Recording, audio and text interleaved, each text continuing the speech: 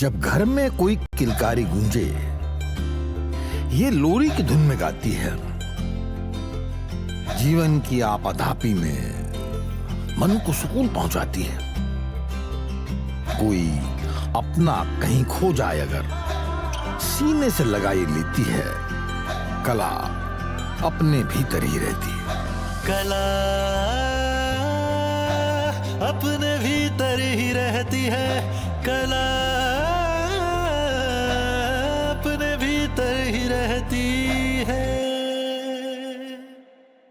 You're the new champions of season 2015. Table tennis season 6 winner, you Mumbai GT. Some moments deserve something extraordinary. Melted Joy's limited edition assorted box. Crafted dark chocolate, naturally sweetened, made to share, made to savor. Celebrate the game. Celebrate yourself.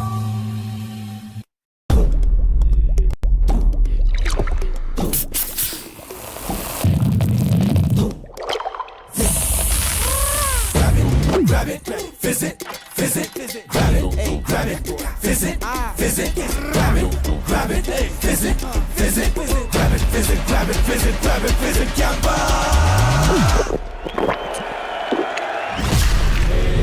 Grab the fizz, Campa wali fizz.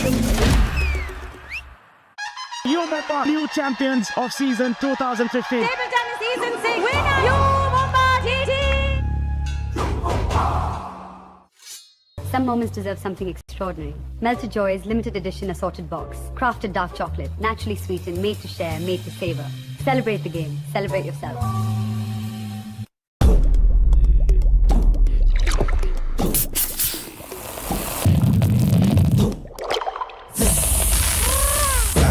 Grab it, visit, grab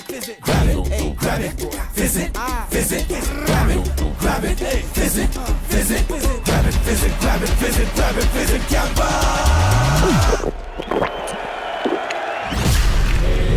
Grab the fizz, Campa wali fizz.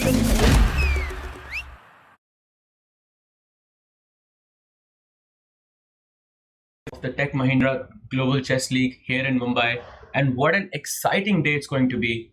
I'm Grandmaster Sahaj Grover, and alongside me is my very good friend Grandmaster Irina Crush. Yes, we've become good friends over the last 5 days, Sahaj, since we met each other here in Mumbai. And we have the most anticipated matchup of the day as the first match, and that is between the Upgrad Mumbai Masters and the Triveni Continental Kings, who are leading the Global Chess League with 9 match points apiece. Absolutely, and what an exciting match I think this is going to be.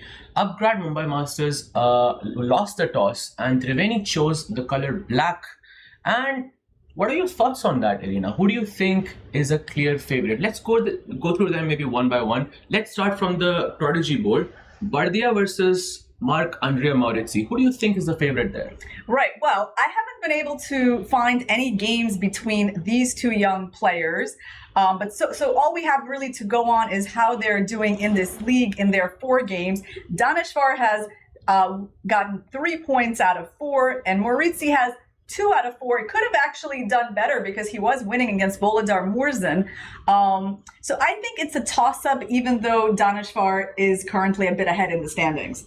Absolutely, and I think Maurizzi may be a slight favorite. He is the current French champion, if I'm not mistaken. Yes. As well, a former World Junior champion as well. And Daneshvar, let's not forget that gift that Rona gave him on the first round with that Bishop A3. But if I had to sum it up, it can go either way. Would you agree with that? I agree with that. And also, Maurizzi's black in this game. I feel like Daneshvar, even the one game he lost to Mendonça, he didn't really have to lose either. Haven't really seen him in trouble. He won a nice game against Volodar Murzin. So yeah, to me, this one is a toss-up on the Prodigy board. Absolutely. So let's move up to the women's board. Harika versus Alexandra Kostyanyuk, the chess queen. Who is a favorite for you there? Okay, so what I can say is that there's been a lot of decisive games between these two players. Harika won against Alexandra in the 2024 Tata Steel Rapid. Well, based on their history, I predict a decisive game in their matchup. But which way it's going to go is a little harder for me to predict. You know, Humpy and Harika, both of them won their matches, and they were both playing very sharp openings yesterday. and I would expect Harika to play a bit solid, but I somehow have a feeling that Kostyuk is a slight favorite for me. So let's move on to Humpy versus Zhu Jinner. What do you have to say about that? Yeah, Humpy has been a little bit shaky, I feel like, in her games. Even though she beat Katerina Lagno yesterday, she was losing straight out of the opening. Of course, she made an incredible comeback in that game, holding that very risky position together. Zhu Jinner has seemed quite solid here so far, hasn't really been in trouble. I guess I would give Zhu Jinner a bit of an edge based on what I've seen so far in these last 4 games. Okay, I think I would agree with you there, but since Humpy maybe has the white color, it can go either way. But yeah, Zhu Jinner a slight favorite for me there as well. And now let's get to the main Shaq versus Vidit. For me, this is one of the highlights in this matchup. I agree. For me too. Well, first of all, because almost in every team, there is one player that really brings the action. Right, so for this team in the Upgrad Mumbai Masters, that is definitely Shaq Mahindra, and not surprisingly, he's had some of the most interesting games in this event, like his really nice win against Richard Rapport. He also brought in a win against Vachier-Lagrave with the black pieces. So I think he is a favorite against Vidit. Vidit has lost 2 games in a row. And I feel like against the kind of player that Mahindra is, Vidit struggles a little more with these like crazy attacking players. That's a very interesting point because Vidit's last 2 losses have been against Rapport and Sindarov, both with the white pieces. And what a shocker Vidit had yesterday, where he had a mate in 2, and then the position kind of fizzled out into a rook bishop versus rook endgame, which he wasn't able to defend. So I would agree with you. These types of players seem to have an edge against Vidit. For me, Mahindra would also be maybe a slight favorite here. Let's move on to Wesley versus Wei Yi. Yeah, well, I gotta say that was what I spent my evening on, was looking at the end game between Sindarov and Vidit, and refreshing the technique of how to win with rook and bishop against rook. Because as I realized, I would never be able to win like Sindarov did. Okay. So now let's talk about Wesley So versus Wei Yi. Okay, so this is a matchup of the very solid Wesley So, who has not yet, well, actually, he has won a game here in the Global Chess League. It just feels to me like he hasn't, because he actually beat Eric Gaisi yesterday from a position that it's kind of hard to believe that he won, because if anyone could win, it seemed like it was Eric Gaisi, but that match went... It was more so that Arjun lost, not necessarily that Wesley So won, because he pushed so hard. Yes. Because he just wanted to bring his team one win, which they're still looking for. Yeah. So Wesley been super solid so far, and Wei Yi has been quite productive for his team. He already notched a few wins against Vincent Keimer, against Anish Giri. But here is the thing, that Wesley So seems to have a pretty good score against Wei Yi personally. He beat him in the 2024 Olympiad. And I feel like Wesley So being white in this match, I mean, I definitely don't see him as an underdog to Wei Yi.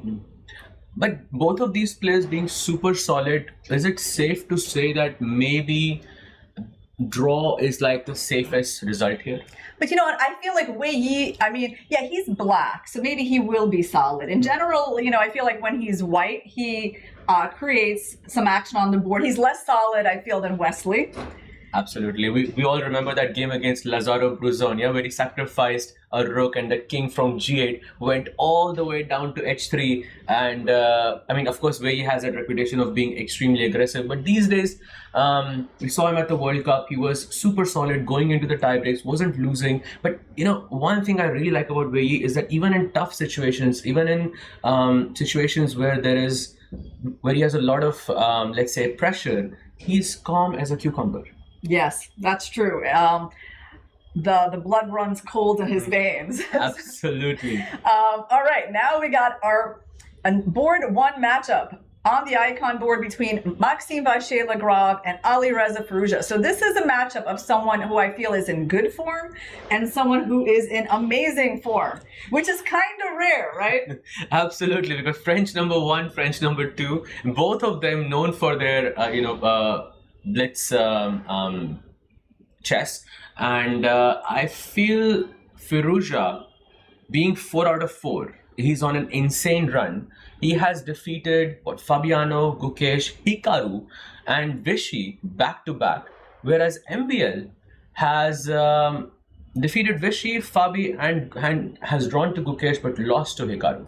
But he is playing with the white pieces against Firouzja. He is, and I would say in terms of how they do against each other, well, Firouzja won their matchup 2-0 in the 2024 Global Chess League. In their tie breaks in the Superbet Romania tournament, because they actually tied for first place with Pragmananda. They had to play some blitz tie breaks, and they drew their game. I feel like actually there is a good chance this game will be decisive, given how things go between them. But I don't feel like Firouzja is like a massive favorite, especially with the black pieces. Absolutely. I think more or less agreed. But Irina, question for you. What makes Firouzja so unstoppable so far? I mean, is it the time control? Is it the fact that there is no increment? You've been watching these games pretty closely. You have all of your stats with you. What do you think is the one thing that kind of separates him in this match? Well, it seems like his feel for the dynamic positions is really, he's pounced on those opportunities that he's been given. So every time he gets a bit of initiative, he really doesn't let up. That's what I feel like. The time management is pretty good. But yesterday he did even get lower on the clock than Anand. Wow. Right? It just didn't really stop him from converting that position. But yeah, he has got a great sense for the initiative and for keeping his opponents under pressure. Well, I think that's nicely summarized by you. By the way, I think we do have the inaugural move being made on the first board, and it was actually D3, which is kind of interesting. And yesterday, I don't know if you saw this, Irina, but there were two players the guests who kind of made the inaugural move. They went for H4 and A5. I did not notice that. Clearly very experienced chess players. Yeah, we see the players are ready to begin their games. Everyone has settled in. And in fact, we even have a game already started between Humpy Kaneru and Zhu Jinner. Absolutely. So if we can have that video on the screen, it would be amazing. This is Humpy versus Zhu Jinner incoming in second. I think if we click here, and there we go. Oh, do we have it?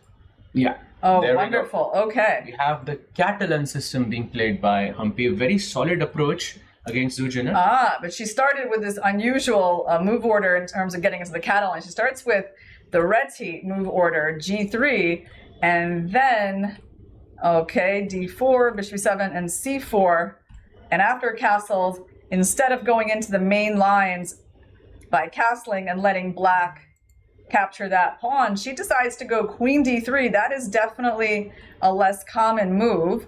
The idea is clearly to defend the pawn on C4, most likely, I feel. I think that is what she is looking for. And I think this is more or less prep. But if we quickly hop on to Harika as well, because that game has also begun, she has also gone for a similar opening. Do you think they're preparing together? I don't think they're preparing together, but because I feel like this kind of stuff Harika tends to do anyway. Definitely, she has her repertoire is pretty wide, and she does have a liking for these flank openings, especially for the faster time controls. So I'm not surprised by Harika's choice. And Alexandra, instead of going, for example, for C5 here and Knight C6, she's decided to go Knight C6. She's still in her prep. We can see that she's used up less time than Harika. Wow, Harika has already spent almost 2 minutes and continued with just 14 seconds. And she's gone Knight C6. Is she planning some H5, H4 business? Wow, I think that's the plan, yeah? H5, H4, that would be like Daniel Darda, wouldn't it? That game against Ronak was pretty memorable here at the Global Chess League. But okay, no, she puts her pawn more conservatively to H6, making sure that this bishop can escape from any Knight H4 moves to H7. I think nicely summarized there. But why not play C5 and Knight C6 then? That seems a bit weird to me. But it may be some preparation. Okay, Harika goes C4. Okay, so Harika goes C4. This pawn can be ignored, safely ignored, I think. I suppose like the normal move here would be something like Bishop E7. Or Bishop D6, but maybe there's some E4, E5 business I need to be careful of. But yeah, I think Bishop E7, Bishop D6 looks very nice. But Kostyanyuk taking the time to think for the first time in the game. Is her prep finished, do you think? I think so, yeah. I mean, there's only so much you can prepare in Reti openings, right? At some point, someone just makes a slightly different move and you're off to play on your own. That's how it usually works. As for White, what could their plan be? I mean, it could be some sort of B3, Bishop B2 coming up. But we will see. Let's also take a look at our icon board, maybe. Yeah, or maybe first of all, Wesley So versus Wei Yi. You know, funny thing, the icon board between Maxime and Alireza and the second board between Wesley and Wei Yi have the same opening. That's right. The Night Orb is a very popular opening, and interesting that Wesley has gone for E4 because he has gone for D4 previously against Wei Yi. So he is going into the main lines. That promises definitely a more exciting development to the game. And he goes for this Karpov's favorite Bishop E2 move. And he goes E5, Knight goes back to B3, Castle, I think still pretty much mainstream. Bishop F3, okay. Pretty solid approach by both players. Black goes Queen C7 and now Bishop E3 or A4. Which one did he go for? A4. A4. He's stopping Rook B5 C8. ideas. Yeah. It's interesting because, like, you know, the position of this bishop in a way is not very impressive, is it? Yeah, you want to play Knight D5, but it now, with this very clever Rook C8 move, you just cannot play Knight D5 because the pawn on C2 is attacked. And Wesley goes A5, putting pressure on the queen side, maybe on the B6 square, some Bishop E3, Bishop B6. Exactly. Black has to watch out for that. And that's why he puts the knight here, to keep that square under control. So basically, Wesley is going for like a very controlled positional line against the Najdorf, which makes sense with his style. Absolutely. And it makes sense with Wei Yi's style as well, right? I think they're both, for me, they're both pretty solid players, at least now. And yeah, maybe now it's quiet, but you never know what could happen later on. Maybe let's take a very quick look at the icon board as well, because we have a very similar opening, but instead of playing E5, Alireza goes for E6, which is historically maybe a bit more dynamic in nature. Yeah, it's interesting. So Alireza decides to avoid like the more clarified pawn structure with E5, so he goes for E6. Yes, I do think it's probably a little bit more of an exciting choice. Queen C7, so White should be castling, I suppose, kingside in these positions. Yeah, A4, Bishop E7, short castle makes a lot of sense. I believe this is known as the Scheveningen structure from the black side. He goes Knight C6, Knight B3, and B6. So, just the only weird thing for me here, Irina, is that Knight sitting on C6. Usually that Knight should be on D7, no? Defending that B6 pawn. Or do you think this is preparation I still think this is pretty standard. In some of these positions, sometimes even this knight goes to A5, right? Where black like takes on these like double pawns. On the A file, like that's not even that crazy, but of course not yet, right? Maybe there's Knight B4 ideas as well, like to put, but just that Knight on C6 looks a bit strange to me. Like I would rather have it on D7 where it defends B6 in my position. Just looks a bit more compact in nature. Yeah, it's interesting. What is Alireza thinking about here? Because Bishop B7 seems to be the obvious move. I think he's just on this dream run so far, and I think that's why he's choosing a more or less a dynamic approach against MVL as well. Because if he takes him down, he's going to be 5 out of 5. Yeah, and also there is the move Rook B8, Sahaj, right? Like maybe it's a little bit less standard, but I suppose you could try Rook B8 if you want to play B5. Because that's the only real a choice that he could be making here between, I think, these two moves. But you know where I'm looking at, Irina? Once you play Rook B8. I'm looking at the move G4 and G5. Let's go. Yeah. Let's bring the attack on the king side. Let's go Queen E1, Queen H4. Let's just throw all the pieces and see what sticks on the king side. Yeah, and as soon as you do this move, I'm like, let's go D5 and break open the center and see how this king is gonna feel. Rook B8. Well, G4, yes, definitely thematic, but you need a lot of control over the center to play this move because when you do it, there is a risk that black could break out with some move like D5. He did play Rook B8. It has happened. Yeah, it has happened on the board. And MVL, and look at that! MVL just goes for G4. Wow, I can't believe you guessed that right. Let's go. Hey, that is crazy. That is like maximal aggression from MVL. Yep, and G5 on the next move, and the fight is on. I mean, in such a position, I don't even know who has the edge here in this. Like, I mean, if I had to pick a color, I'm choosing white every single time. But Okay, but you Alireza's gotta black, explain to me, Sahej, like, what's your plan on d5? Like, every Sicilian player knows you answer g4 with d5. And then you go g5 most likely, and then okay, I kick your knight and I take the pawn. No. But my knight's going forward. Oh. My knight's going forward, and then Wait a second. So not g5 then. Yeah. And there are two remaining moves. He goes knight f5, by the way. Wow. There's two remaining moves. There's e5 and ed5, I guess. But okay, he doesn't go for d5 that. was actually the engine's favorite move. I see Really? now. Yeah, I mean, it's just very, very typical. So it's always the first question. Irina is too strong. Yeah, well, Just I know too strong. I know those Sicilian ideas. You know, I've played this opening my whole life, so it's maybe the only thing I know. But okay, he went for this knight a5, which we did mention. Yeah, knight f5 has happened on the board, and he has played g5, and black has gone knight d7, and I believe he has one more move in the position. Knight b3. Knight d2. Oh, sorry, right? knight d2. Yes, yeah. knight. There it is. Knight goes to d2, denying the exchange, and maybe inviting knight c4 as well. But how is my attack sort of concluding on the king side? So he goes b5. Okay, I mean, it's interesting. I mean, I think MVL can be happy that he wasn't challenged like more directly in the center, because for now he succeeded in kicking this knight to d7, a little bit more of a passive position.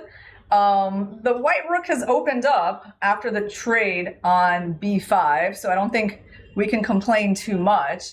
This knight is helpful in controlling the c4 square, so the knight invasion isn't too dangerous. And the question, I guess, for white, well, is what are we doing about this move b4 coming up? I think maybe I don't like the knight sitting on e2. I would like that knight to be on d1 and f2, or maybe on a4, something like that, or maybe on b5 as well. So how is queen e2 for you? Queen e2 is very reasonable, but we have to be a little careful maybe with the c2 pawn, because there could be some cases where they try to take it if they're... Absolutely, but right now that queen defends the a5 knight. So, like, I think if you play b4, I have knight b5. I haven't calculated all that bishop a6 business yet, but it feels right. Okay, so there's queen e2 as one possible move for white.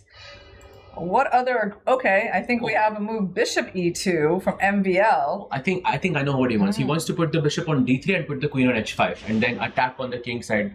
Basically, that's pretty cool, and that is another common idea in these positions for white. Like, once you remove the f6 knight from the defense of the king, you want to double up on the h-file squares with your queen and rook. So this is actually quite a nice idea, because this bishop is going to beautifully solidify the queen side and still be available for the attack. So now the question is, do we go knight b5?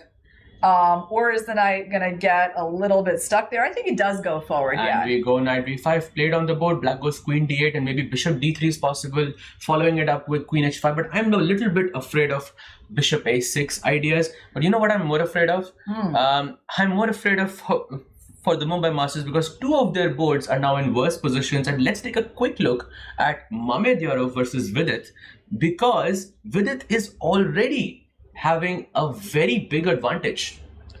Okay, interesting. A big advantage, although it's not obvious to me what that advantage is based on at all. Free pawn. Oh, that's right, a free pawn. Exactly. If it counts correctly, yes. Okay. Unless you have c takes d5, then I'm not sure. Then that feels a bit off to me. But if you play rook e1, bishop c4, maybe you have double bishops. But I have the bishop here. I guess it's not totally awful, but surely black has some advantage there. Yeah, I mean, and what just happened? Yeah, he moved his rook. But look at the time difference, Irina. Shaq having 17 minutes, with it having 12 minutes, with no increment on the clock until move 40. Well, how did they get here? What opening was this? Oh, it was an English opening. Yeah, bishop b4, bishop d7, reverse Rossolimo. He goes for this e4. I think it's a new hypermodern idea these days. Yeah. ed5 and d4 is something I don't think I've seen before. Usually you go c takes d5, and I end up having a worse position as white usually here. But so white... Is that your opening prep session? Yeah, how to get worse as white? Basically, it has happened quite a few times. You know, I've played online and I have gotten into this position. I've taken cd5 and gotten into a really bad position. Yeah, this d5 approach is very principled, because if black waits with that break in the center, eventually white would castle, play d3, f4. So black is trying to do something quickly in the center before white gets developed, like especially this bishop on c1 is a bit of a problem. So here that's where the pawn sack happened. Black captured a pawn, and white just decides there's no point taking back. I mean, first of all, c4 is hanging. Definitely a little bit strange, but maybe this is all his prep still. It's an interesting question. Where did his prep actually end? He goes bishop g4, knight takes c6, takes, and then queen c2, and after rook e8. Yeah, was queen c2 the mistake? Now, queen c2 is fine so far, and I think after rook e8 he plays bishop g5, and this is the first time he thought in the position. Well, here's the little thing though. He could have gone queen d3 and then bishop e3 to stop the fork with bishop e2, and then he wouldn't be losing a pawn. So he did have a much more solid way of responding to the bishop attack, and then you could just have the bishop pair without any risk, right? Yeah, and I think maybe that's what his prep was, but I think he misremembered, but something went wrong there. He plays bishop g5. And this move definitely looks weird, because why would you just not do something about this move, right? Absolutely. And now I think he is in big trouble because he's a pawn down after bishop e2. But however, if we look at the time, there's still a 5 minute difference between these two players. Does that count? It definitely counts, but I'm just so surprised by the move bishop g5, because there's things in chess that you definitely don't overlook. So there's no way he didn't see that move, right? So why would he choose to just give away a pawn? What is he really counting on? Because black's position looks pretty solid. Okay, maybe this is what he's counting on. Yeah, right. Okay. He's doubling up those pawns, but I'm not so sure if he believes that he is better here. Maybe he thinks he can equalize. But maybe what happened was when he wanted to play bishop g5, he misremembered something. He wanted to maybe take on d5 first and then play bishop g5. I definitely think something went wrong there for Shaq. Yeah, I mean, the problem for him is that he cannot get his rook to the open file quickly enough, right? Black is soon going to play queen e5 and rook e8 and consolidate in the center of the board. So Shaq needs to be careful here, because he might just be down a pawn. Yeah, we see that doubling of pieces, and for now, even though the black king is a bit open, it's very safe. Look at that control over the e file. You have the c5, d4 plans. It feels like Shaq has basically 0 to no compensation. Yes, your kingside pawn structure is a bit broken, but how do you even take advantage of that? If you go rook b7, I can just go rook e7. I think Vidit is taking this one. Yes, well, we will see. I think we should go back to the game between MVL and Firouzja, because that one is so interesting by its nature. And a lot of big things have happened after the knight jump, the queen went back, knight f3. So is that a move that we expected? Not so much, right? Knight f3, I mean, I don't even know what to expect here, because I feel like you should just go attack on the king's side, but we were expecting some bishop d3, queen h5 business, but he goes knight f3, putting pressure on d6, and black plays knight c5. Oh, that was a mistake. It was a mistake. Wait, is there knight d6, rook a5? I'm just shooting my shot here. Yeah, this is a little tricky in terms of why it was a mistake, and it was not MVL's answer of e5, unfortunately. The engine suggests a very different approach. There is no way I would go bishop c5. Right, I agree. It's I've played g4, g5. Why would I trade queens in this position?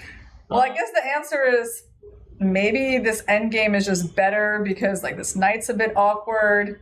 Actually, lots of pieces on the back rank. It's very hard to make these big transformations. When you're playing a Sicilian and you're usually as white, you want to stay in the middle game and attack, and then you have this option of giving up a bishop for a knight, playing an endgame. It's really not that obvious.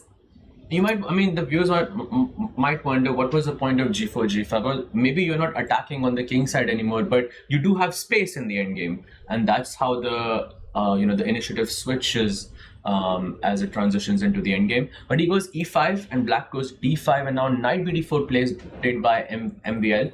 So it's a bit of a game-changing move, right? The computer really is not a big fan of this e5 move that MVL played, because it makes his pawn structure a lot less flexible. It's a lot harder to ever play the move f5. And if things backfire on white here, he's like left with these very extended pawns around the king, like a weak square in f5.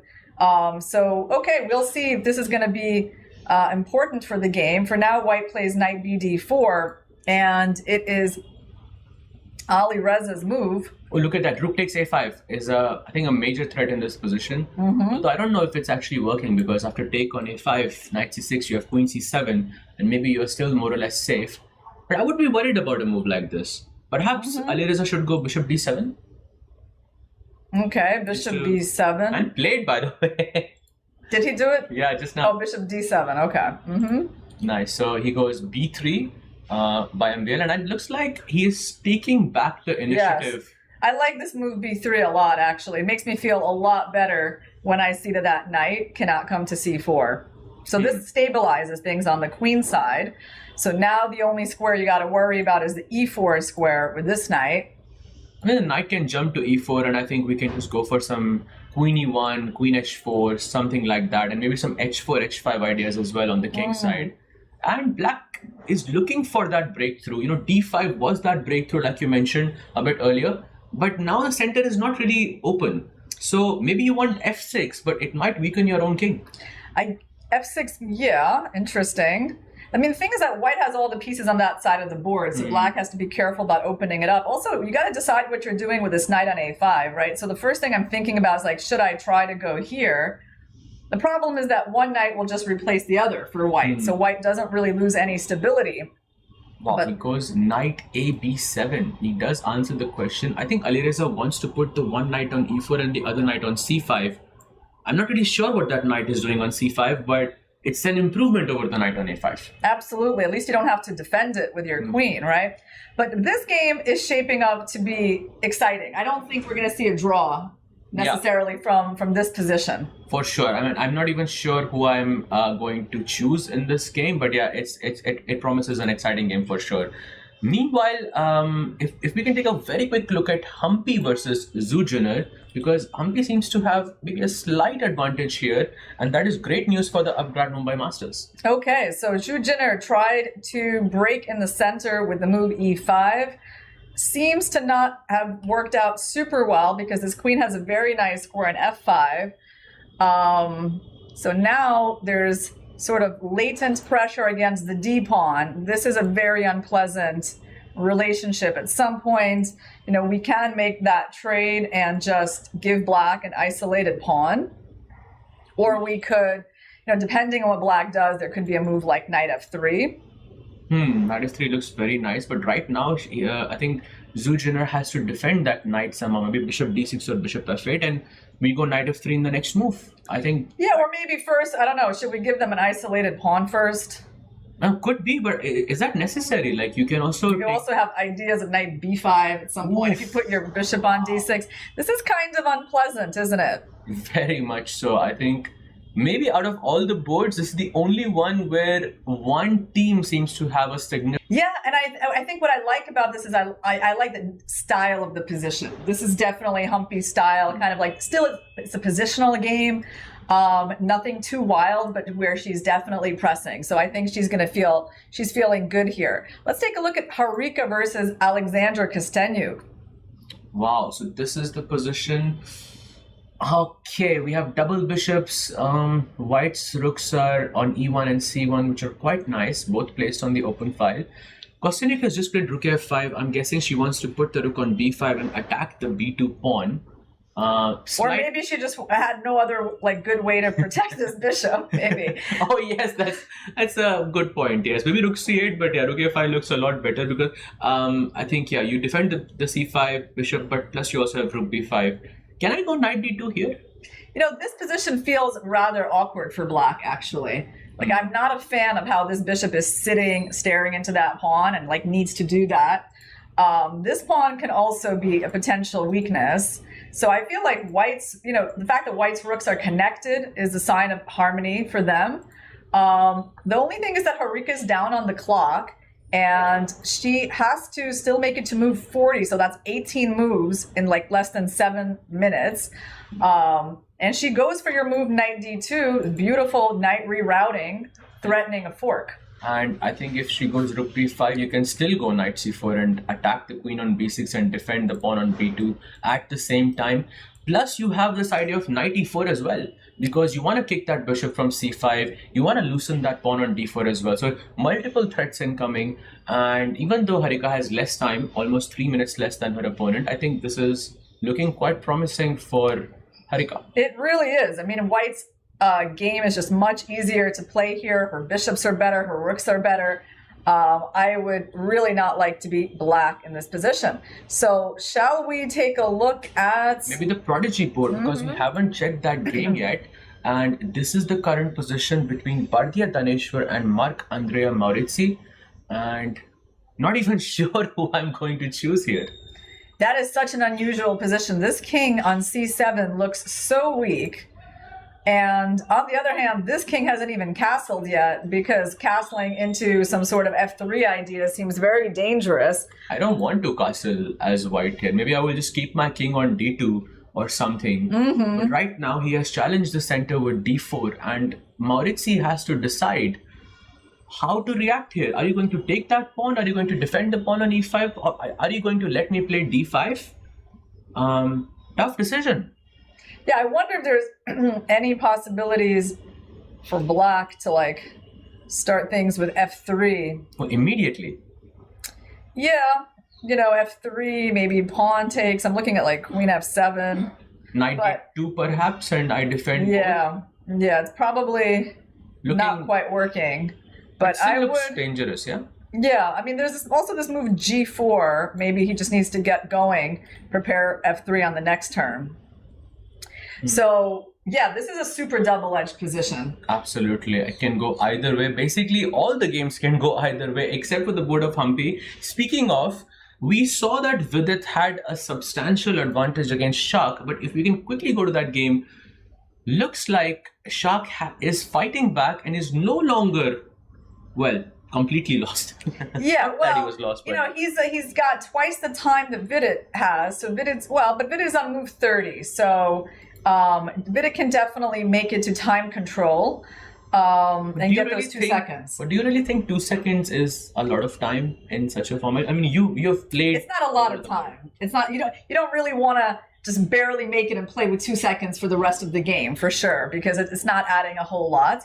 But you know, Shaq already had one miraculous save in this event against Pragnananda, where he was down a bunch of pawns in the rook endgame. And made this really miraculous draw.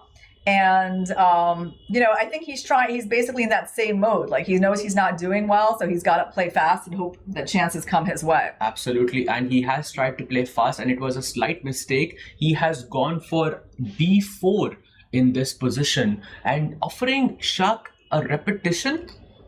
Wow. Okay, so wait, let's try to understand this. Oh, well, he's hoping to hide the king on h6, though. Yeah, but I mean, I've looked and it's not working, but I'm just not sure how. Right, because on pawn takes pawn, you got to take with the queen. You can't take with the pawn because you lose the bishop. Yes, correct. But somehow pawn takes pawn is actually a huge mistake in this position. You're supposed to go queen c8 check, and by the way, queen c8 check is the only move here. If you don't play queen c8 check, Shaq is basically lost. Okay. So this is quite fascinating. So the point is, if we go back, obviously Vidit is planning to go king h6. Yes, I would guess so. So queen check, king h6. And now there's a bunch of moves here that white can play. Basically, and one of them is actually quite interesting. Just queen c8. Queen c8 back with the idea of queen f8 checkmate. A subtle checkmate threat. Well, there's king g6, but yeah, I mean, the king would be like in some trouble for sure, and you would at least have, you know, queen g8 check, queen f8 check, maybe h5 check. The king would be in some danger for sure. Maybe Vidit has missed this. So queen c8, okay, so this is such a big square. Is there any way to guard it? And the problem is you can't really use your queen, because then the capture is going to happen. Exactly. You would capture on d4, and black would have to capture back with the queen, loosening up that square on f8, and I think Shaq will be back in the game. If you go d takes c3, that's also a big problem here for black as well. So, by the way, only move for Shaq here. If he doesn't find queen c8, he is borderline lost. But he'll find it, because he is spending his time right now, and you know, he knows he's been in trouble, so I don't think he's going to let this chance slip. I think so. I think we should stay here. And he goes queen c8 check, best move in the position. He goes king g7, queen g4 check. He's happy to take the draw, the best move in the position once again. And now Vidit has to decide where to place the king. Is it going to be h8? Is it going to be h6? Or is it going to be f8? Oh, f8. That's a move, huh? But queen c8, king e7.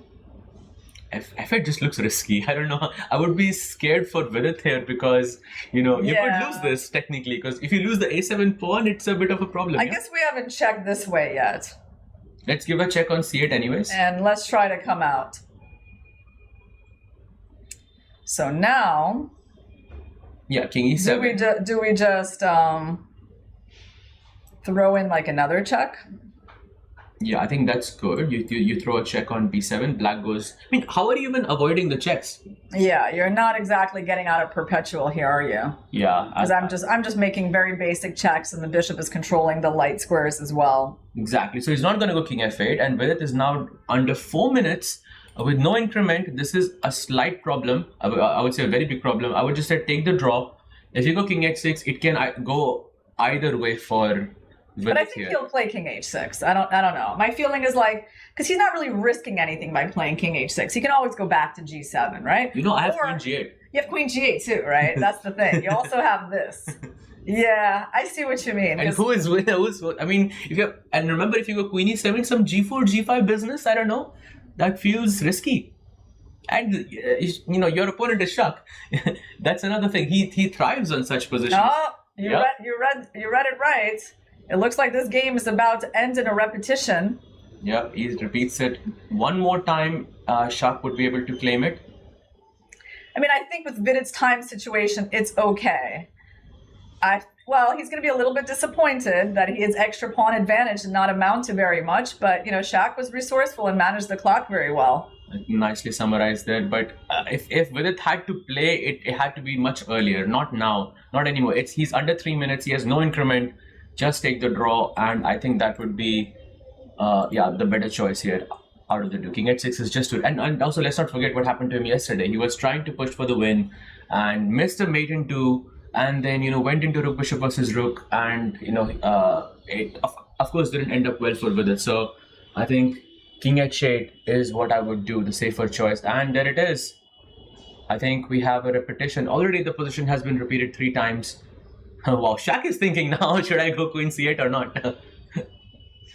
Yeah, they're looking around to see the other boards, but we're pretty sure this game is going to end. So let's move on to Wesley So versus Wei Yi. They have around 5 minutes apiece, and things are looking pretty exciting here in the Sicilian. So when we last saw this position around this moment. Yeah, something like that. I think there was a repetition offered as well by Wesley with bishop a7, bishop e3, but he didn't continue it. Goes knight d2, bishop okay, e3. he was trying to get his knight to e3. Yes. And black plays queen c6 after knight e3. Knight g4, okay, queen takes c2. Looks very, very tempting. Okay, so they each grabbed 1 pawn.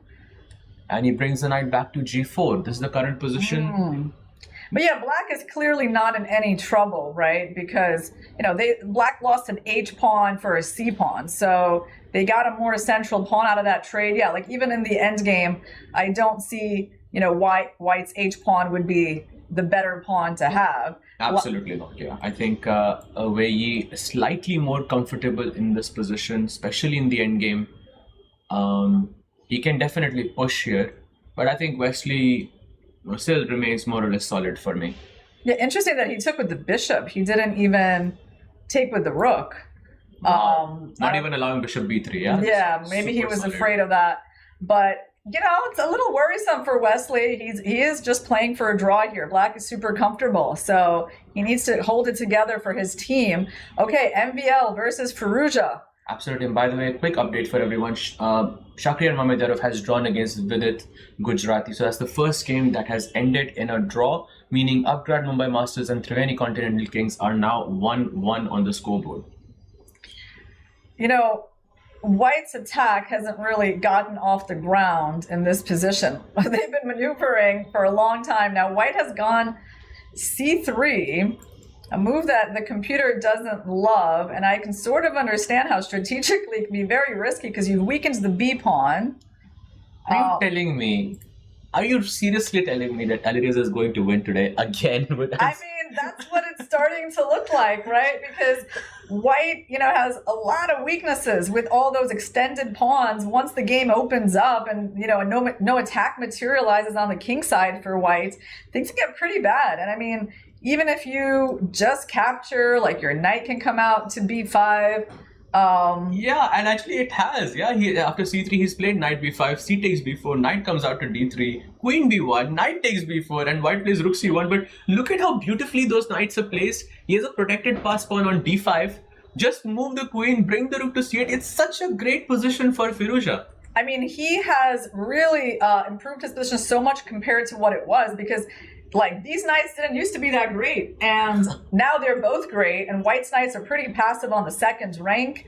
You remember the previous position with the knight on a5, knight on c5, and you played knight b7, you were like, we're not sure what to do, and now, I mean, the knights are maybe one of the best pieces in Alireza's position. Let me just highlight, all the bad pieces in White's position that I can see. Hey, there's at least, 3 that are not making a great impression. I think the knight on e2 doesn't have a great future either. At least he's sort of guarding some important squares. Yeah, sure. You can exchange it for the knight on b5, but I don't think that knight is as great. But yeah, there's no harmony in White's position. Also, the pawn structure seems to be very broken. In the beginning, g4 looked very nice, but since the attack hasn't sort of manifested, it just feels that they're just weaknesses now. So MVL in deep trouble here against Firouzja. Yeah, I guess to manifest the attack, he just needs to do a little bit more visualization. Absolutely, and he does. He's trying to visualize an endgame where he can go into a draw, because I think, this is the big problem. Knight d4. If Firouzja goes knight takes d4, it's almost a winning advantage for Alireza. Wow. So the question is, let's say he trades off the only decent knight. He goes rook c8, also very reasonable. So basically what White has is a structural problem here. This b3 passed pawn that he has is not moving anywhere. It's more of a weakness. Black has the center pawn in exchange for that. And the difference in king safety does exist. I mean, I suppose potentially there could be something on the back rank happening to Black because of White's space advantage. But, the rooks are going to come off the board, so that's not very likely. I think MVL, he still has chances for a draw here. For sure. They have about 7-8 moves to make until move 40, but they're evening up on the clock, which I think is in Firouzja's favor. Speaking of the clock, I think with 20 minutes on the at the starting position, you have this habit of playing rapid, but suddenly you have to switch to blitz.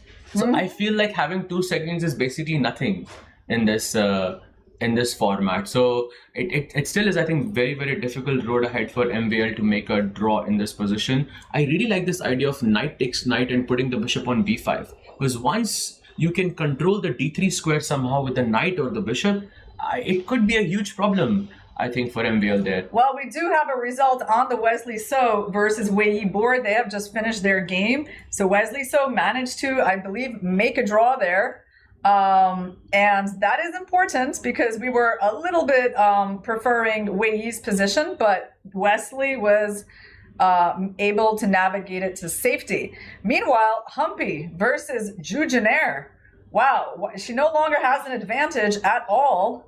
Something has gone wrong, and they're in a bishop endgame. She's got 6 moves to make. Wow, with this 1 minute for both of them, but I think it most likely is going to be a draw as long as Humpy gets that bishop out of g2, because Zhu is going to play f5 at some point, and that bishop is going to be exactly. Now that bishop on g2 is looking a bit sad. And bishop f1. Wait, is that a mistake? I think it's okay because Black can't really win those dark squared pawns. So it's still, I think, solid enough because pretty hard to attack these pawns even though they're on the dark squares. Okay, so this game should probably end in a draw. Let's take a look at Harika. She's defending bishops of opposite color against Alexandra Kosteniu. They're playing on the 2-second increments. So Harika, much less time, down a pawn, but of course it is possible to draw this position. I don't think it's necessarily that easy. What do you think? Having a queen on the board, I don't know, makes it a bit harder for me. If there were rooks, I guess it would be a bit easier. I think this is tough because the moment that the white pawn gets to h3, I mean, you're going to lose, You right? get some queen g3, queen h2 checks incoming. I think that could be a bit scary. And also the queen cannot really give checks, to the black king anyway, because that bishop on e5 is such a great piece in this position. Do you think she's going to go queen h3, bishop h3? Okay, she goes for queen h3. Yeah, of course, she should not trade the queens, and she doesn't. She goes queen e1, queen, and now maybe to start pushing the pawns. Yeah, f5, king f6. I think the time situation makes it so precarious for Harika, right? Because it's not that her position cannot be defended, but with this little time, it's easy to mess up, right? Absolutely. There's seconds left. Wow. Yes. Pretty tough. And she needs to hold this together because Alexandra would be getting 4 points for the win. Yep. And at every move you really want to push the H pawn somehow, but you just cannot. You just know you cannot, because the moment you push it, it's going to be so difficult to hold this position down, as she has 5 seconds. Is she gonna at some point move the pawns up? Is she gonna risk it? I mean, there can be some checks to the black king. That's what Alexandra needs to calculate. Yep. Ideally, she could get that pawn to g4 and her king somewhere nice and safe on g5. Yep, g4, king g5, and suddenly white is going to be running out of moves. It is very, very risky. And also you have to watch the clock as well. She only has 5 seconds. I'd probably go for g5. What do you think? I'll give some checks. Yeah, queen b7, Queen c6. b7. Let's say I go. Well, my idea was that I run to h5. And then I bring the queen back to g2. Yeah, and so I just want that pawn here and hope that has improved my position somewhat. And now I think I can play h3. And she goes for g5. So she goes h3. She had already seen this move. h3, I think, very nice try. King g6. Let's give a check. Ooh, she played that under 4 seconds. King h5 or bishop f6 if you want to be very safe. By the way, Zujiner and Humpy have also drawn their matches. So we have 3 draws between these two leaders. How about, Harika is threatening a queen trade with queen e2, which is why Kastanuk has moved up with her king to h4. Exactly, she gives a check. Now she just needs to find some way to, trick Harika, because objectively she's not winning. Yes. But practically it just feels so difficult to hold. Well, she just needs to be careful not to push that pawn and walk into a checkmate. Oh, nice find there. Yes. I mean, she can barely move her pieces, right? But I guess the queen just stays here. Maybe this bishop moves back and forth. Maybe that is Harika's setup, just bishop e2. She goes bishop d4, white goes king h2, immediately responded. Okay. And now bishop e5 check and king h1 again for some repetition. Wait. The queen, what just happened? Nothing has happened yet. She played queen g3, yeah? I think there was a slight inaccuracy on the board there. They have gone into an end game. Oh, they've gotten the queens off the board, right? Yeah, they've gotten the queens off the board, and I'm not really sure if this is winning or not. Black can play f2, but you have bishop guarding that diagonal. It should be holdable, but looks very, very risky. Okay, king is on f2. The play pawn is on h4. f3. You have to play h4 because the king is on the wrong color, right? Oh, okay. Wait. This is a very key board. Hopefully we'll get an update very, very soon for you guys. Bishop b5, king e1, and now f2, f1 is possible. Yeah, the moment you play f2, there's king g2. Okay, that's why. So her bishop is on that a6, f1 diagonal, holding the... Oh, f2 is played now. Bishop b5 played. She lost the second pawn. Is that going to matter? Ooh, I'm not really sure if this is... Maybe it doesn't matter, right? But maybe it doesn't matter so much because the pawns are blockaded. Exactly, but she gives a check, brings the bishop back to b5. g4 is played. I think it's still a draw. Just play something here. As long as she doesn't lose on time. Ooh, she allows king e2. I don't think that matters, yeah, still. Check again, king goes to g3, you bring the bishop back to g2 or a6, both of them work. And now bishop f1 is possible. Bishop b6, bishop a6. Oh, this is such an exciting moment. Hopefully we'll have the board updated very, very soon. King f3. Okay, some checks again.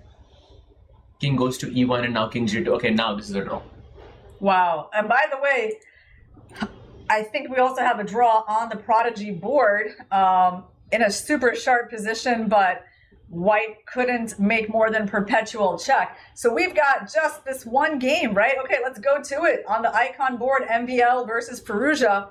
And MVL's pawns have finally started advancing on the king side, but G5, he's going to lose that pawn. So basically, all draws. Just the icon board, Fallujah versus MVL. Wow. Can Fallujah win this? I mean, right now, Fallujah, he's got like an extra 2 pawns, but MVL is not giving up because those pawns are doubled. Goes bishop f8, attacking bishop Wants g7. to go bishop g7. Wow, look at this, knight takes d5, and that's a blunder.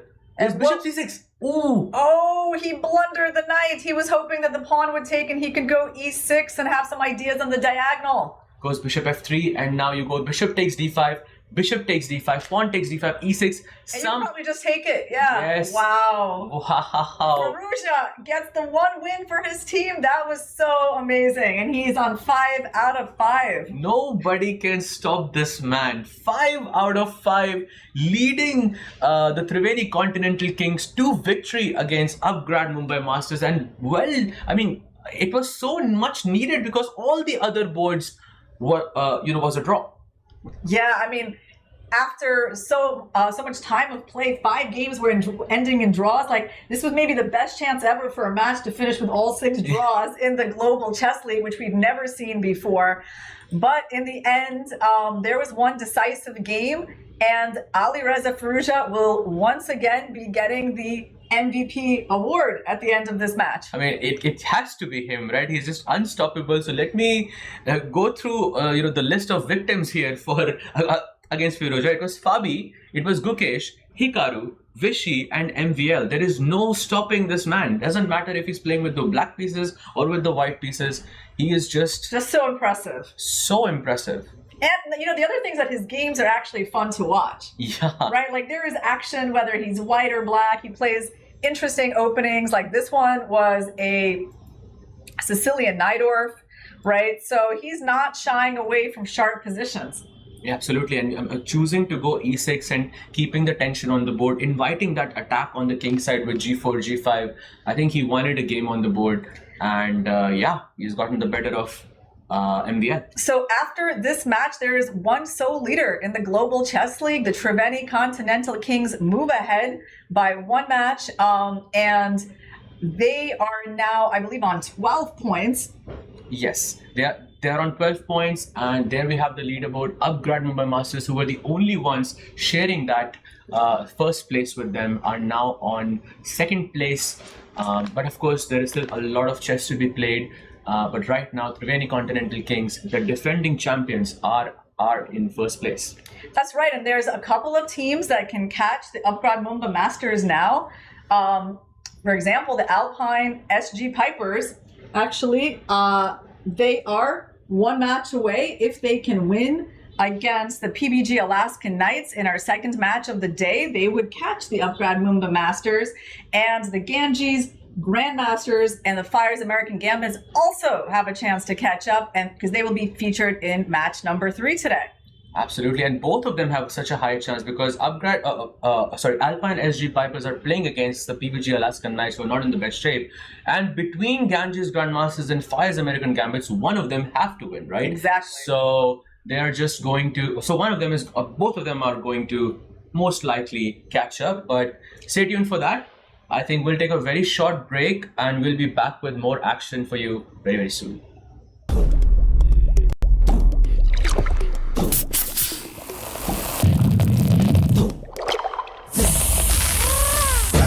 Grab it, visit, grab it, grab it, visit, grab it,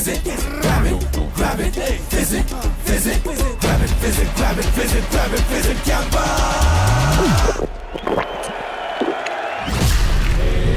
Grab the fizz. Campa Wali Fizz.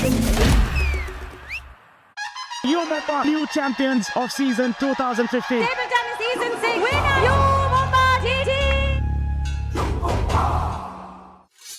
Some moments deserve something extraordinary. Melted Joy's limited edition assorted box. Crafted dark chocolate, naturally sweetened, made to share, made to savor. Celebrate the game. Celebrate yourself.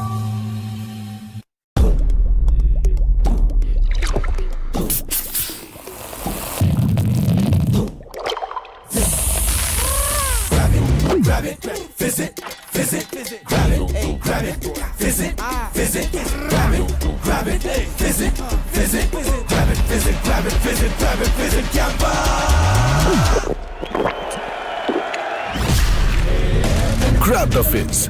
Campawali Fizz. You're the new champions of season 2015. Table tennis season 6 winner, you Mumbai GG. Some moments deserve something extraordinary. Melted Joy's limited edition assorted box. Crafted dark chocolate, naturally sweetened, made to share, made to savor. Celebrate the game. Celebrate yourself. जब घर में कोई किलकारी गूंजे, ये लोरी की धुन में गाती है। जीवन की आपाधापी में मन को सुकून पहुंचाती है।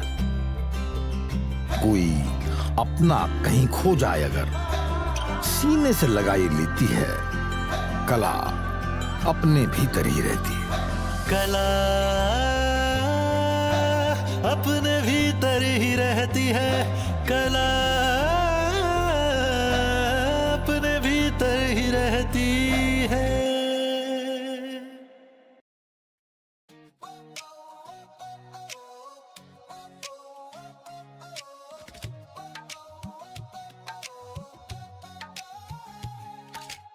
Spotlights burning through the night, legends stepping into the light.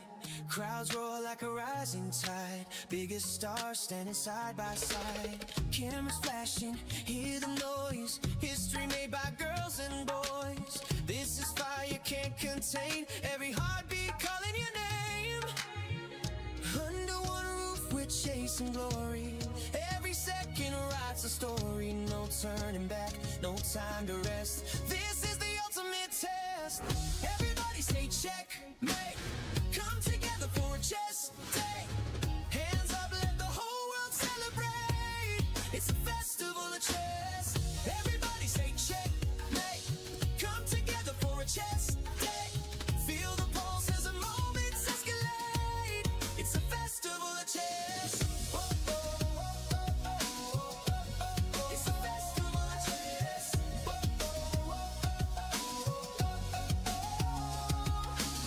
Fans from every corner of the globe, holding their breath as the tension grows. Heart rate sinking with the stage, one spark setting off the cage. Voices rising from the stands, history shifting in their hands. Every movement louder than the last, future racing with the past. Under one roof we're chasing glory, every second writes a story. No turning back, no time to rest. Welcome to the ultimate test.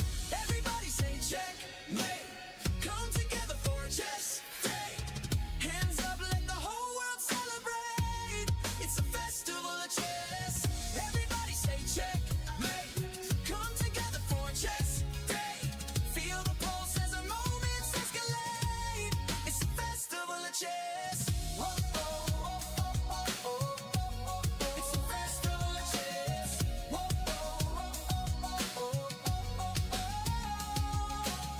Lights up, the world is watching. Every move as the planet talking. Tonight we rise, tonight we shine. All our stars align.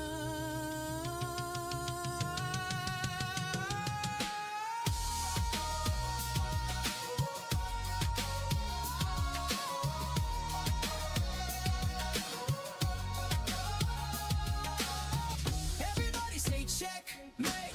Come together for a chess day.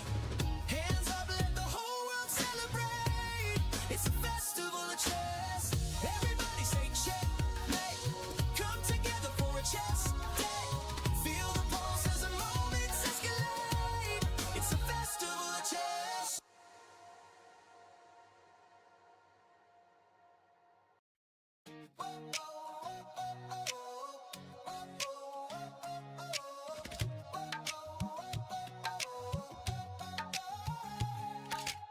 Spotlights burning through the night, legends stepping into the light. Crowds roar like a rising tide, biggest stars standing side by side. Cameras flashing, hear the noise, history made by girls and boys. This is fire, can't contain, every heartbeat calling your name. Under one roof we're chasing glory, every second writes a story. No turning back, no time to rest. This is the ultimate test. Everybody say check,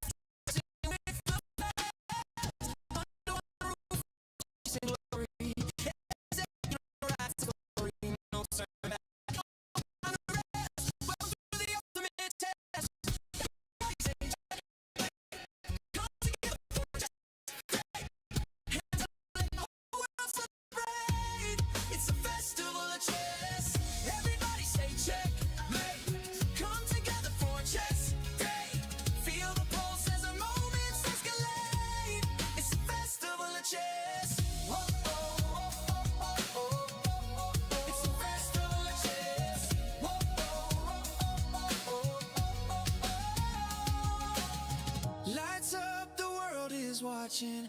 Every move as the planet talking. Tonight we rise, tonight we shine.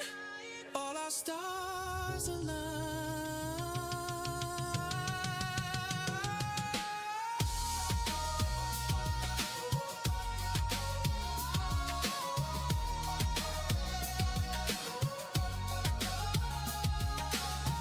Everybody say checkmate. Come together for a chess day.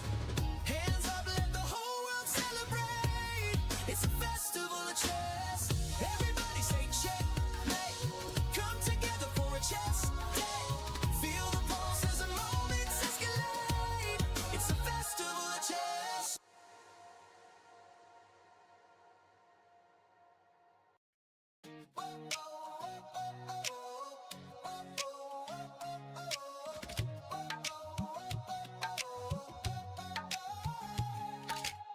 Spotlights burning through the night. Legends stepping into the light. Crowds roar like a rising tide. Biggest stars standing side by side. Cameras flashing, hear the noise. History made by girls and boys. This is fire can't contain. Every heartbeat calling your name. Under one roof we're chasing glory. Every second writes a story. No turning back, no time to rest. This is the ultimate test. Everybody say checkmate. Come together for a chess day. Hands up, let the whole world celebrate. It's a festival of chess. Everybody say checkmate. Come together for a chess day. Feel the pulse as the moments escalate. It's a festival of chess. It's a festival of chess.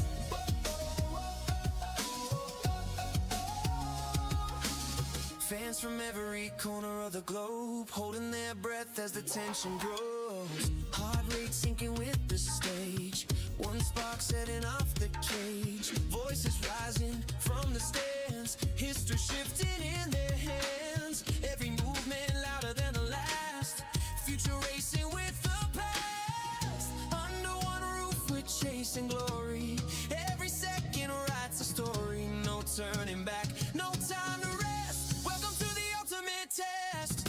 Everybody say checkmate. Come together for a chess day.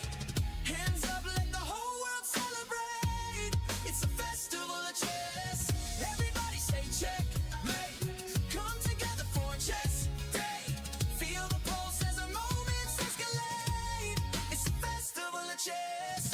Whoa, oh, oh, oh, oh, oh. It's a festival of chess. Whoa, oh, oh, oh, oh. Lights up, the world is watching. Every move as the planet talking. Tonight we rise, tonight we shine. All our stars align.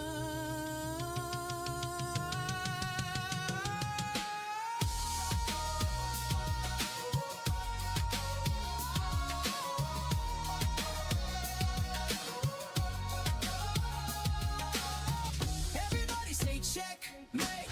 Come together for a chess day. Hands up, let the whole world celebrate. It's a festival of chess. Everybody say checkmate. Come together for a chess day. Feel the pulse as the moments escalate. It's a festival of chess.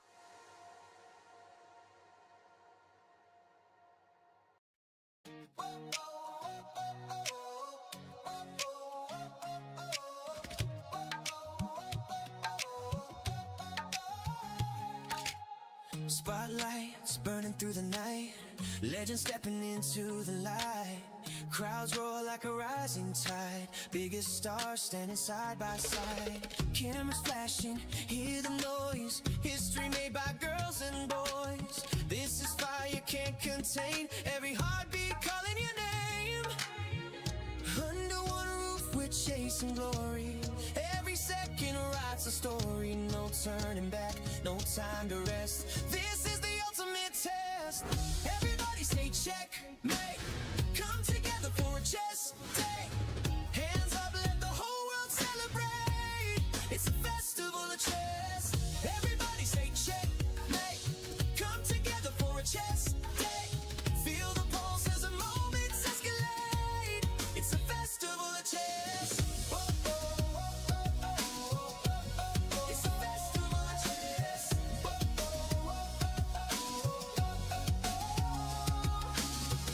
Fans from every corner of the globe holding their breath as the tension grows. Heart rate sinking with the stage. One spark setting off the cage. Voices rising from the stands. History shifting in their hands. Every movement louder than the last. Future racing with the past. Under one roof we're chasing glory. Every second writes a story. No turning back, no time to rest. Welcome to the ultimate test. Everybody say checkmate.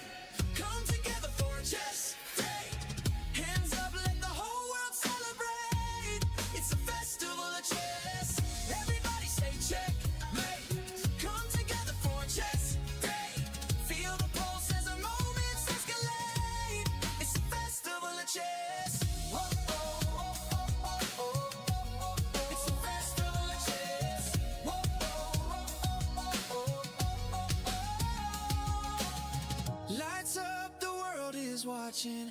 Every move as the planet talking. Tonight we rise, tonight we shine. All our stars align.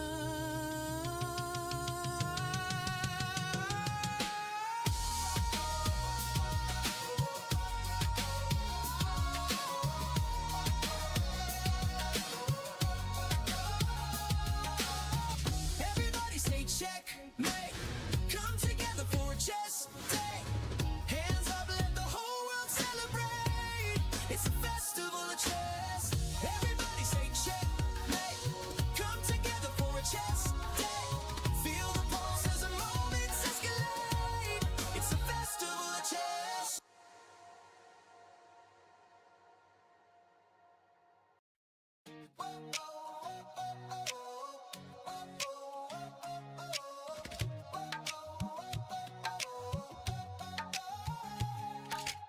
Spotlights burning through the night.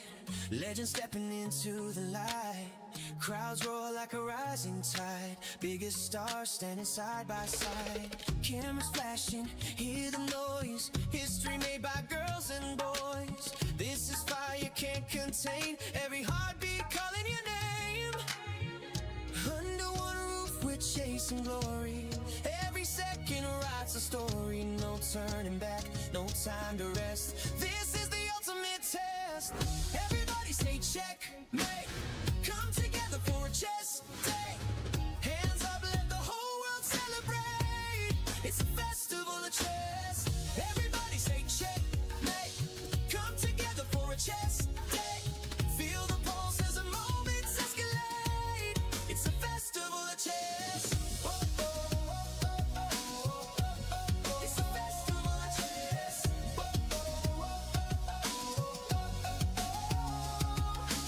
Fans from every corner of the globe holding their breath as the tension grows. Heart rate sinking with the stage. One spark setting off the cage. Voices rising from the stands. History shifting in their hands. Every movement louder than the last. Future racing with the past. Under one roof we're chasing glory. Every second writes a story. No turning back, no time to rest. Welcome to the ultimate test. Everybody say checkmate. Come together for a chess day. Hands up, let the whole world celebrate. It's a festival of chess. Everybody say checkmate. Come together for a chess day. Feel the pulse as the moments escalate. It's a festival of chess. Oh, oh, oh, oh, oh, oh, oh. It's a festival of chess. Oh, oh, oh, oh, oh, oh, oh. Lights up, the world is watching. Every move as the planet talking. Tonight we rise, tonight we shine. All our stars align.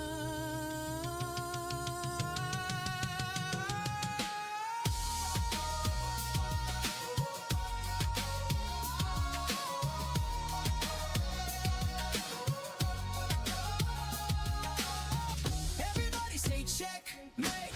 Come together for a chess day. Hands up, let the whole world celebrate. It's a festival of chess. Everybody say checkmate. Come together for a chess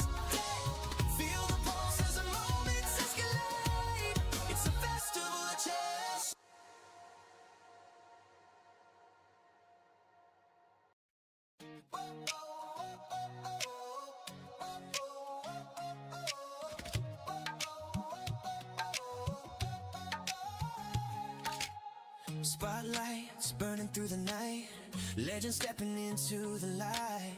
Crowds roar like a rising tide, biggest stars standing side by side. Cameras flashing, hear the noise, history made by girls and boys. This is fire can't contain, every heartbeat calling your name. Under one roof we're chasing glory, every second writes a story. No turning back, no time to rest, this is the ultimate test. Everybody say checkmate, come together for a chess day. Hands up, let the whole world celebrate, it's a festival of chess. Everybody say checkmate, come together for a chess day. Feel the pulse as the moments escalate, it's a festival of chess. It's a festival of chess.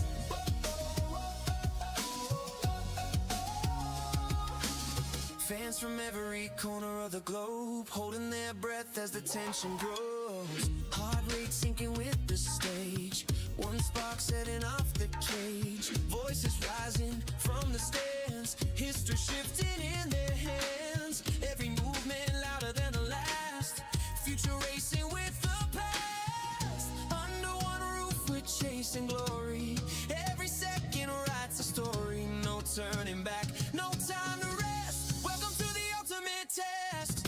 Everybody say checkmate, come together for a chess day. Hands up, let the whole world celebrate, it's a festival of chess. Everybody say checkmate, come together for a chess day. Feel the pulse as the moments escalate, it's a festival of chess. Whoa, whoa, whoa, whoa, whoa, whoa. It's a festival of chess. Whoa, whoa, whoa, whoa, whoa. Lights up, the world is watching, every move as the planet talking. Tonight we rise, tonight we shine, all our stars align.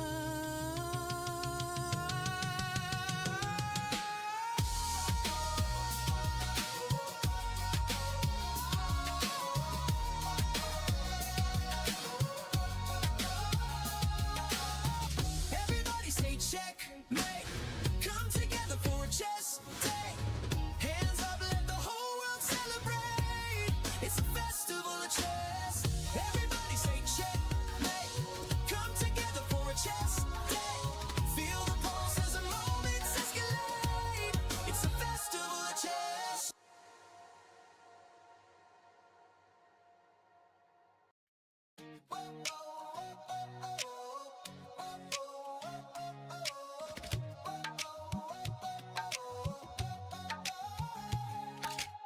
Spotlights burning through the night, legends stepping into the light.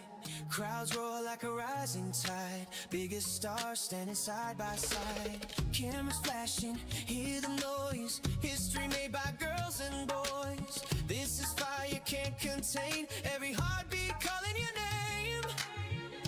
Under one roof we're chasing glory, every second writes a story. No turning back, no time to rest, this is the ultimate test. Everybody say checkmate, come together for a chess day. Hands up, let the whole world celebrate, it's a festival of chess. Everybody say checkmate, come together for a chess day. Feel the pulse as the moments escalate, it's a festival of chess. Whoa, whoa, whoa, whoa, whoa, whoa. It's a festival of chess. Whoa, whoa, whoa, whoa.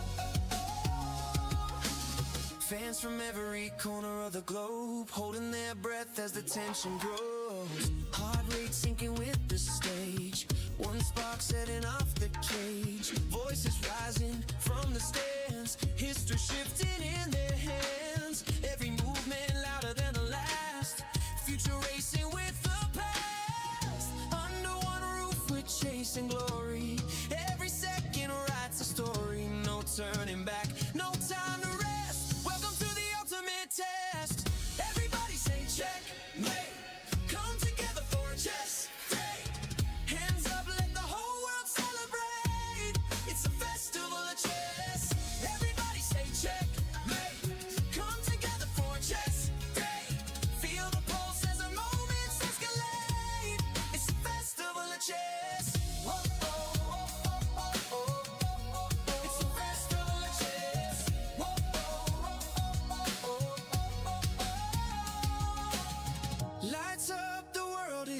watching every move as the planet talking. Tonight we rise, tonight we shine. All our stars align.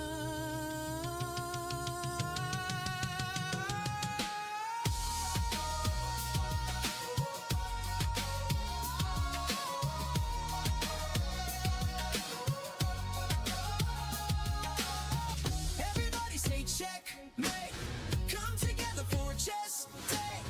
Hands up, let the whole world celebrate. It's a festival of chess. Everybody say checkmate. Come together for a chess day. Feel the pulse as the moments escalate. It's a festival of chess.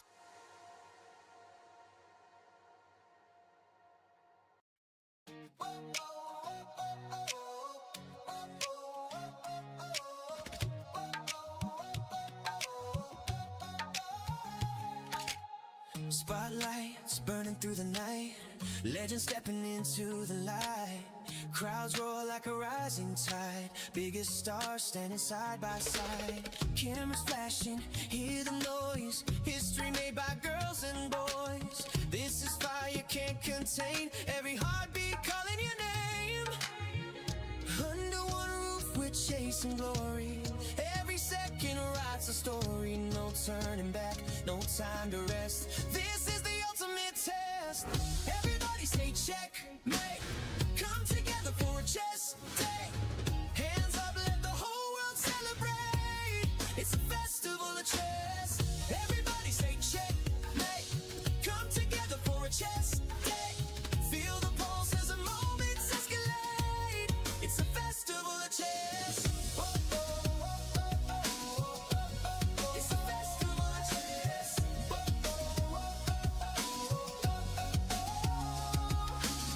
Fans from every corner of the globe holding their breath as the tension grows. Heart rate sinking with the stage.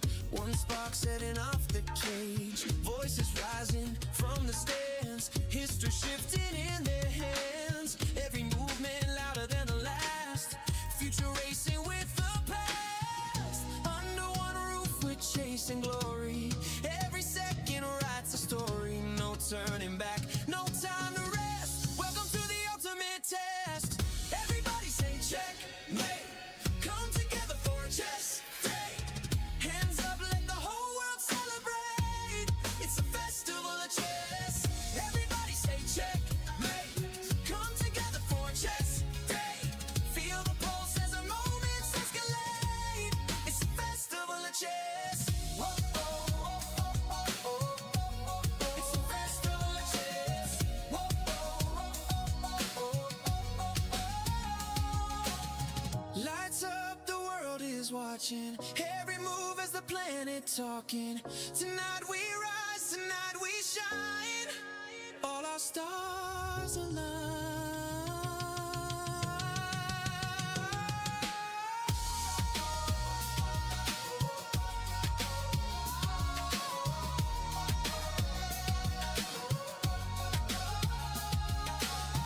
Everybody say checkmate. Come together for a chess day. Hands up, let the whole world celebrate. It's a festival of chess. Everybody say checkmate. Come together for a chess day. Feel the pulse as the moments escalate. It's a festival of chess.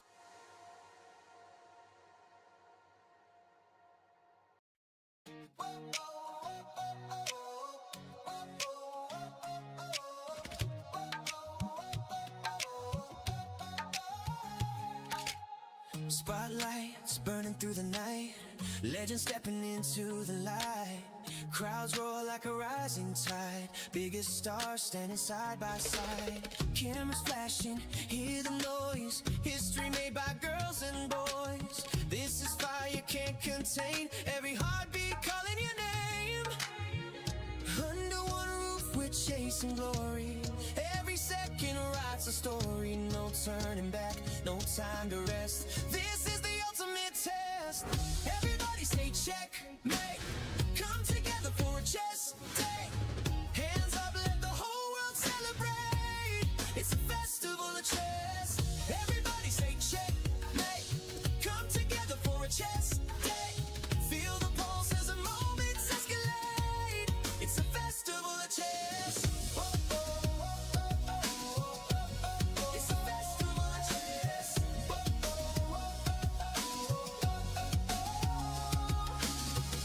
Fans from every corner of the globe holding their breath as the tension grows. Heart rate sinking with the stage. One spark setting off the cage. Voices rising from the stands. History shifting in their hands. Every movement louder than the last. Future racing with the past. Under one roof we're chasing glory. Every second writes a story. No turning back, no time to rest. Welcome to the ultimate test. Everybody say check, mate. Come together for a chess day. Hands up, let the whole world celebrate. It's a festival of chess. Everybody say check, mate.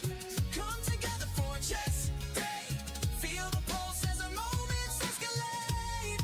It's a festival of chess. Whoa, oh, oh, oh, oh, oh. It's a festival of chess. Whoa, oh, oh, oh, oh, oh.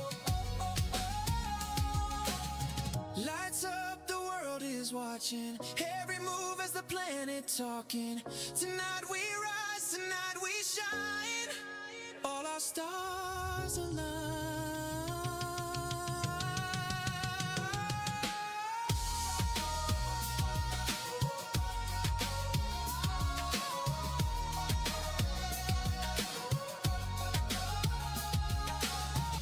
Everybody say check, mate. Come together for a chess day. Hands up, let the whole world celebrate. It's a festival of chess. Everybody say check, mate. Come together for a chess day. Feel the pulse as the moments escalate. It's a festival of chess.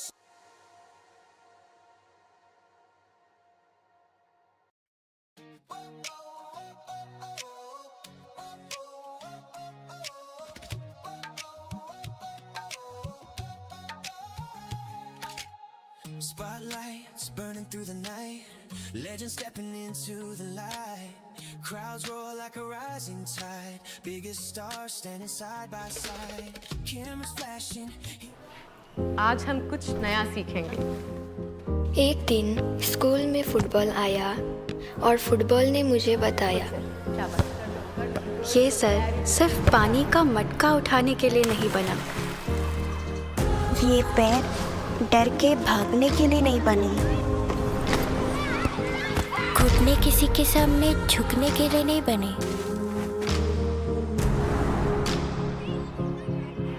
ये कंधे अनाज की बोरियां उठाने के लिए नहीं बने,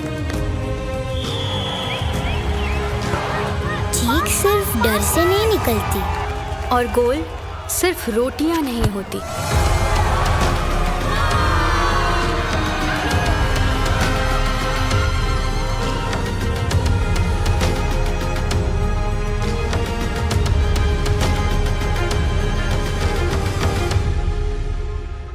सर, आपका गोलकीपर से लेकर दी बॉल तक के पीछे का सीक्रेट क्या है? सीक्रेट नहीं, ताकत। मैं स्टेडियम को मजबूती से खड़ा करने वाली स्टील से इंस्पिरेशन लेता। APL अपोलो स्टील पाइप्स, देश की बढ़ती ताकत। Proud sponsors of alpine SG pipers.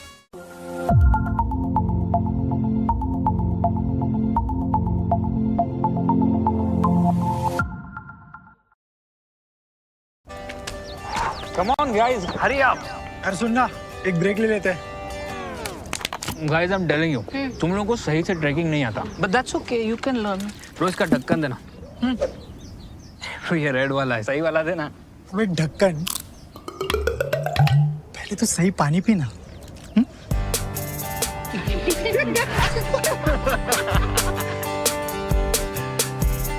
Manikchand Oxyrich, proudly Indian. Sir, आपका गोलकीपर से लेकर दी बॉल तक के पीछे का सीक्रेट क्या है? सीक्रेट नहीं, ताकत। मैं स्टेडियम को मजबूती से खड़ा करने वाली स्टील से इंस्पिरेशन लेता। APL अपोलो स्टील पाइप्स, देश की बढ़ती ताकत। Proud sponsors of alpine SG pipers.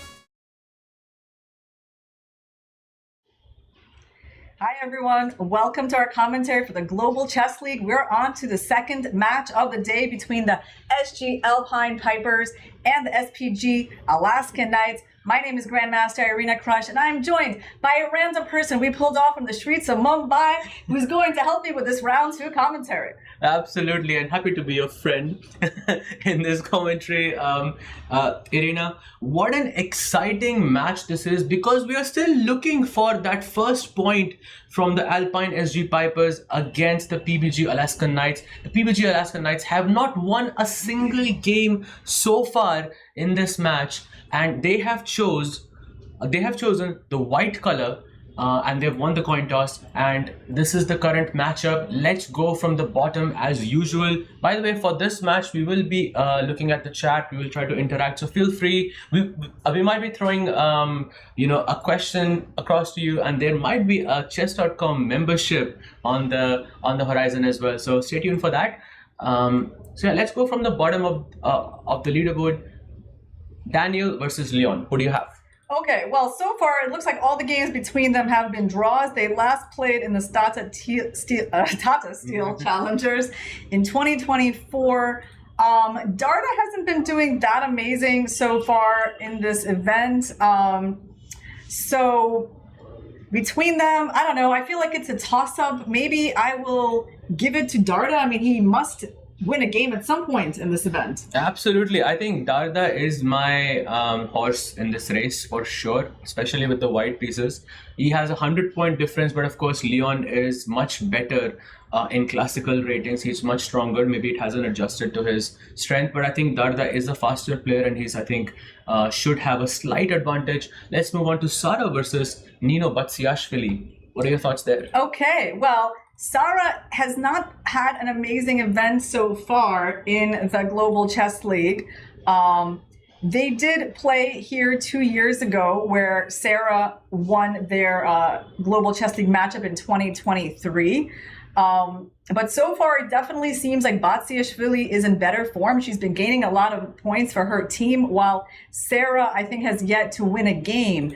So it's two players in very different shape. But on the other hand, we do expect things to turn around for the PBG Alaskan Knights. Absolutely. And at lunch today, I was not eavesdropping, but these players Nino and Fabi were just discussing chess.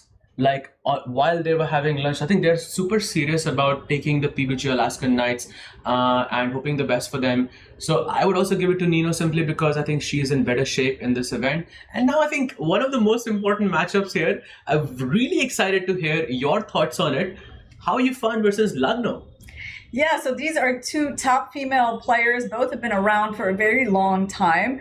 Hao Yifan won their matchup in the 2023 Global Chess League, but they haven't actually played a lot of games in a while. Like, it's like their history, before that 2023 match, I think their games were from a long time back. So it's hard to say based on their direct matchups. Lagno has been struggling so far. Hao Yifan has been finding her form. So given that, Katarina is going to be white in this game, I don't know. It's a toss-up for me because I do think that they should try to turn it around, but Hao Yifan has been playing better and better since the event started. For me, Hao Yifan, I think, is one of the strongest, if not the strongest female chess player. I'm going to have to go with her. But yeah, Lagno in faster formats is always dangerous. If you had to pick a result here, just for this match, and just be like your raw, unfiltered thoughts, who would win here? Yeah. Immediately, if you just had to pick one name. Oh, it's very hard. Very hard. It's so hard for me as well. Let's go with my raw unfiltered thoughts on the other boards. Okay, we have, I think, Lenier versus Pragnananda. For me, I think Prag is maybe a slight favorite, especially in this format. I think Prag is really, I think for me, he's a very complete player. And Lenier, on the other hand, I think he's very strong, but maybe a bit slower than Prag. Yeah, I mean, in their head-to-head matchup, Dominguez has not fared badly. He defeated Prague in the 2024 St. Louis Rapid, and they split their blitz match. So that's what I was able to find as to their head-to-head encounters. But yeah, of course, Prague, like 20 years, more than 20 years younger. Obviously youth is quite important in chess. So I agree with you. Probably he has a bit of an edge, but I don't think it's clear-cut. I think that's fair to say. By the way, both of them in this tournament have not won a single game. So if we get a result here, that would be their first victory. Moving on to Arjun versus Anish. We have a candidate, and then we have, the madman. Who do you think has a better shot here?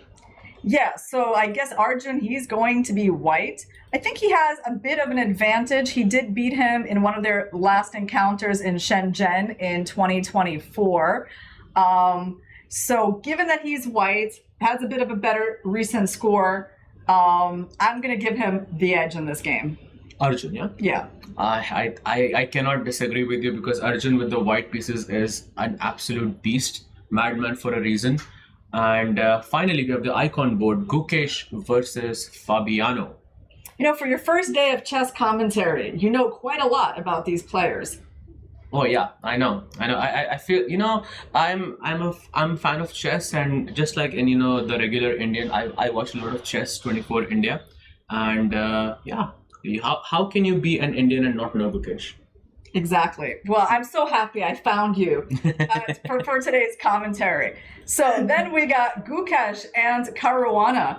So just wondering, did you choose me because I was wearing the blazer, or was that an accident? Or I chose you because of the glasses. It looked like you watched a lot of chess. Oh, okay. Yeah, that's the look. I don't really need the glasses. We asked you if you knew how the knight moves, and you did. Oh, okay.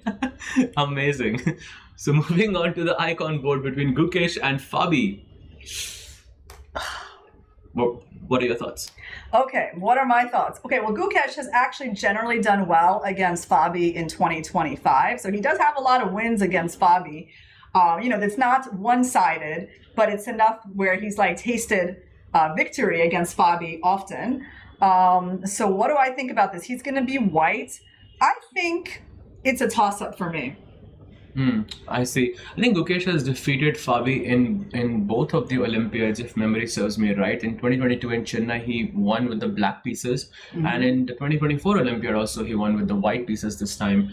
I'm not sure what their score is like in faster formats, but would it be fair to say Gukesh, who has not had a single win yet, this might be his, let's say, a good chance to score his first win? Yeah, every game is a good chance. Every game is a new chance. So I think today's as good as any other day, as long as you're not playing Fallujah, right? I feel like, absolutely. That would make your chances a little bit worse. Completely agreed. Gukesh is from India and Fabi is from the US. I feel like there is a certain rivalry here going on. Oh, that's right. Yeah. So are you team Fabi or are you team Gukesh? Oh, well, if the Alpine SG Pipers win, they're going to catch up to second place to the Upgrad Mumbai Masters. Absolutely, but we need PBG Alaska Knights to win, a match so it can be a bit close, because in the standings so far, I think all the 5 teams are doing fairly quite decent, except for PBG Alaska Knights, because they have not won a single match so far, and we want this to be a close fight because it makes the whole experience a lot more interesting. So from that perspective, I think I would want PBG Alaska Knights to, score a win today. For sure, and if they did, then only one other team could catch up to the Upgrad Mumbai Masters, and that would be the teams that are going to be featured in our Game 3 matchup of the day. Absolutely, the Ganges Grandmasters and the Fires American Gambits, but that will come up a bit later. I think we should have liftoff very, very soon with the matches. If we can have the feed of the cameras, that would be amazing. So yeah, what's your key match in this? Okay, the key match? Well, I feel like Ho Yufan Lagno is going to be a big one. Completely agreed with you. I think that anything is possible on that board. Very, very excited for that match. But for me, Arjun versus Anish as well. Yeah. Because Arjun, the would-be candidate, and Anish, the candidate. Also, it's a clash of styles as well. Arjun is completely chaotic. Anish is super solid. Do you think that whose favor does that work in, though? I mean, do you feel like Anish maybe welcomes that kind of style? or is it uncomfortable for him? I think for me, how can you welcome Arjun's style? He's not just chaotic. I think he's one of a kind to me.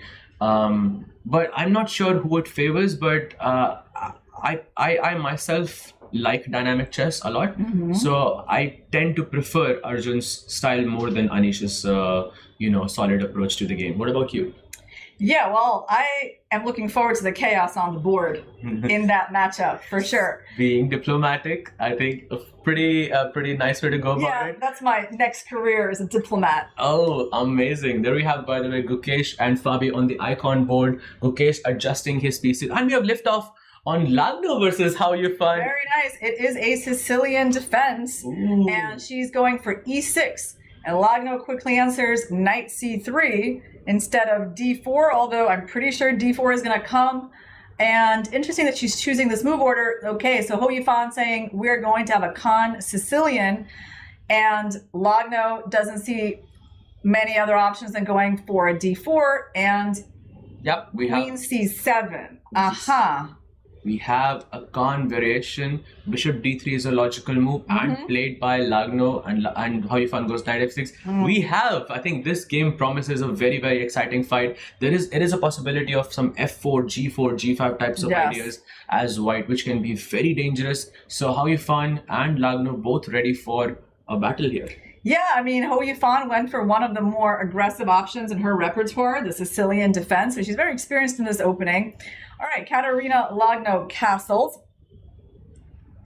And now I think some queen e2, f4 is the plan, but no more g4, I'm guessing, in this Bishop position. d2, yeah, rook e1 is kind of the setup, and white tries to play for e5. Of course, they're going to move their king to h1. Okay, this move, bishop c5, is interesting. Yeah, she attacks the knight on d4. As soon as the knight retreats back to b3, I believe Hou Yifan is planning to go either bishop a7 or bishop e7. And yeah, I think it's a nice place for the bishop. I think I would prefer bishop on e7 more so because seems more centralized. And yeah, it's a normal Sicilian position. Meanwhile, there is one other game between Sara Khadim and Nino Batsiashvili that has begun. Actually, all the games have begun at this point. Let's actually hop on to Sara versus Nino to see what is going on. And this is the current position. What was the opening here? It was a pretty quiet opening where white just played g3 and Nino answers with e6. So she decided not to go for like these more, I guess, maybe more principled lines where the bishop comes out. She blocks in the bishop. Bishop d6. This is a bit new as well, no? Bishop d6. Usually the bishop is on e7 in these positions. Yeah, so white doesn't go for c4 right away. She goes for b3. And black plays b6. c4 and bishop b7 is the current position. So far, I think the time is more or less balanced, but Nino seems to be slightly better prepared here as Sara takes her first long think. We'll, I think, come back to this game. Let's check some other ones. How about the icon? Okay, icon board has not begun yet. Maybe we can switch to linear versus Prague to see what's going on there. Oh, but maybe first, let's take a look at Arjun versus Anish, because that is looking pretty crazy. Ooh, what? He went for g4? Yeah, so we had a Slav defense. This interesting that black did not decide to capture on c4 and allow e4 lines. So black just played here. Some Moscow variation, something like that it's called, but she goes bishop e7, short castle, queen c2. I think this is more or less a QGD type of structure where black has played c6 and now knight b7, and Arjun, just in Arjun style, says let's go. Goes very quickly also. He hasn't spent much time, gives up the pawn and just steps back with the bishop. Look at this, bishop g3, what? So no more trade, no more attack, just keep the g file open, and I think we're just gonna have a normal game. Well, yeah, except that black is up a pawn, and Anish must be pretty confused here because, I mean, okay, he just steps back with the bishop, but the g file is closed. So what exactly did white give up a pawn for? I mean, I guess he's going to be going queenside, rook g1, and just using that open file. But that's pretty cool. A pretty cool idea by Arjun for this rapid game. Absolutely. This is why I love watching Arjun's games, because he comes up with these unique ideas and puts his opponent on the spot as Anish takes d takes c4. And now, he's taking his first think. This is not in his prep. Bishop c4, by the way, is a slight inaccuracy here. We're supposed to ignore it. Yeah, and wow, the best move in the position. So that is his prep. Could be. I mean, because there's no way you would play rook g1 so quickly if it wasn't your prep. With him, I'm never sure. Right? He has this one face, and he just doesn't, I think, give away anything to his opponent. Is the move bishop f4 starting to be a threat here, Sahaj? Because then if the knight moves, we could capture that pawn. Yeah, and if you go f5, then there's bishop takes c4, and then then the e6 pawn is more or less hanging. Then it would make sense. So yeah, bishop f4, I think, a good threat in the position. So let's ask ourselves, like, what if black says, okay, I'm defending the pawn, you can no longer have it? Then yes, then bishop f4 is the point. We hit the knight is pinned to the g7 pawn. Yeah, if you go knight f6 and bishop h6, and oof, that looks very scary. By the way, we do have some moves on the board. He plays knight gf6 and Arjun immediately goes long castle. I think still very much in his prep. And position is looking very balanced, well, completely dynamic, but I think Anish is no longer having that advantage on the board anymore. Yeah, no, I think Arjun is bringing some amazing prep here to put as much pressure on Anish as possible out of the opening. This cannot feel very comfortable because I think it's obvious to Anish that this is prep. It is kind of dangerous. It is offering Arjun an attack on the king, potentially, right? So I like what Arjun has brought to this game. I think I'm choosing Arjun here. I think he has a solid chance of taking down Anish and giving the PBG Alaskan Knights their first victory. Okay, that's the game between Lanier and Prague. Started off with a Hikaru Khan, I think. That's what it looks like. Let's see. Hikaru Khan, advanced variation. Bishop f5, knight f3, 6, bishop e2, c5. Here we go. Yeah, this is all theory. Black goes c4. I think slight miss the engine shows. Let's show the audience as well that queen takes b2 is not possible in this position because there's some knight b5 type of ideas. And you attack the c7 square. I think this is still more or less theory. Yeah, this is some long theory, isn't it? But I believe so, but he doesn't go for it. He goes c4 instead, and white plays rook b1. Defending that pawn on b2. Black goes queen d8. I'm not really sure what the idea is, but white goes short castle and bishop b4. Why did he go queen d8? Did he want to play b5 or something, or what? Maybe preempting b3. Preempting b3, because at some point after castles, white is definitely going to be playing b3. So he probably wants to prepare a6 and b5 to somehow support the c4 pawn. So white castled.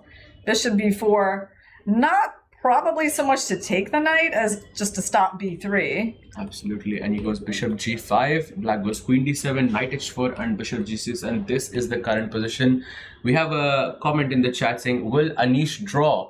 I think Anish draw. Well, we need to see more of that game to make that determination. If I was playing as black, I would love to, agree to a draw on that position, but I don't think Arjun is going to agree. He sacrificed 2 pawns. He's ready to bring some action on the board, and I think we will have a result there. Well, let's see what is going on here. Lanier, he's way down on the clock. Interesting that Prague has played almost instantly. He spent less than a minute to get here. Yeah, he's spent actually 35 seconds to make 11 moves. Wow, and the bar seems to prefer white's position, but this feels like some very deep prep by Prague. So, yeah, and the 5-minute advantage is definitely amazing for Prague there. This looks quite promising as he takes knight g6. First slight inaccuracy, h takes g6 looks quite logical in this position, and I'm not really sure where white's advantage is coming from. Very solid approach by Lanier, so he just retreats this bishop, and I think the point is to go b3 on the next turn. Ooh, there's also a nice idea here. You can go knight e4. If black plays knight e7, for example, yeah, then there's knight e4, and if you take the bishop, I have knight d6 check. Yes, very nice. Preparing a discovery on this bishop. If they take us, we get the intermediate check, then capture the bishop back with a great position. So Prague needs to think a little bit about that. Probably the move something like knight c6, right? Defending the bishop. Absolutely, and maybe you can go bishop e1, but that doesn't feel amazing as a move for me, bishop e1. Yeah. Maybe Prague has more or less equalized, I would say, and still has a sizable advantage on the clock. Let's take a look at the icon board between Gukesh and Fabi. And Gukesh still looking for his first win. And as he goes d4, I believe this is some Italian position. Yep.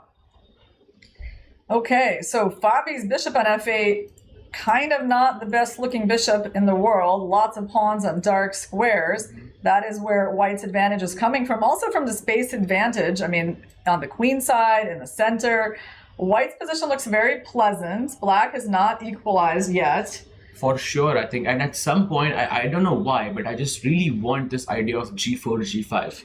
Or maybe I'm just looking at Arjun's game and I'm just inspired to attack on the king side. But yeah, I think you can start off a bit slow. You can go rook e2, rook e1. Oh, he plays rook d1. That was a slide. Oh, that gives Fabi the chance to play pawn takes pawn and d5.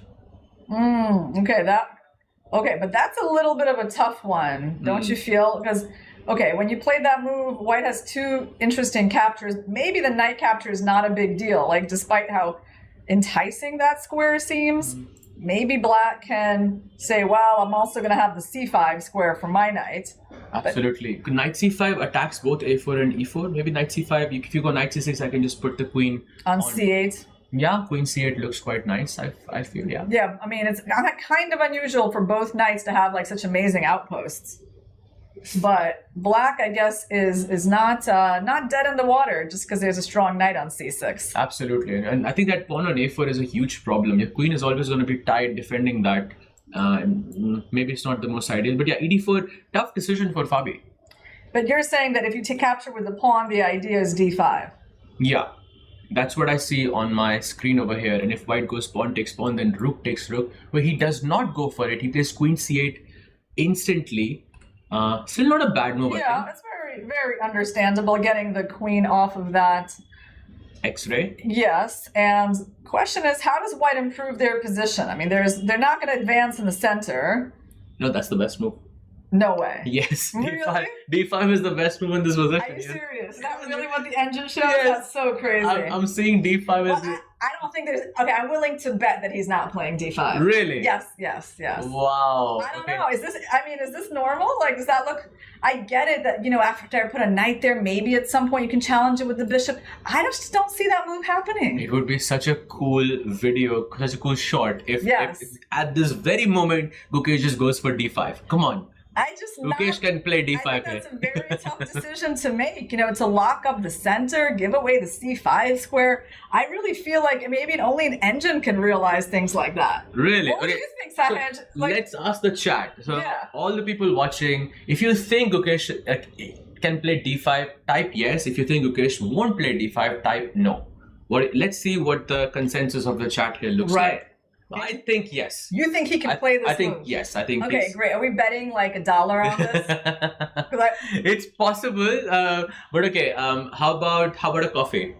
Sure. We gotta bet something. Absolutely. D5 is so surprising. I don't know. I mean, you're locking up everything and you're staking everything on your attack on the king side, is what you're saying as White. Yeah. I don't know. I just don't. You see, I'll tell you my thought process. I feel that this entire point of taking the pawn on d4 and Black pushing d5 makes you want to play d5 yourself. Right, I see what you mean. Wow, people are completely siding with you. They're saying, no, never play d5. Maybe... Okay, no yeses so far. Okay, let's see if Gukesh actually goes for d5 in this position. I mean, you're right that the move ED is always hanging in the air. I get it. Oh. But I almost feel like, what is like the second move of the engine in this position? Could it be something like bishop c1 or... It's like knight b2, which, okay, that's... Bishop c1 is the third move, right? Like something like this sort of looks normal to me. Okay. Like, if you're not sure what to do, get the bishop out of the way. It's pretty harmonious there. At this very moment, Gukesh is just going to push that pawn on d5, and I know he can do it. I've seen him do things like this before. But okay, maybe not, yeah.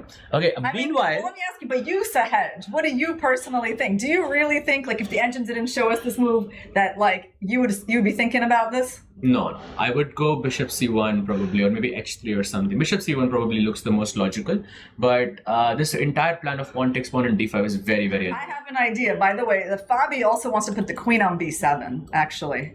That's probably why he goes queen c8 too. So Fabi might even want to force the move d5 because that's how bad it looks. So Gukesh is not going to play d5 and Fabi is going to be like, no, you must play d5. Well, anyway, this is just a really interesting to where like the human understanding differs from the computer understanding. That's why it's so fascinating. That's why I'm stopping here, because without knowing what the engine is saying, I was like, there's no way this move is happening. Like I looked at it and I want to say, what's the worst move I can see here? And that happens to be like the top engine move. So it's quite funny. In the World Cup also. Come on, don't know. He goes bishop to c1. Like, okay, you were right. And now at the next move, if we plays queen b7, would d5 still count or no? No, it would not count, because when you attack the e4 pawn and I have like almost no way to defend it, then maybe d5 can be provoked. Actually, I wonder if Fabi will play queen b7. I think queen b7 is a very possible move. What do you think? And I think Fabi will think d5 is a bad move when he will provoke d5. Let's run that again. Can I get like a second coffee? And it's got to be one of my vegan cappuccinos. Absolutely. You have one for sure, and I think fair and square. I completely agree. But let's take a quick look at Arjun versus Anish, because look at what is happening. It's pure havoc on the board. Okay. And what is going on here? I think I'm not even sure where to begin. I think we stopped at Doncaster. Why is that move getting double question marks by the engine? We don't know, but let's see what happens. So Arjun gains back one of the pawns, captures on d5. Yes. Should we recapture with the c pawn maybe? I don't know. Yep, he did. Yeah. Because this pawn doesn't seem that dangerous, right? No one, he wasn't interested. Yep. And this is the position. Bishop d3. Is it fair to say that Arjun is just destroying here? Not to the naked eye. Look, bishop c7, rook g7. It's there. Oh wow. It's hanging. Okay. It's I see hanging. what you're saying. So it's somewhere. I can feel it.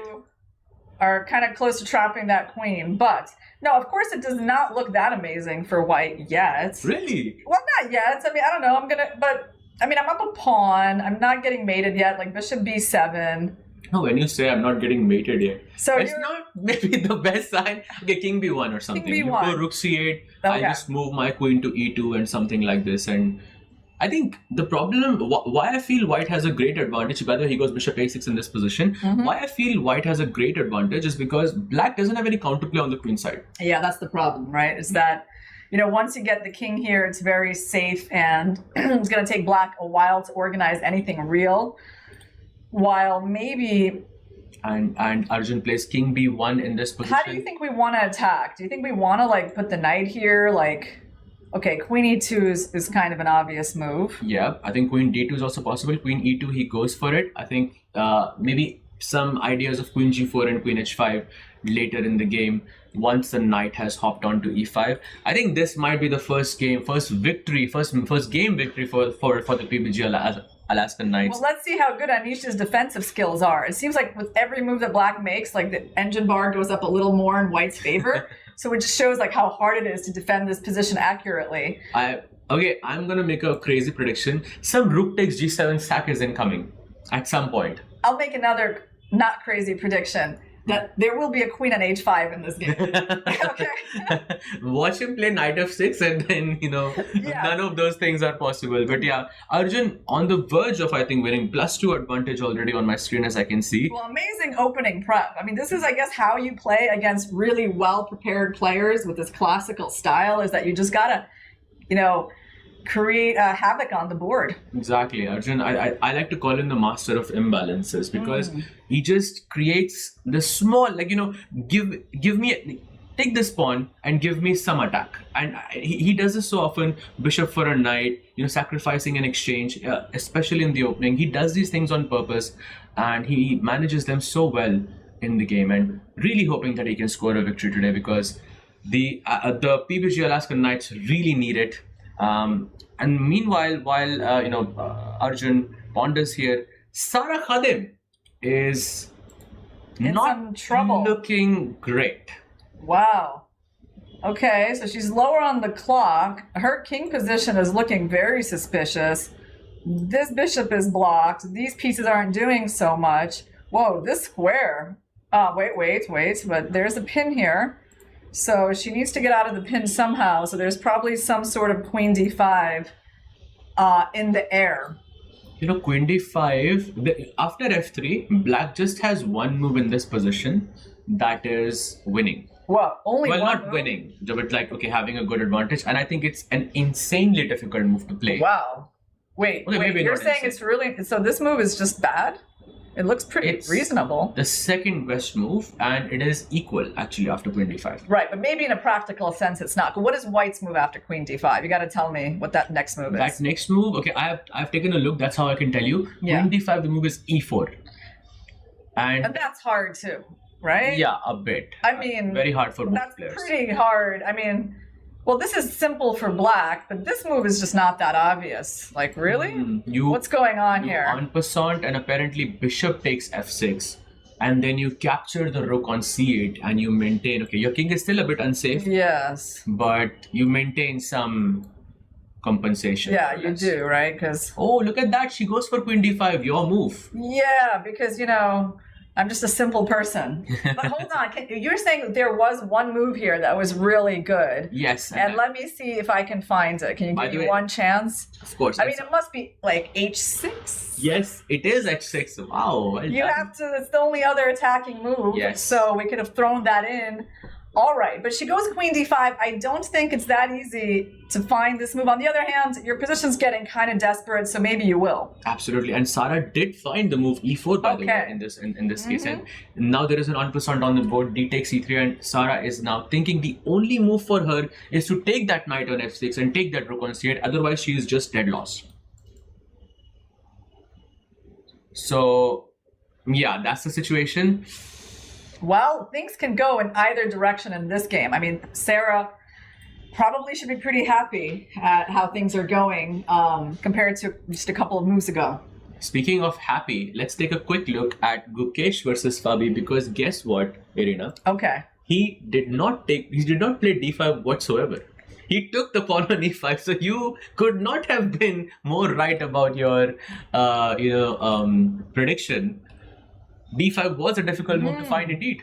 And yes, but now that square is available to the black knight in the future. And he goes knight e3. I'm taking black here every single day.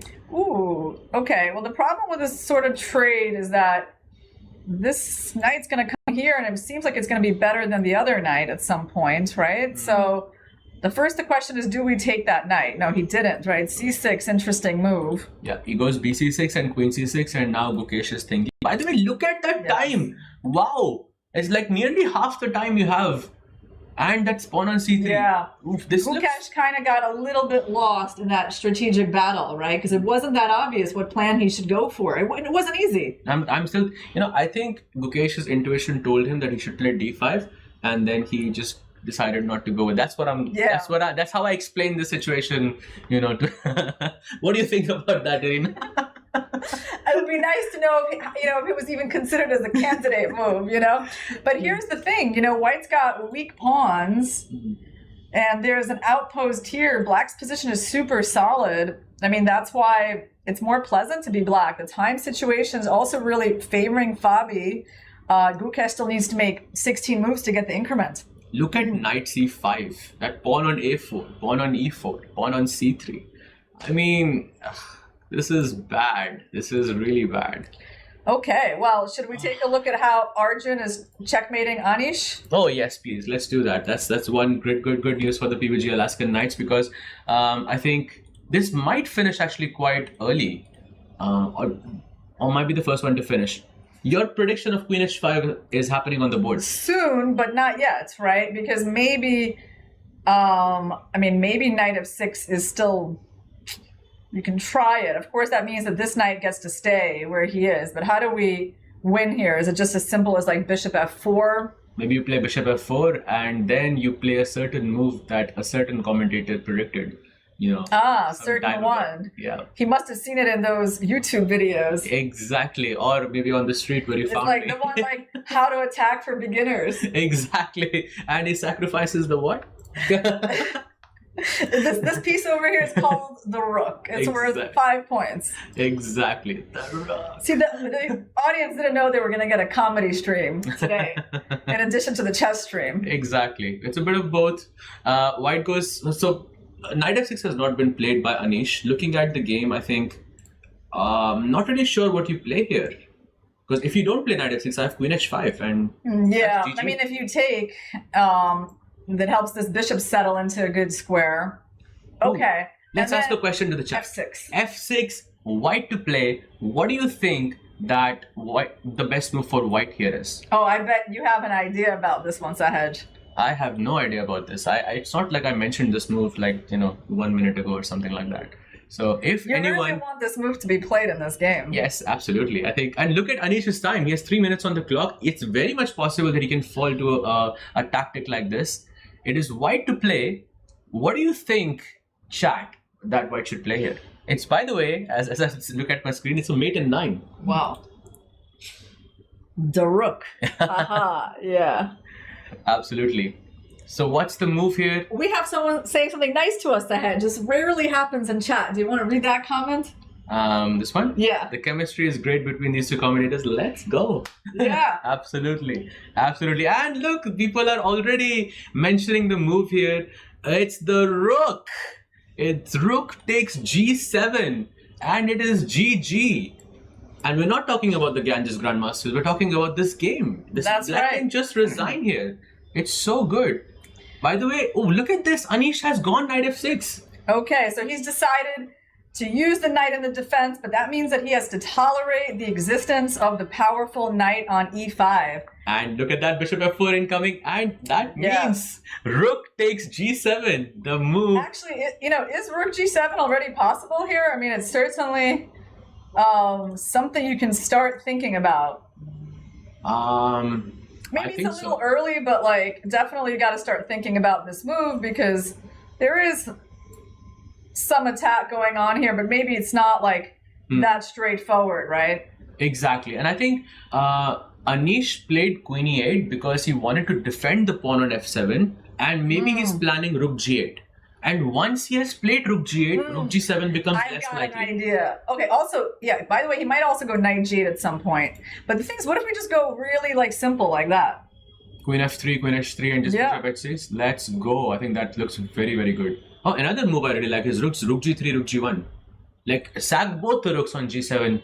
So many nice ideas here for Arjun here, right? And this is what we were talking about earlier, that white has this wonderful attack on the king side and black has no counterplay on the queen side. You cannot even play b4.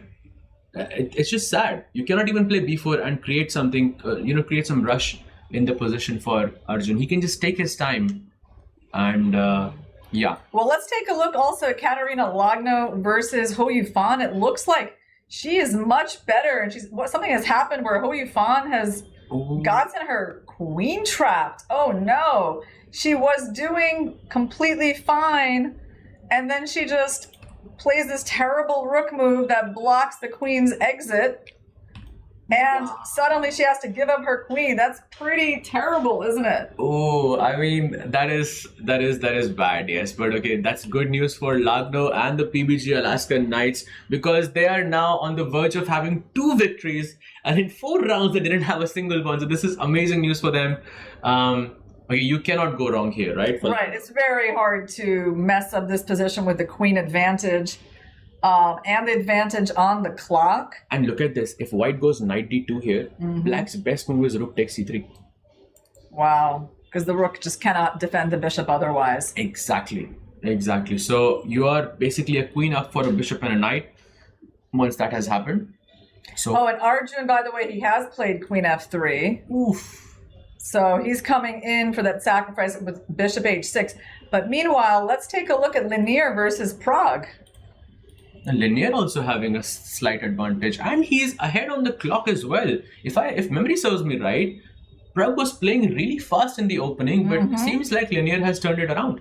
He's got 2 bishops against 2 knights. This kind of reminds me in structure of the game between Wei Yi and Keimer from yesterday. Ooh, Very similar pawn structure, bishop versus knight advantage.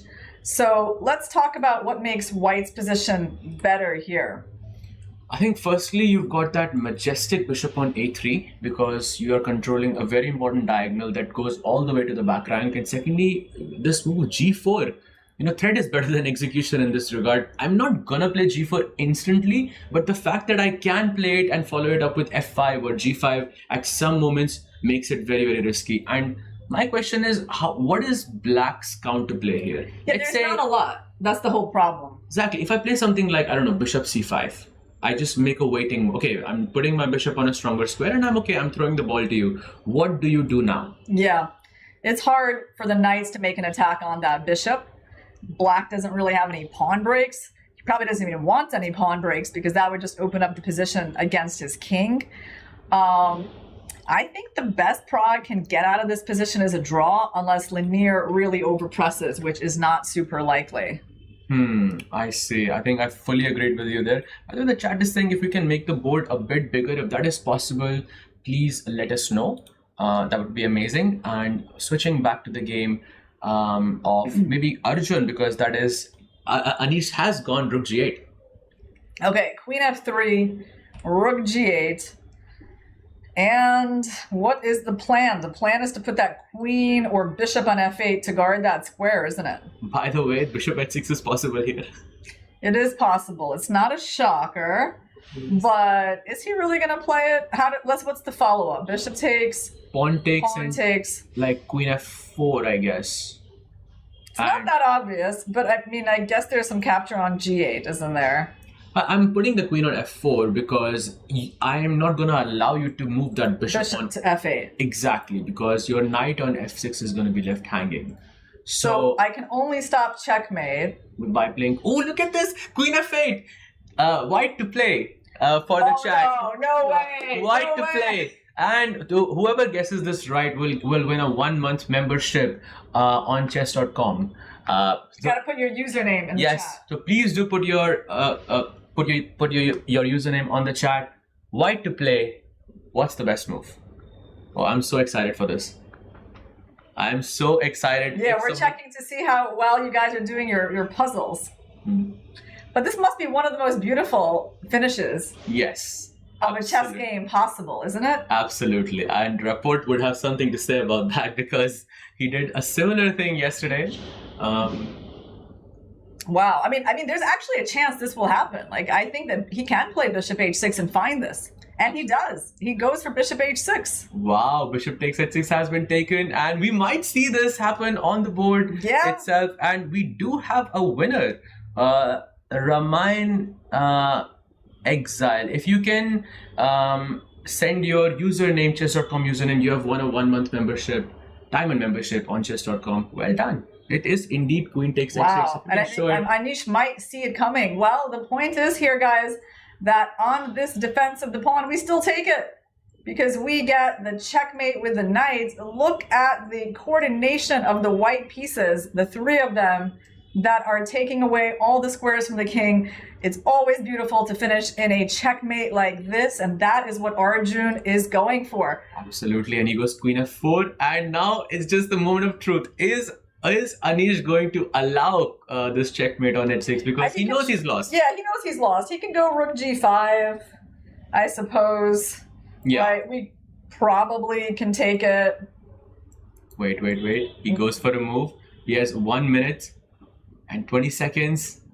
For sure he has seen queen h6 though. Yeah, he has seen it, but he goes rook g5 because at least it's not checkmate in 2.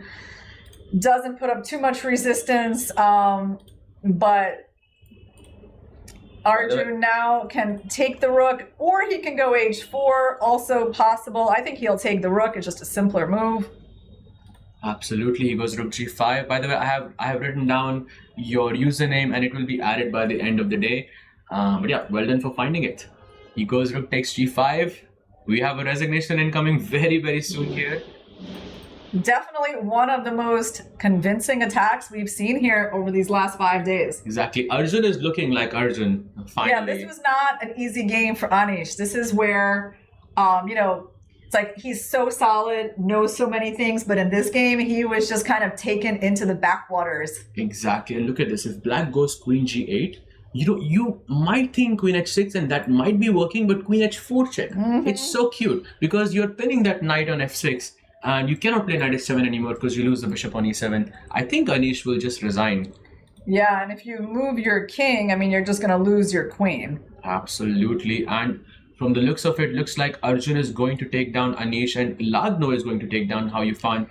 Maybe it's time to look at Sara versus Nino. Yeah, actually, we should take a look at the bottom boards because the Alpine SG Pipers have a big chance there. It looks like Nino Vachier-Lagrave is in a commanding position against Sarah Hadam. And remember, black wins are worth more. If they can get 2 black wins, they will actually still win the match. So nothing here is set in stone yet. Absolutely. 4 points for a black win, 3 points for a white win. That means 1 loss for Sara. That means they have to win 2 games. But 2 of them are already winning.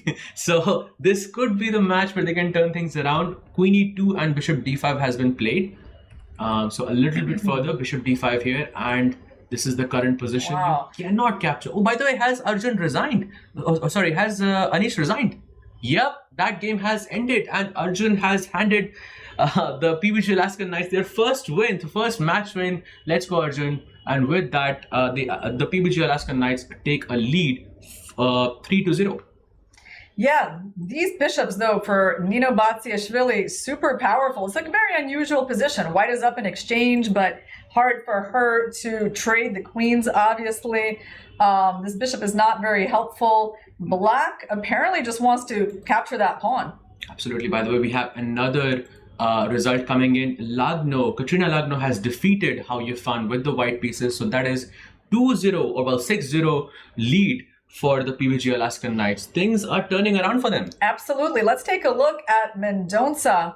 How is he doing against Daniel Darda? He has a time advantage, but the position still remains unclear. I mean, the engine likes black, but I wouldn't say it's a very, stable advantage just yet.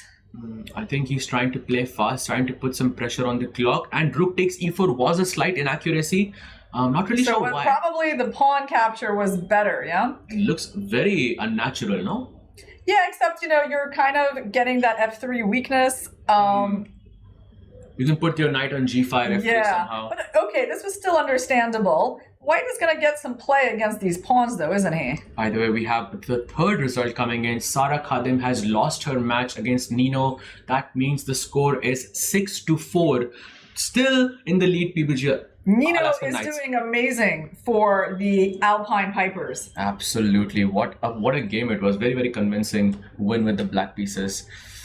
Sara also is struggling a bit, I think, in this tournament so far. Yes, definitely.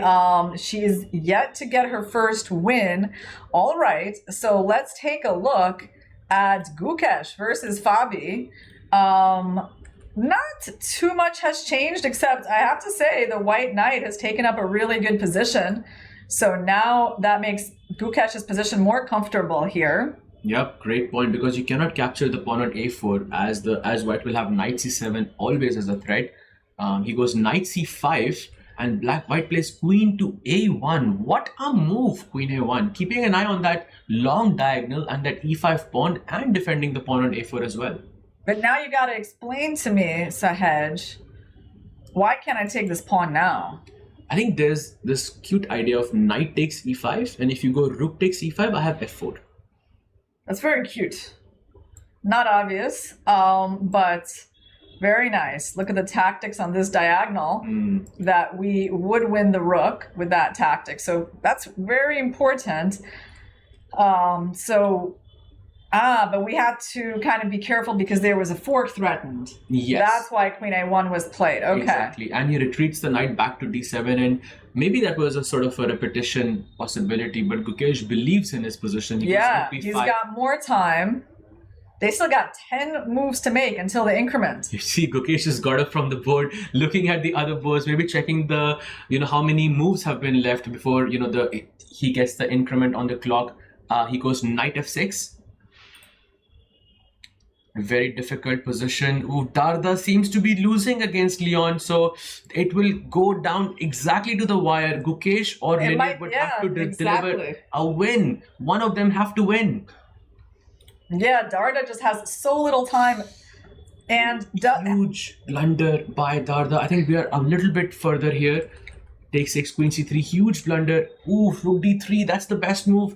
And if you go queen c2, rook b2 is just losing a piece. Wow, he's losing this entire night. Yep. I think Oh no, oh no. that's bad. That is bad. So that means the Alpine SG Pipers will be in the lead once Leon has won his match. Amazing, amazing play by them to like stay in this match, but they start off by losing 2-0. So now it's either Gukesh or Dominguez that have to win to give an advantage. Okay, well, let's take a look. What is going on? They are playing on very little time. They still haven't made it to the increment stage. So Prague needs to make sure that he doesn't lose on time. Yep, he's playing 97, just making a bunch of waiting moves to make the 40 moves. And Dominguez goes bishop c2 and queen b5 has been played. Still a solid position for Prague. He just has to find a way to break through. And Darda has resigned. That means Alpine SG Pipers are in the lead now with 6-8, 2 black wins for the Alpine SG Pipers.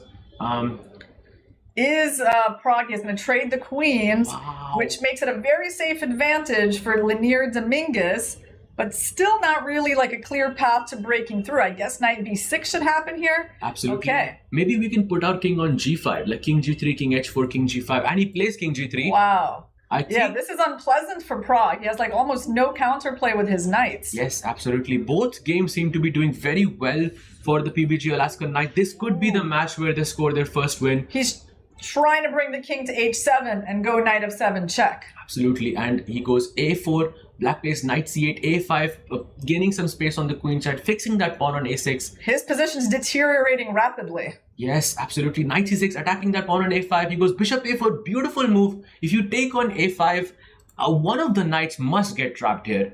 He doesn't take it. Because barely can move anything. This is going to be a big win for Linier. Oh, this is an utter domination. This shows why the 2 bishops are stronger than 2 knights. Yes, look at those knights. Now they can barely move. Absolutely, and now you just have to find a way to waste one move, because that's the one thing that the knights cannot do, which is losing a tempo. He can even go bishop d6, make this knight move, take that knight, start taking pawns maybe? Exactly. He can also go bishop a4, I guess. Both of them are pretty good. He goes bishop d6, your move on the board, and now Prague is busted here. He takes a pawn on g4, pawn captures. Wow, this is such a beautiful endgame for Linier. I think this is about to finish. And also looks like Gukesh is winning against Caruana. Let's take a look at that. Caruana has like no time at all and he just resigned. Oh, Gukesh, look at that fist pump. Yes, let's go. He takes down Fabi and he is so happy, so confident. Very nice, very nice. This is going to be the first match win for the PBG Alaskan Knights. Absolutely, 3 wins, and there it is. Prague also resigned, so that is official. A 4-2 victory for the PBG Alaska Knights. An insane performance by them. They won on the top 4 boards. That is a very difficult thing to do. Exactly. Gukesh, Arjun, Linier and Lagno leading the charge with the white pieces. And I think all of the games were super convincing. Feels like they did something different for this match and something worked. They are back on the leaderboard, taking down the Alpine SG Pipers. Sure, it wasn't the best day for Sara and Daniel Darda, but as a team, this is a huge achievement. Well, who do you think should get the MVP of this match? Oof, that's a very difficult question. I think for me, because Arjun, simply because it was so convincing. It was a beautiful look game. How happy, by the way. Yeah. But you can't not give it to Gukesh also, Gukesh, yeah. And their team is so happy, for sure, getting their first win.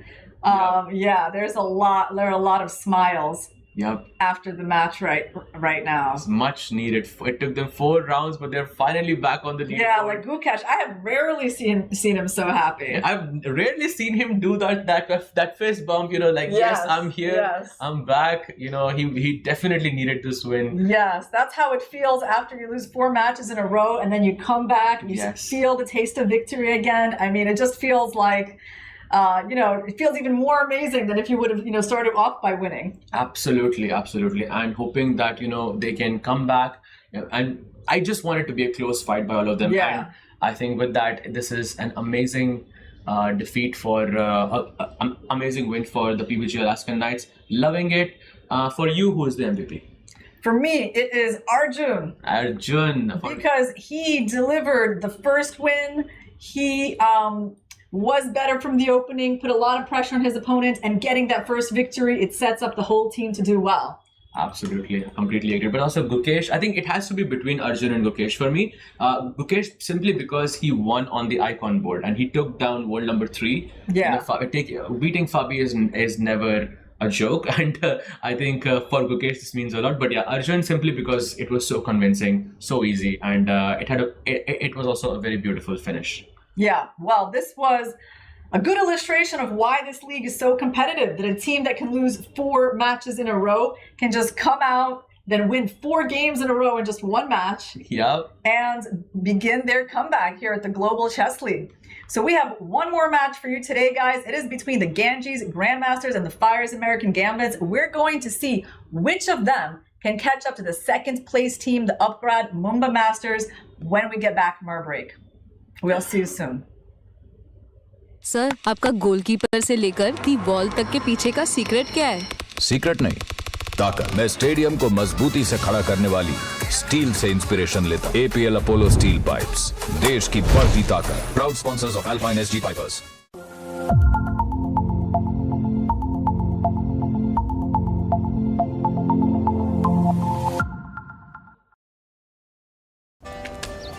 Come on guys, hurry up. अरे सुन ना, एक break ले लेते हैं। Guys, I'm telling you, तुम लोगों को सही से ट्रैकिंग नहीं आता। But that's okay, you can learn. रोज का ढक्कन देना। तो ये रेड वाला है, सही वाला देना। वे ढक्कन, पहले तो सही पानी पीना।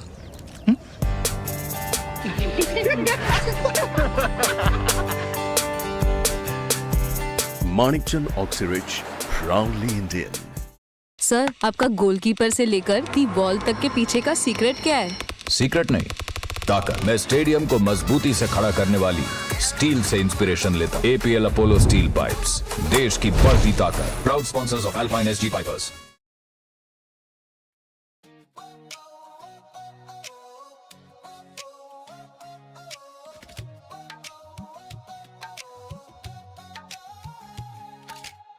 Spotlights burning through the night, legends stepping into the light. Crowds roar like a rising tide, biggest stars standing side by side. Cameras flashing, hear the noise, history made by girls and boys. This is fire, can't contain, every heartbeat calling your name. Under one roof we're chasing glory, every second writes a story. No turning back, no time to rest, this is the ultimate test. Everybody say check, mate, come together for a chess day. Hands up, let the whole world celebrate, it's a festival of chess. Everybody say check, mate, come together for a chess day. Feel the pulse as the moments escalate, it's a festival of chess.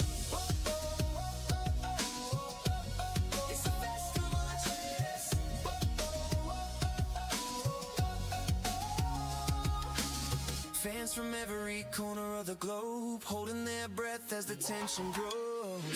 Heart rate sinking with the stage, one spark setting off the cage. Voices rising from the stands, history shifting in their hands. Every movement louder than the last, future racing with the past.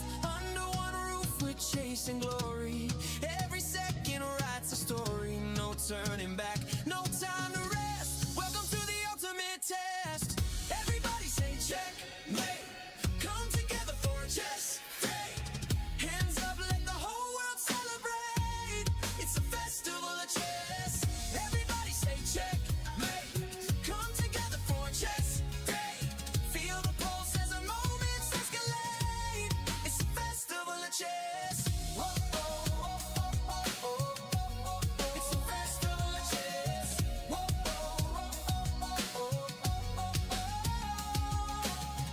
Lights up, the world is watching, every move as the planet talking. Tonight we rise, tonight we shine, all our stars align.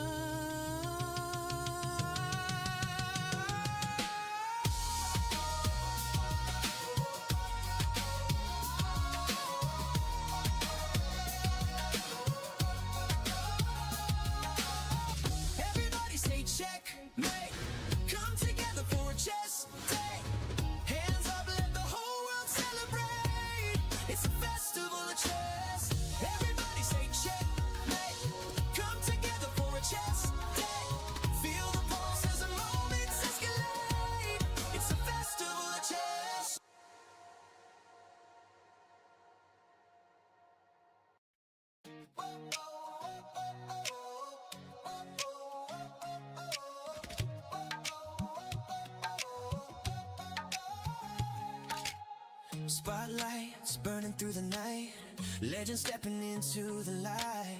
Crowds roar like a rising tide, biggest stars standing side by side. Cameras flashing, hear the noise, history made by girls and boys. This is fire can't contain, every heartbeat calling your name.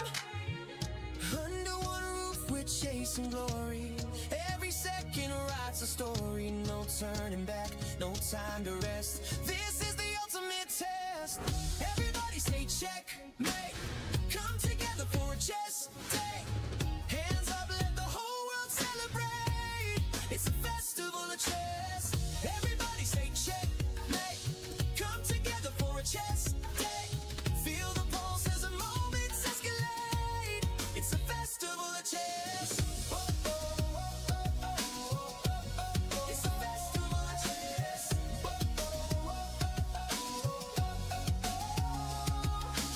Fans from every corner of the globe holding their breath as the tension grows. Heart rate sinking with the stage, one spark setting off the cage. Voices rising from the stands, history shifting in their hands. Every movement louder than the last, future racing with the past. Under one roof we're chasing glory, every second writes a story. No turning back, no time to rest, welcome to the ultimate test. Everybody say check, mate, come together for a chess day. Hands up, let the whole world celebrate, it's a festival of chess. Everybody say check, mate, come together for a chess day. Feel the pulse as the moments escalate, it's a festival of chess. Whoa, oh, oh, oh, oh. It's a festival of chess.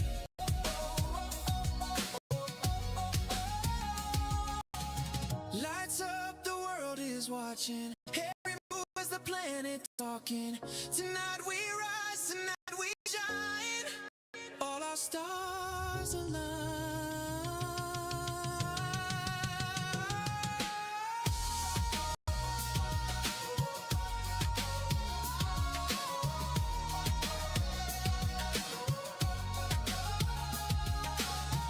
Everybody say check, mate, come together for a chess day. Hands up, let the whole world celebrate, it's a festival of chess. Everybody say check, mate, come together for a chess day. Feel the pulse as the moments escalate, it's a festival of chess.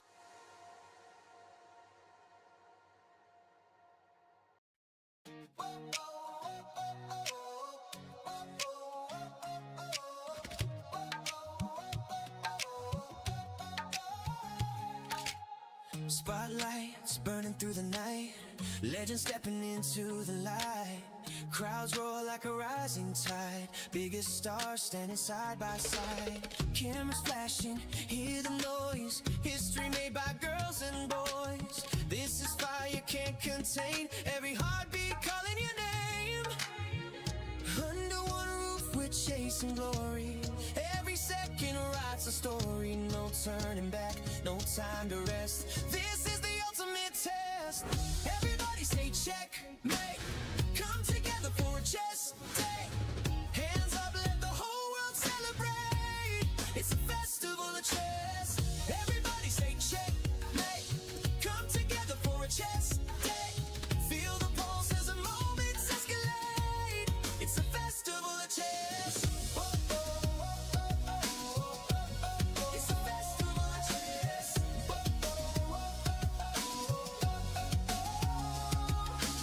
Fans from every corner of the globe holding their breath as the tension grows. Heart rate sinking with the stage, one spark setting off the cage. Voices rising from the stands, history shifting in their hands. Every movement louder than the last, future racing with the past. Under one roof we're chasing glory, every second writes a story. No turning back, no time to rest, welcome to the ultimate test.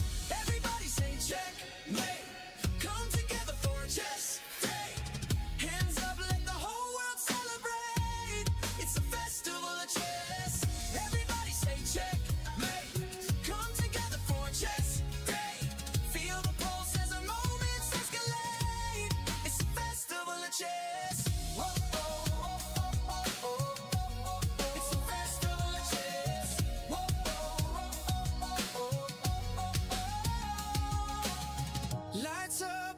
world is watching. Every move as the planet talking. Tonight we rise, tonight we shine. All our stars align.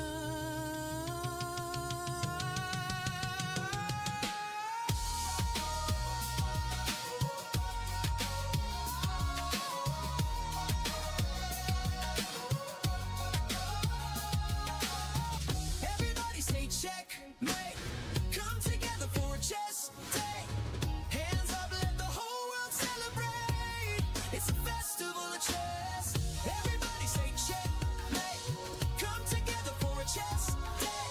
Feel the pulse as the moments escalate. It's a festival of chess.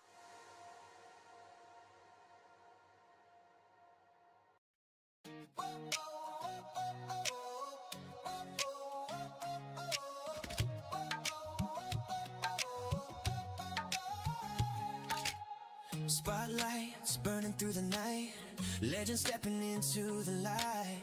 Crowds roar like a rising tide. Biggest stars standing side by side. Cameras flashing, hear the noise. History made by girls and boys. This is fire can't contain. Every heartbeat calling your name.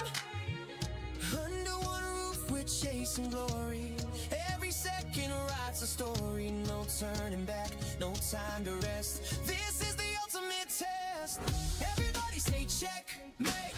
Come together for a chess day. Hands up, let the whole world celebrate. It's a festival of chess. Everybody say checkmate.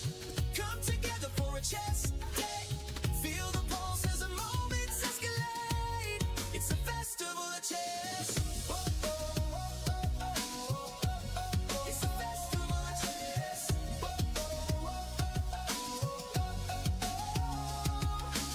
Fans from every corner of the globe holding their breath as the tension grows. Heart rate sinking with the stage. One spark setting off the cage. Voices rising from the stands. History shifting in their hands. Every movement louder than the last. Future racing with the past. Under one roof we're chasing glory. Every second writes a story. No turning back, no time to rest. Welcome to the ultimate test. Everybody say checkmate. Come together for a chess day.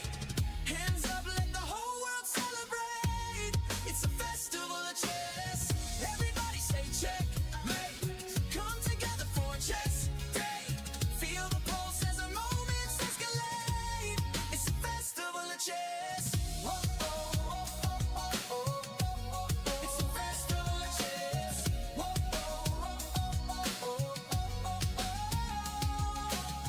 Lights up, the world is watching. Every move as the planet talking. Tonight we rise, tonight we shine. All our stars align.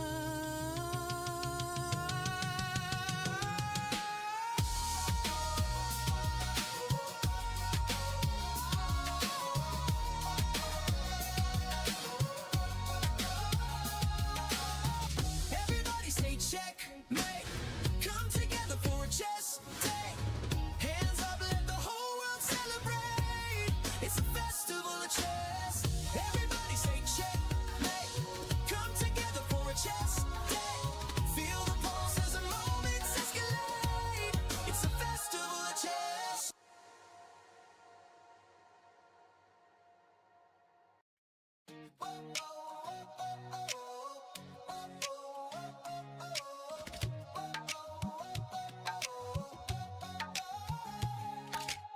Spotlights burning through the night. Legends stepping into the light. Crowds roar like a rising tide. Biggest stars standing side by side. Cameras flashing, hear the noise. History made by girls and boys. This is fire can't contain. Every heartbeat calling your name. Under one roof we're chasing glory. Every second writes a story. No turning back, no time to rest. This is the ultimate test. Everybody say checkmate. Come together for a chess day. Hands up, let the whole world celebrate. It's a festival of chess. Everybody say checkmate. Come together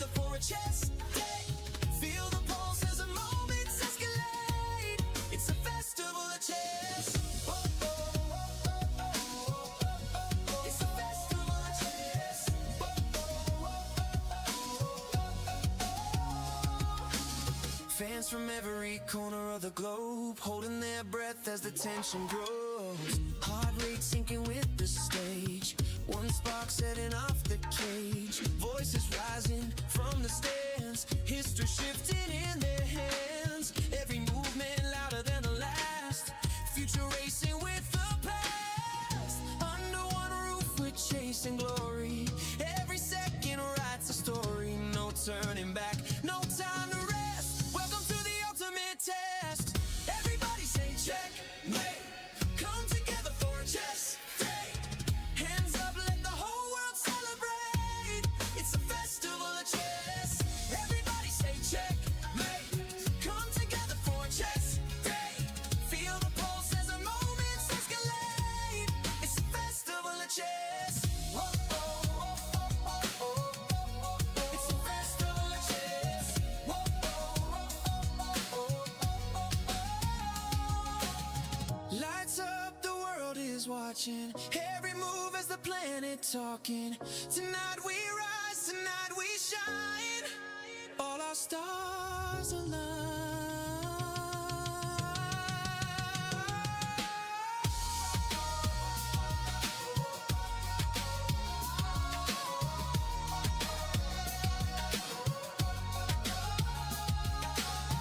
Everybody say check, mate. Come together for a chess day. Hands up, let the whole world celebrate. It's a festival of chess. Everybody say check, mate. Come together for a chess day. Feel the pulse as the moments escalate. It's a festival of chess.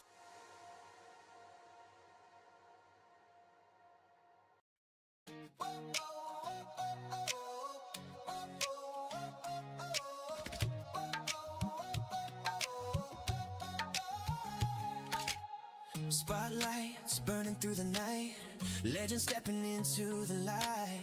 Crowds roar like a rising tide. Biggest stars standing side by side. Cameras flashing, hear the noise. History made by girls and boys. This is fire can't contain. Every heartbeat calling your name.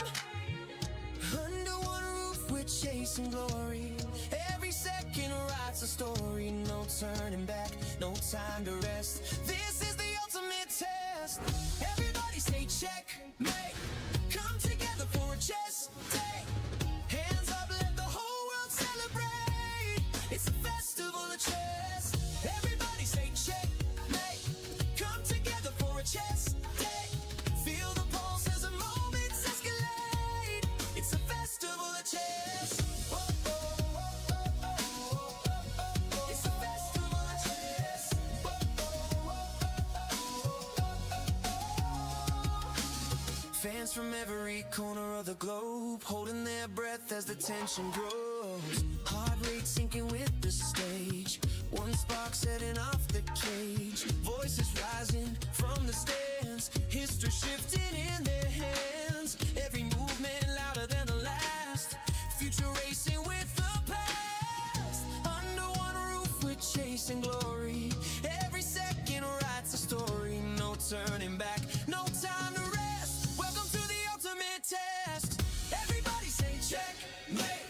Come together for a chess day. Hands up, let the whole world celebrate. It's a festival of chess. Everybody say check, mate. Come together for a chess day. Feel the pulse as the moments escalate. It's a festival of chess. Whoa, oh, oh, oh, oh, oh. It's a festival of chess. Whoa, oh, oh, oh, oh, oh. Lights up, the world is watching. Every move as the planet talking. Tonight we rise, tonight we shine. All our stars align.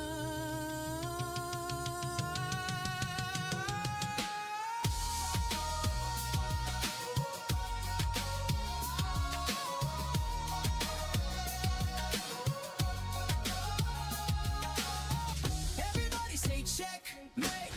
Come together for a chess day. Hands up, let the whole world celebrate.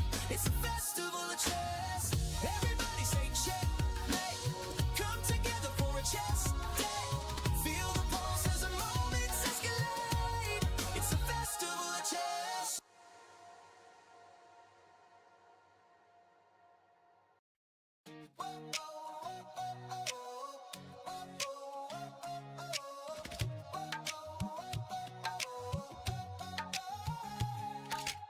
Spotlights burning through the night, legends stepping into the light. Crowds roar like a rising tide, biggest stars standing side by side. Cameras flashing, hear the noise, history made by girls and boys. This is fire can't contain, every heartbeat calling your name.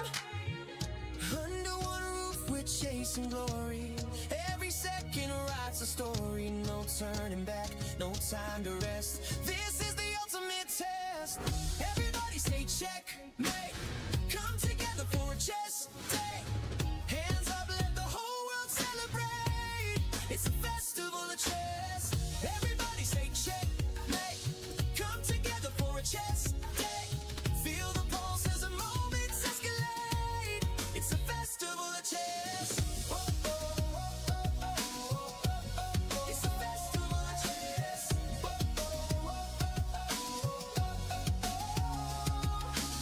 Fans from every corner of the globe holding their breath as the tension grows. Heart rate sinking with the stage, one spark setting off the cage. Voices rising from the stands, history shifting in their hands. Every movement louder than the last, future racing with the past. Under one roof we're chasing glory, every second writes a story. No turning back, no time to rest, welcome to the ultimate test.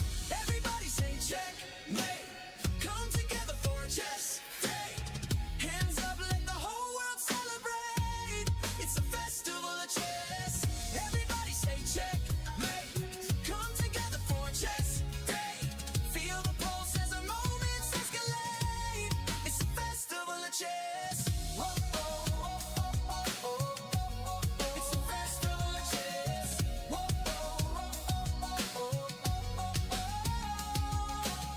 Lights up, the world is watching, every move as the planet talking. Tonight we rise, tonight we shine, all our stars align.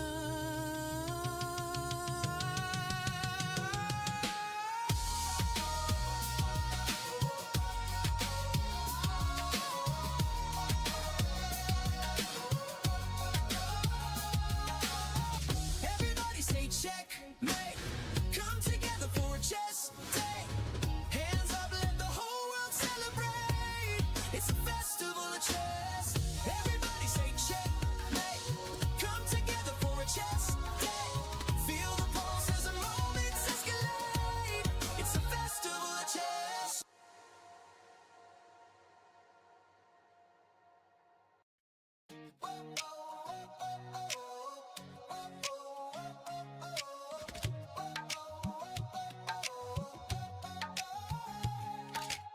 Spotlights burning through the night, legends stepping into the light. Crowds roar like a rising tide, biggest stars standing side by side. Cameras flashing, hear the noise, history made by girls and boys. This is fire can't contain, every heartbeat calling your name. Under one roof we're chasing glory, every second writes a story. No turning back, no time to rest, this is the ultimate test. Everybody say checkmate, come together for a chess day. Hands up, let the whole world celebrate, it's a festival of chess. Everybody say checkmate, come together for a chess day. Feel the pulse as the moments escalate, it's a festival of chess. It's a festival of chess.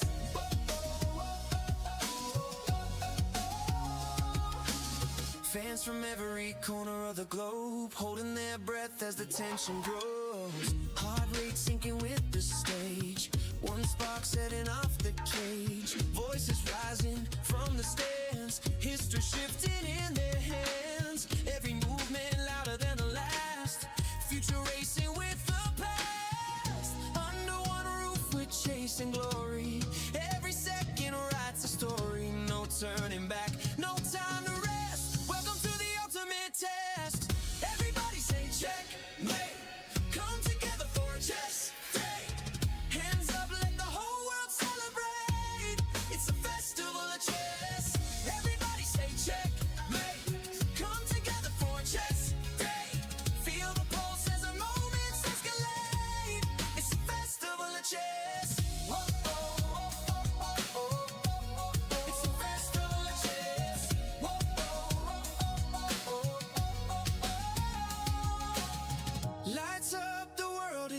watching every move as the planet talking. Tonight we rise, tonight we shine. All our stars align.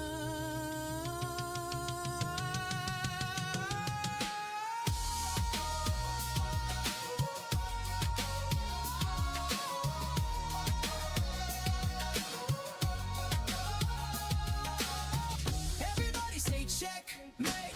Come together for a chess day. Hands up, let the whole world celebrate. It's a festival of chess. Everybody say checkmate. Come together for a chess day. Feel the pulse as the moments escalate. It's a festival of chess.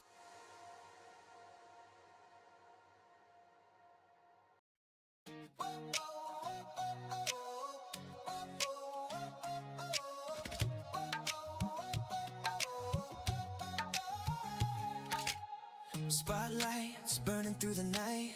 Legends stepping into the light.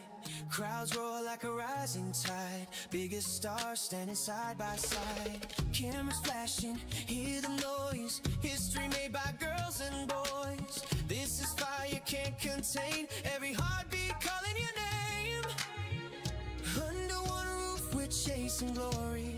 Every second writes a story. No turning back, no time to rest. This is the ultimate test.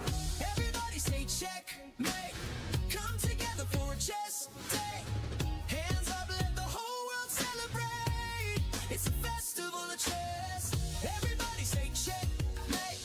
Come together for a chess day. Feel the pulse as the moments escalate.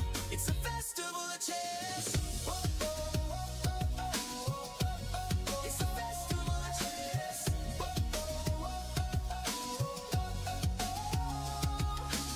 Fans from every corner of the globe holding their breath as the tension grows. Heart rate sinking with the stage.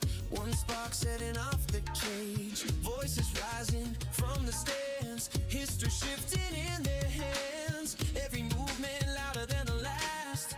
Future racing with the past. Under one roof we're chasing glory.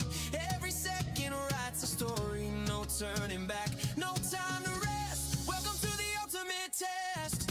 Everybody say checkmate. Come together for a chess day. Hands up, let the whole world celebrate. It's a festival of chess. Everybody say checkmate. Come together for a chess day. Feel the pulse as the moments escalate. It's a festival of chess. Whoa, whoa, whoa, whoa, whoa, whoa. It's a festival of chess. Whoa, whoa, whoa, whoa, whoa. Lights up, the world is watching. Every move as the planet talking. Tonight we rise, tonight we shine. All our stars align.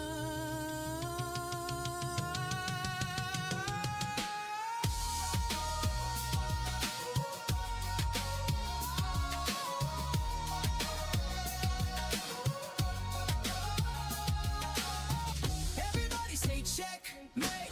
Come together for a chess day. Hands up, let the whole world celebrate. It's a festival of chess. Everybody say checkmate. Come together for a chess day. Feel the pulse as the moments escalate. It's a festival of chess.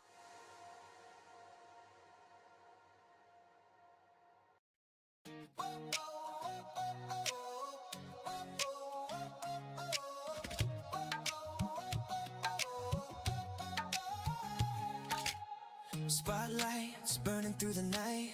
Legends stepping into the light. Crowds roar like a rising tide. Biggest stars standing side by side. Cameras flashing, hear the noise. History made by girls and boys. This is fire can't contain. Every heartbeat calling your name.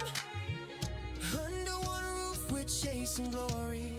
Every second writes a story. No turning back, no time to rest. This is the ultimate test. Everybody say checkmate. Come together for a chess day. Hands up, let the whole world celebrate. It's a festival of chess. Everybody say checkmate. Come together for a chess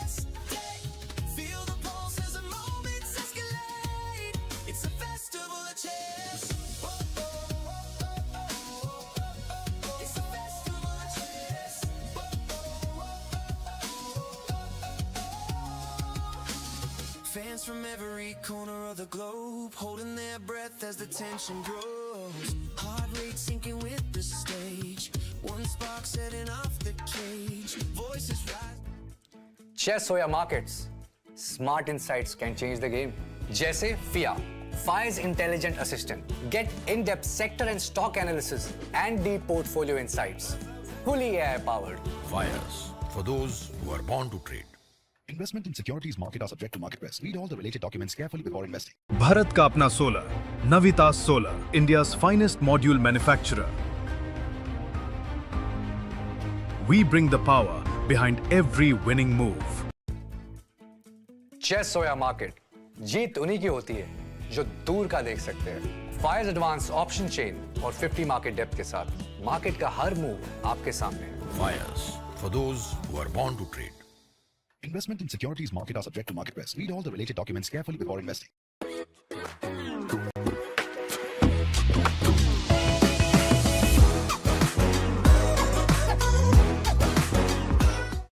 Bharat का अपना solar, Navitas Solar, India's finest module manufacturer. We bring the power behind every winning move. Welcome back to the final round of day 5 of the Tech Mahindra Global Chess League here in Mumbai. What a day it has been. Gukesh has won his first match for the PBG Alaskan Knights and they have secured their first win against the Alpine SG Pipers. And now we have the match between the Ganges Grandmasters and the Fires American Gambits. Irina, what do you think is going to happen? Give me your raw thoughts. This is a big match. The team that wins is going to catch up to the second place team, the Upgrad Mumbai Masters, who lost today to the Triveni Continental Kings, the two-time defending champs. So it definitely carries a lot of weight. Right now, these teams are on 6 points each. And we've got a big matchup on the icon board between Hikaru Nakamura and Vishy Anand. Naka won their matchup in the 2024 Global Chess League 1.5 to half. But of course, now that Vishy doesn't play as often, there's not a whole lot of games between them. Absolutely. And also Hikaru playing with the white pieces. For me, Hikaru, although I hate to say it as an Indian fan, Hikaru is a heavy favorite for me here on this board, on the icon board. But anything is possible, as we have seen in the previous match. The top 4 boards can win all of their matches. Let's go to the board number 2, Artemiev versus Vincent Keimer. Their most recent game seems to have been back in 2022 at the World Rapid Championship. So there's not a ton of history between them. And I would say that both players have been fairly solid in this tournament, but maybe not absolutely shining as their team's best player. Like Artemiev has made all draws. Vincent Keimer has been a bit shaky in his games because his opening choices have been a little bit provocative, and he did lose yesterday to Wei Yi. So, I think Artemiev is doing his job on board 2, being solid and allowing the board 3 to kind of bring more of the spice on their team. Absolutely. And speaking of board 3, we have absolute fire on board 3. We've got the, I would say, I've heard many people call him many different names, but of course one of the most original players, the most creative players, Grandmaster Richard Rapport, who had the Game of the Year contender against Vidit in this tournament itself against the World Cup winner Javokhir Sindarov. And I'll go here first. For me, anything is possible in this match, but if I had to pick a result, I would go with Sindarov. What would be your thoughts here? Yeah, I don't know. I really like the way Rapport has been playing. One interesting thing about them is Sindarov won in their 2025 Uzchess Cup matchup, where he went for the move d4, which is not his most common first move, and Rapport answered with the Benoni. So you see, it's kind of a fearless choice, right? Even at the top level, where you don't see the Benoni very often, but it is something that is a part of Rapport's repertoire. He wasn't afraid to use it even against Sindarov.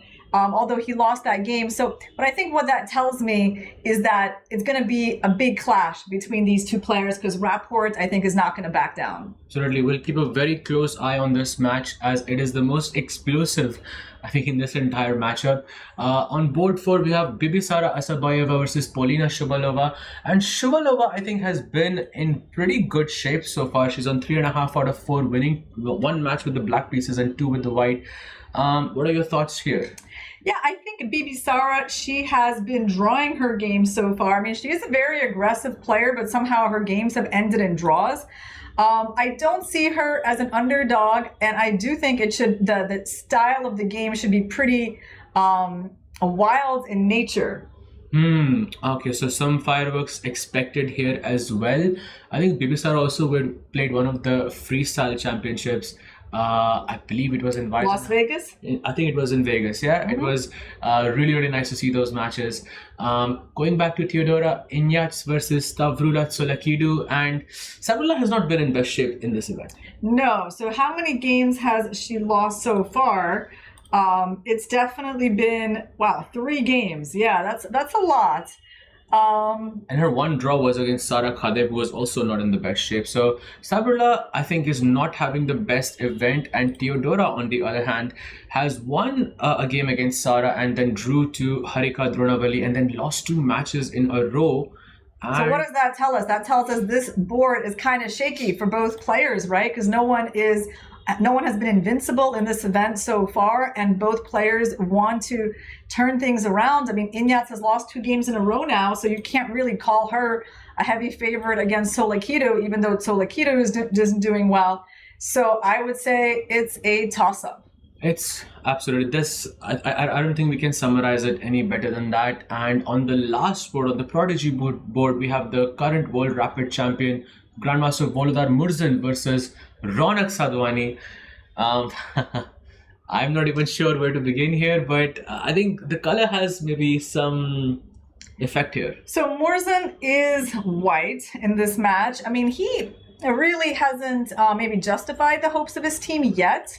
He has 1.5 out of 4, despite being the overall World Rapid Champion.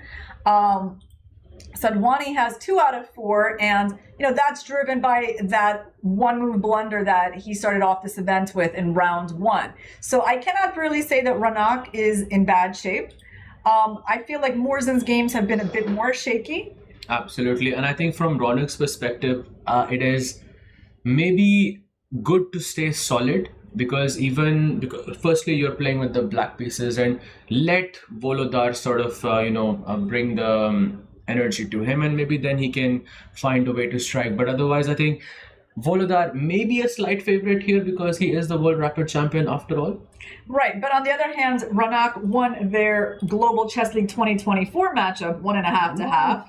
And that is one of their most recent clashes. That's why she is the stat queen over here, doing the research where it matters the most. I did not know that. That's actually very cool. Yeah, so now they're facing off again on the Prodigy board.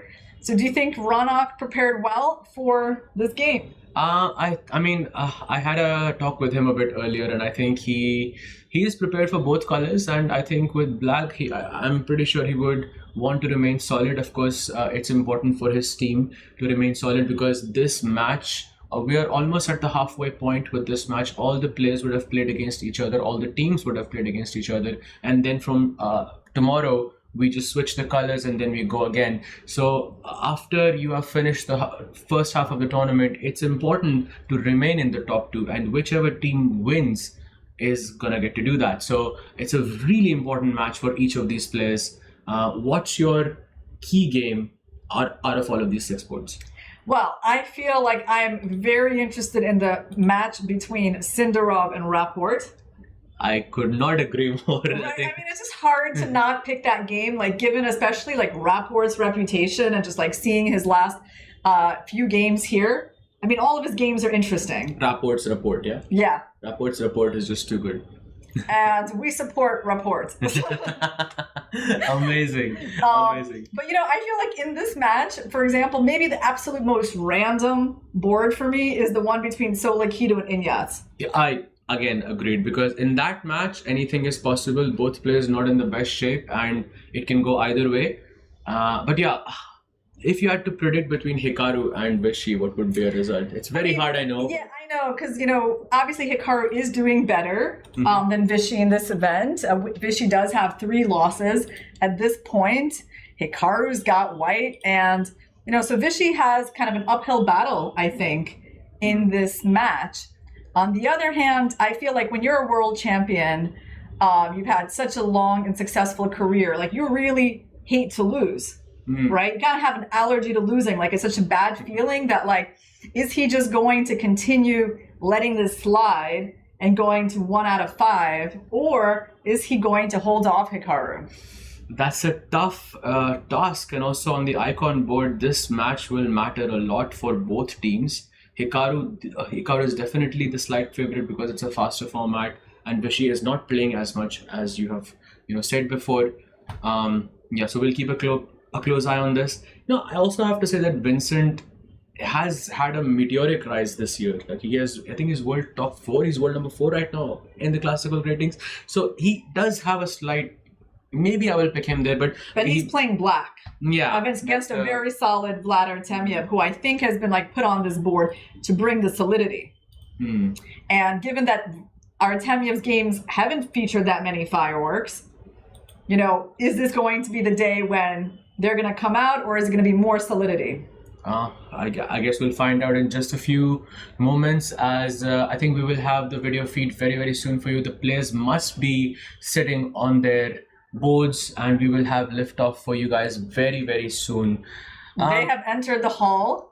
Before the matches, like all the players, they stand in a line and they get introduced to the audience. It's kind of a nice ritual. It was both of us were just downstairs, and it was so nice to see Gukesh's smile, I have to say, because after such a long event, there's so much pressure on you being the world champion, and the tournament being held in Mumbai as well, in his home country, and it was just so wholesome to see him that happy. I have to say, it was very nice to see the PBG Alaskan Knights make a win. Yes, I mean, all the team members looked ecstatic. Yes. And I talked to Dominguez, and he said, yeah, this must be maybe the best feeling he's ever had in his life. So this is kind of the beauty of like losing a lot of games. When you finally get a win, it feels so amazing. It's such a powerful emotions. Like I don't think I've seen more powerful emotions in this event so far than from the PBG Alaskan Knights just winning their match. I think the same goes for, I think, all the team members. I mean, I also spoke with Sarah for quite a bit, and even though she lost her match, she was in, I think, a great spirit simply because her team did so well. And I think that's what's really important. It's a team event, and if your team does well, I think you will also feel well. And there it is, Polina and Bibisara Asabayeva sitting on the board, about to start their match. We have liftoff for the top 2 place. That will be decided today. What's your first move? Okay, Polina versus Shuvalova. Well, I think E4 is her normal first move. That's the one I would probably expect. Could she surprise us with something else, like a knight f3 or c4? It's possible. I see, and there we have the chief guest making the inaugural moves d4 and d5. Yesterday they played h4 and a5. I think I've told you this before. It's only one time I've seen someone do that, so I think that's quite funny. And there we see Ronak and Volodar Murzan in the background, and we will have liftoff very, very soon. There's handshakes, and let's go e4. Yes, predicted correctly by you. Okay, so Bibisara sticks to her usual move. And we have a Spanish game. Absolutely Spanish. I don't think we have the games yet live. No, not yet, but we can. But let me take a 1 second and see if it is possible to take a look here. Doesn't look like the games are live yet. So Polina is definitely playing a solid line. Right now we're in the main line of the Spanish. Absolutely, but the board has not updated. She is thinking whether she should go short castle or not. Maybe we can have the moves on the board as it is, but I think we can recreate this, right? Yeah. E4, E5, knight F3, knight C6, bishop B5. Oh, if only my mouse would cooperate. Okay. Knight c6, bishop b5, a6, bishop a4, knight f6. She's thinking at this moment, oh, look at that. She goes bishop takes c6. Ah, okay. Bishop c6, dc6. And now she goes d3 as her final move. And Polina is now thinking as what to respond, but this could be her preparation. She goes bishop d6. Interesting. Interesting. So it's not exactly an exchange Spanish, but it's a little similar. Because first white stepped back with the bishop, and then they decided to capture on c6. Exactly. That's the idea. And I think also you sort of provoke knight f6 in that scenario as well. So it makes sense why she delayed this exchange. All of the players are still waiting to start their matches. This match will begin first. Right now, Bibisara thinking where to develop that knight to. Usually you go knight bd2, but that's not what she played h3. Okay, h3, good move. And Polina responds with c5. I think, wow, this is still preparation, I think, for Polina so far. Playing very quickly, yeah. We can't see her clock because of the reflection, but I think she has been responding pretty well. Pretty fast so far. Yeah, and I think Bibisara has spent maybe like a minute and a half so far. Okay, we're about to see liftoff in the game between Artemyev, starting with a knight development, knight of 3 d5. That does make sense. Is he going for the reti? I believe he is. If Bibisara will go a little bit forward. Yeah. Vincent's putting his pawns in the center. Pretty sure it's like c5 and d5, but we don't have the games yet, do we? No, not yet. But it should be updated very, very soon. I'm guessing it's some issue, but none of the games have been updated yet. And this is the game. It will be hard to recreate all the games because the game will just reset. We have had this in the past before, and I think she has gone. c4, d4. So some reverse Benoni. Black is taking some space in the center. Definitely, that's going to lead to a more unbalanced pawn structure, which could give Vincent a better chance to win.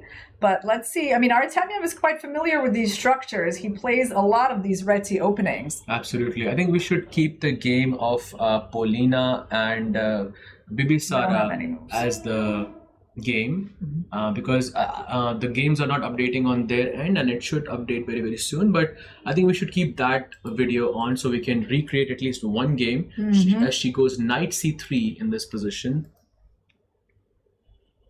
Okay, well, Bibisara has come in with her knight to d5. Is that knight attacking a queen on f6?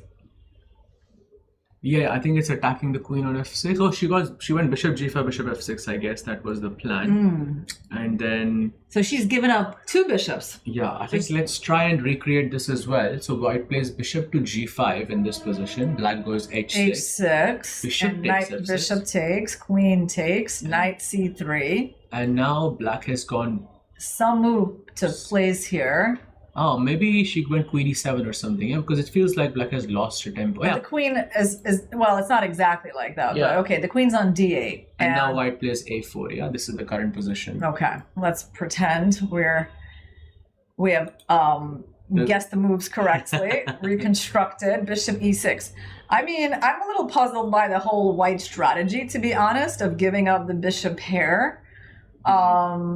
Not really sure who it favors, but I mean, I'm not a big fan of the double knights here. She goes knight e3, I think, keeping an eye on the f5 and the c4 squares. Should we take a look at also at Naka's board against Vishy? Because they just started and we might be able to recreate that. I think it is the same, yeah? I think it has not started yet. Oh, but it is on the video. It has started.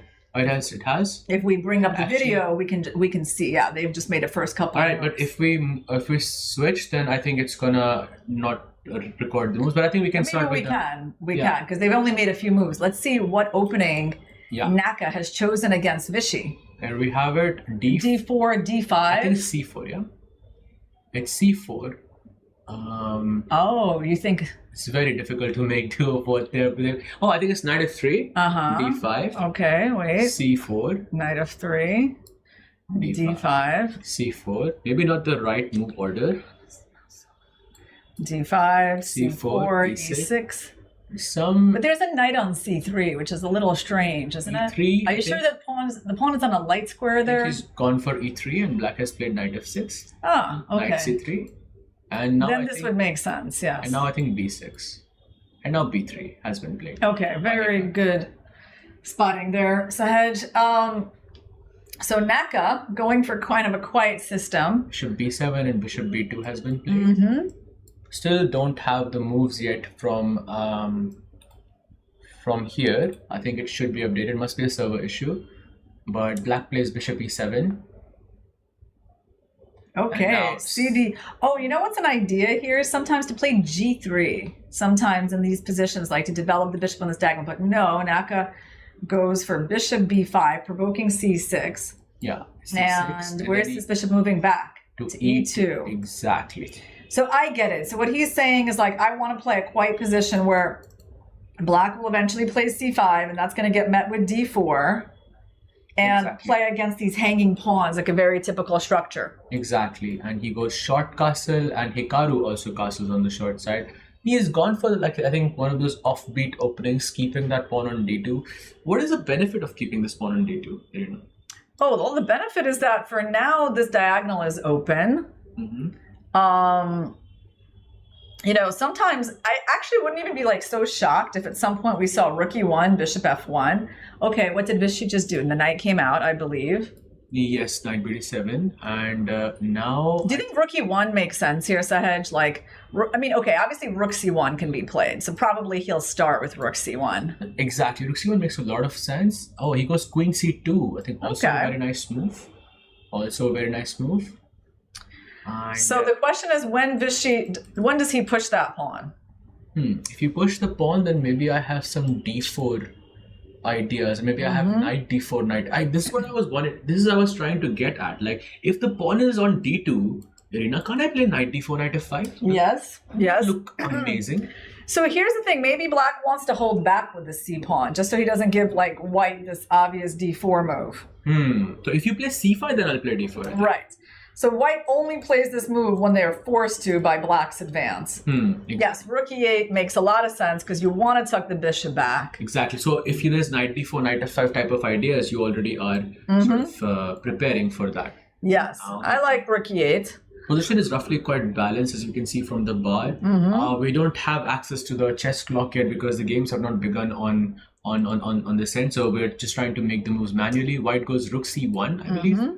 We assume it could be d1, but probably c1. I think it's a dark square. I can kind of get a glimpse of that rook on the dark square. Maybe I think so. I'm not sure, but he goes bishop to d6 and now point to b1. Okay, so I mean, I don't find at this point we are just guessing. Yeah, I don't find Hikaru's strategy to be like super problematic for Vishy. I mean, it's a pretty classical position, which I think right now he's going to be comfortable in. But of course, black has a wide choice here. Exactly. I think quite...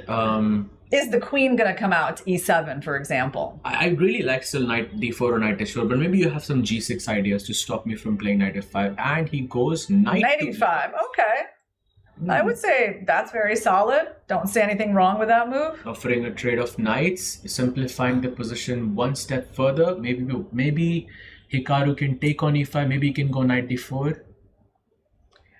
Hikaru seems slightly dissatisfied with his body language. What do you think? Yeah, he doesn't like something about that move. Well, Hikaru currently has no pawns on the 4th rank. So, you know, generally in chess, you need to take control of the center. That hasn't really happened yet. Black is playing very solidly. So I feel like I'm happy with Vishy's opening. I feel like he hasn't been challenged theoretically, so now he can just use his enormous experience to play a pretty quiet position. Absolutely. And you know what the problem in this position is, that you cannot even play a move like d4 because it restricts your bishop on b2. So maybe it is safe to say that Vishy has won the theoretical battle. What do you think? Exactly. He's won it because there hasn't been a theoretical battle. When I heard you say, you know, there's, you know, the word problem, I was like, we have no problems, Sahej. We don't even see the board. No, I think this is correct so far, but please don't refresh. So the moment you refresh, I think it's over. Oh, by the way, we do have one game that we can see. Am I seeing this right on my screen? Is this correct? Well, what are you seeing? I see Teodora Ignatz's board being updated more or less, but let's not go there yet because it's like 3 moves and we don't want to lose our way. Yes. Yeah, let's keep track on what exactly Hikaru is going to do. And he has moved his queen, I believe, to A1 into the corner. Alekhan's gun. Very nice move. And with that, I think Vishy gets some advantage in the position. I saw the bar drop a bit. Because the positioning of this queen, like so far away from the center, is pretty unusual, right? I really like some d4 ideas from the black side to try and break open the position. Maybe not immediately, but at some point could be quite interesting. What do you think about knight g4 as well? Is that... Well, you know, I have a question, but we can't go c5 yet, can we? Because there's probably some sort of knight b5 business. No, yes, c5. There is knight b5. But let's just show people like how this could be a problem. Attacking actually, it's not a big problem. Black is still more or less fine. He goes rook to c8, I believe. Okay. Rook to c8. I think nice move by Vishy there. Okay, but maybe not as great as we thought. But I like knight g4. I don't know. I like the side of knight g4 and keeping some pressure on the king side. I'm not sure if this is the game of Teodora and Stavrola. Let's keep our eye on this board. Well, we have some sort of moves between Ignatz and Stavrola, but I mean, could it be that Black is lost already or something after 12 moves? Is that possible? Oh, yes. I think we understand. We're getting some information in that there was some error that is being fixed right now. So games should be live very, very soon. Let's see what Hikaru plays. Ooh. Oh no, did I just... was I not supposed to do that particular Let's just go to Teodora's board because it's the only one that's live. Okay. Hopefully that's the correct position. And it is. Let's go. Okay. Okay. We're back. Let's go. Well, we've got one game with the moves and apparently Stavrola is already in trouble. Let's see what has happened in this game. It was... Yeah, I'm not sure if the moves are actually accurate here at all because it shows some unbelievable moves from the black side. Oh, really?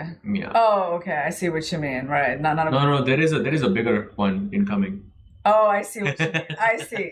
So basically, we don't really exactly know what the position is, but does that look like the right one at the moment? No, the bishop. Black's bishop is on f5, so black has taken that pawn, and white's pawn is indeed on. But right b3. now, white. What move did white play? I think it's white to play, and black has taken on f5.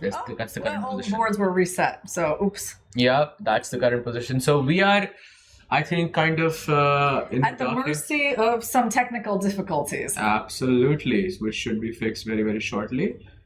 Let's see. Let's actually check out some other boards. Let's check on Ronak versus Volodar. See what the body language is like. Let's check. All right, let's just talk about that. Yes, let's just talk. We will now start interpreting body language. Absolutely, exactly. That's what we do best. And there it is. Ronak. Ronak looks confident, no? Yeah, he was looking to wait. He's got about 15 minutes. He doesn't have any inside of the board yet. Yeah, we like some hedgehog type of structure from the. He has castle on the short side. Volodar sitting on his with his feet under him, which is actually the position I like to sit in as well. Since we're commenting about useless things now, let me add that in. And what do you make of Ronak's body language right now? Well, he's looking pretty calm. Yeah, well, it is his turn though. It is his turn, so he needs to make a move. Yeah, I think some moves are still being made, by the way, on the board over here, and I don't think those are the right moves between Teodora and Stavrola. Maybe we can switch the board. Okay, he just played pawn to b5. Oh, that's much better. Amazing. Yes. So what do we see here? What is this? Is this feels like there's an isolated queen pawn on the board. Does that look like that? Because I don't see a black c pawn. Yes, there is no c pawn. White's rook is on. So white has double the rooks on the c file. That could be useful. And white has an isolated pawn on d4, I believe. It's a good day to wear glasses for me. Wow. And where is black's a pawn?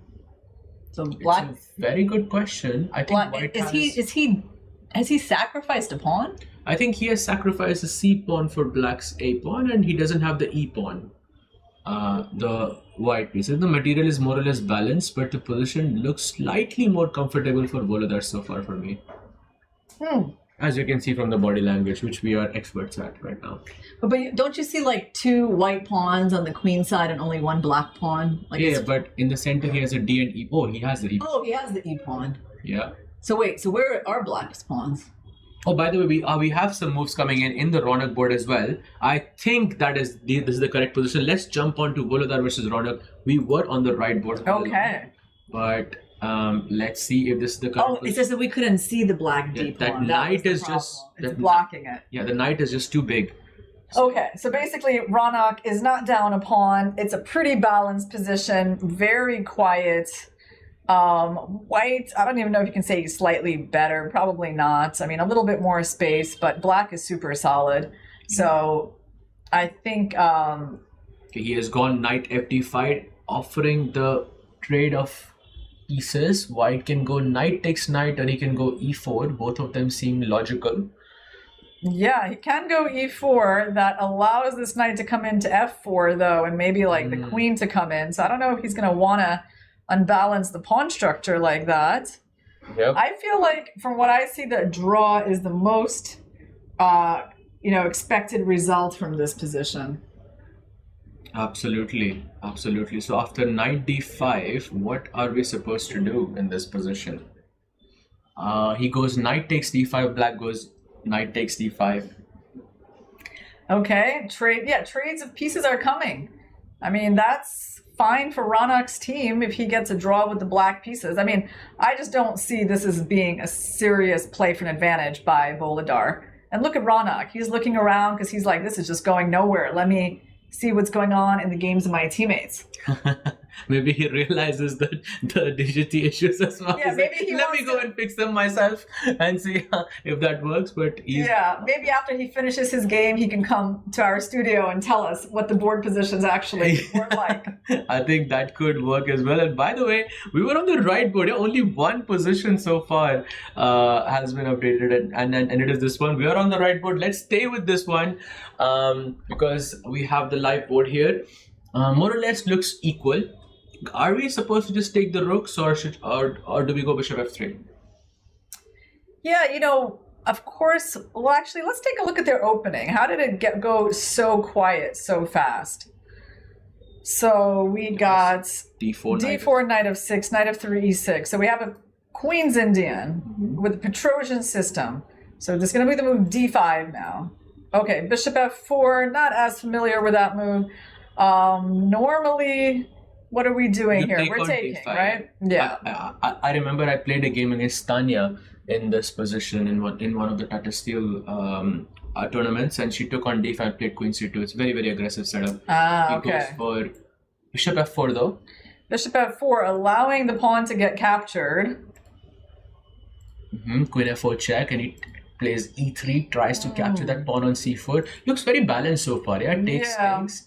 I mean, the thing is, you got to be a little careful with capturing this pawn, because at some point you could even get like tripled pawns. Absolutely. So he takes on d6, and black goes c takes d6, and then there is bishop takes c4. I think he invites bishop f3 type of ideas because it only helps white's position, because even though white's pawn structure is damaged, there's still problems with the light squares on the queen side. So no bishop f3 for now. He goes instead short castle, I believe, or is it queen e7? A6, bishop e2. Now short both sides castled. Well, I think Ronak is doing his job for the team. He came out and just playing solidly with the black pieces. And really it's on white to create some sort of complications. Absolutely. Rook c1, rook c8 happens. White goes queen d1 and queen d8. He doubles up on the c file. Okay, so we are just trading everything. And we're heading off into a draw. I think good result for Ronak here, good result for the Ganges Grandmasters, but I think Volodar should try to push it, but there's not much to do. Yeah, you see how the players are kind of looking at the action on the other boards because they can see where this is headed. Of course, they cannot offer each other a draw yet. I believe you can't offer a draw until move 30 in this event, and they are only on move 20. But it's like one of those exchange Slavs that It's like, you know where it's going, and it'll eventually get there. Exactly. So after rook c8, I think Ronak knows the position is equal. He's just thinking, why are we still playing? Just take the rook, play queen c2, and let's go into the end game where we both know there are no chances here. Do you want to make a risky move, Sahej, and try looking on the video cameras to decipher some other positions like Hikaru versus Vishy? I think it's not a risky move because these are actually updated, so we have the position. Right. If we go back, we should be able to see it. So let's do it. Let's take a look at maybe Artemiev versus Vincent or one of the other cameras, and we can just understand where the situation is like. Okay, that's not a good angle. Doesn't tell us much in the position. Right. So we know that Artemiev started this game with a flank opening, the reti. And we still see that pawn on c4. The knight on f3 as well. Doesn't give us much, sadly. Maybe let's hop on to maybe some other board. How about Rapport versus Sendarov? Maybe our producers can find the best angle on the chessboard. That would be the challenge. Like, where can we see the chessboard the best? Yes, producer G, it's up to you. Wherever we can see the camera angle the best, please take us there. What if it's Ronak versus Volodar? Right. That would be, I think, quite interesting. Okay, well, this is what game do you think this is? This is the current Vincent. game between Vincent and Artemiev. I see no pawns on the. Okay, it looks like Artemiev has a slight advantage in this position as he has a rook on I think a3. we have Hikaru's game coming in. Let's go. Miraculously, we are getting this. Okay. Let's jump there, please. But, although I don't know, no, this is not the game. This is like a bunch of random moves that maybe will get us to the game position, but it's definitely not what their game was. For me, the games are loaded. Oh, well, look at this. I think we should go here, and then that's Should we? I think we should wait a bit because it should get updated very soon. Okay, there it is. There it is. Okay, very nice. So Vishy has supposedly a slight advantage, but Hikaru has a double. Okay, no, both of them have double bishops. But I like that formation of the queen on a1 and bishop on b2 now, as it eyes the g7 pawn. But what I don't like is that knight on h3. Yeah, this is a very unusually positioned knight. How did it ever get there? So we last saw the position where knight e5 happened. Hikaru answered with this. There was a trade.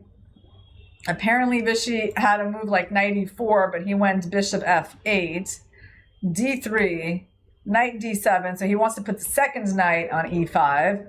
Queen came out. There's the knight. He doesn't want to take it. He just steps back. So Vishy playing very solid and kind of asking Hikaru, okay, prove your advantage here.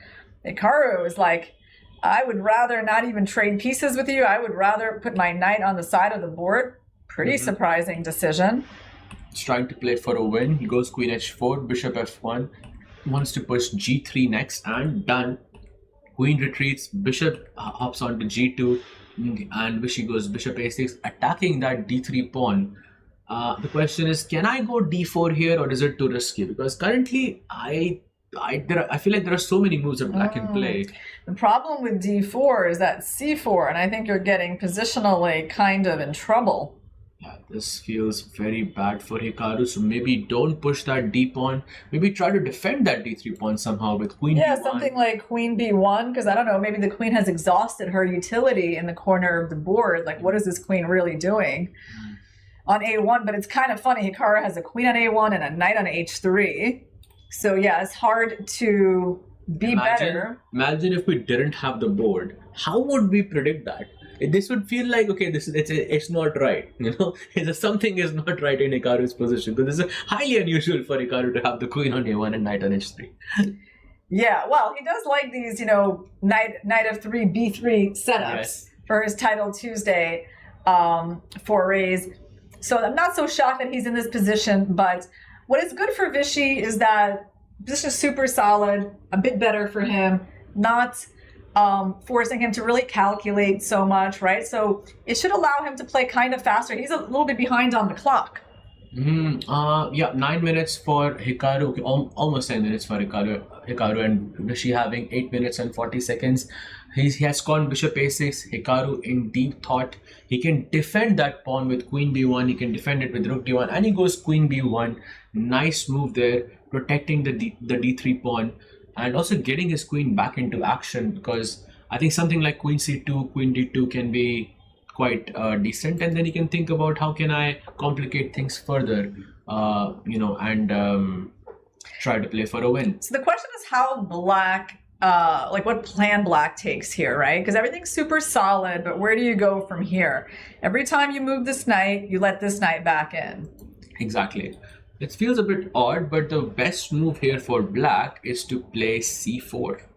No way. And he goes, oh, he pushes the wrong pawn. But okay, it's not really that wrong. Is it wrong? So what, hold on, but let's try to understand this.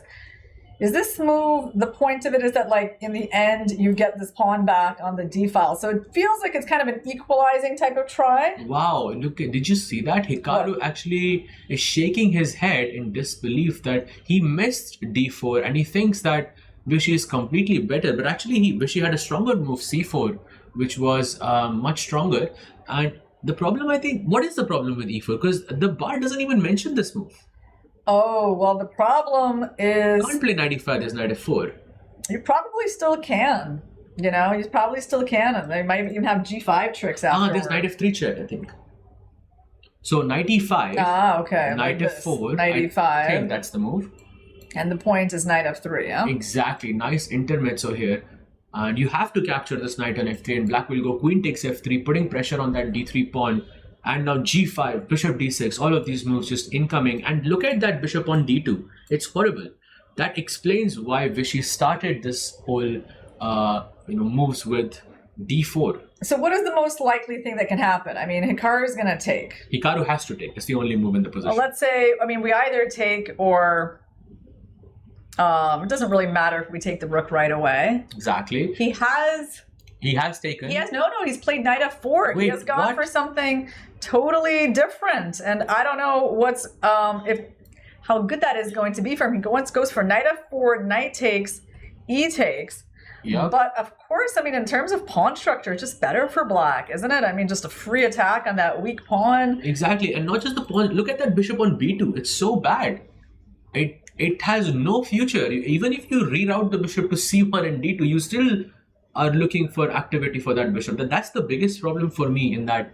He's really, I don't know if he really thought this is the best way for him to play, or if he's just trying to keep more complexity in this position, hoping to beat Vishy in the complications. Yeah, could be possible. By the way, we are getting updates. And by the way, Sindarov is standing. Has he won his match? Because I do see on screen. Yeah, he's done. But that's very fast. He's playing against Rapport. Wait, look at that. He has won his match against Rapport. I don't know if this is official yet or not. In half an hour? Yes, yes, he has won his match. Wow, he has taken down Rapport with the black pieces. That is official. That is shocking. Wow. That is shocking to be done so quickly. All the games are still like... Not even halfway done, yeah? That's crazy. Absolutely. That means that the Ganges Grandmasters take the lead with 4-0 against the Fires American Gambits. Huge win on board 3 and huge win for Sindarov there with the black pieces. Wow, we did not expect that, and we didn't even get to see that game.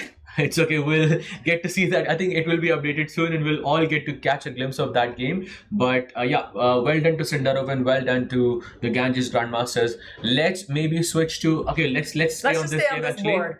Yeah, let's stay on this game with Vishy and Hikaru, because it's the only game we have on the live board as he goes queen d2.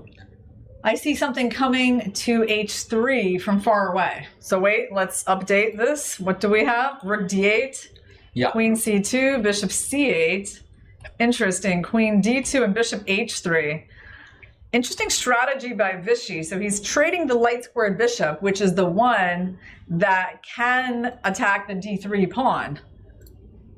On the other hand, I don't know about that strategy, right? Because it's like that bishop was quite valuable for attacking d3. So it's like the black bishop. I think it's just he's just trying to exchange the active bishop of Hikaru. So he's left with that bad bishop on b2, and I think it's a pretty simplified But the problem is you can't win with these bishops on the board. You're going to trade all the pieces. The pawns and the dark squares are not really going to give black a possibility to win, right? Yeah, so from the point of view of Vishy playing for a win, this is kind of not sufficient.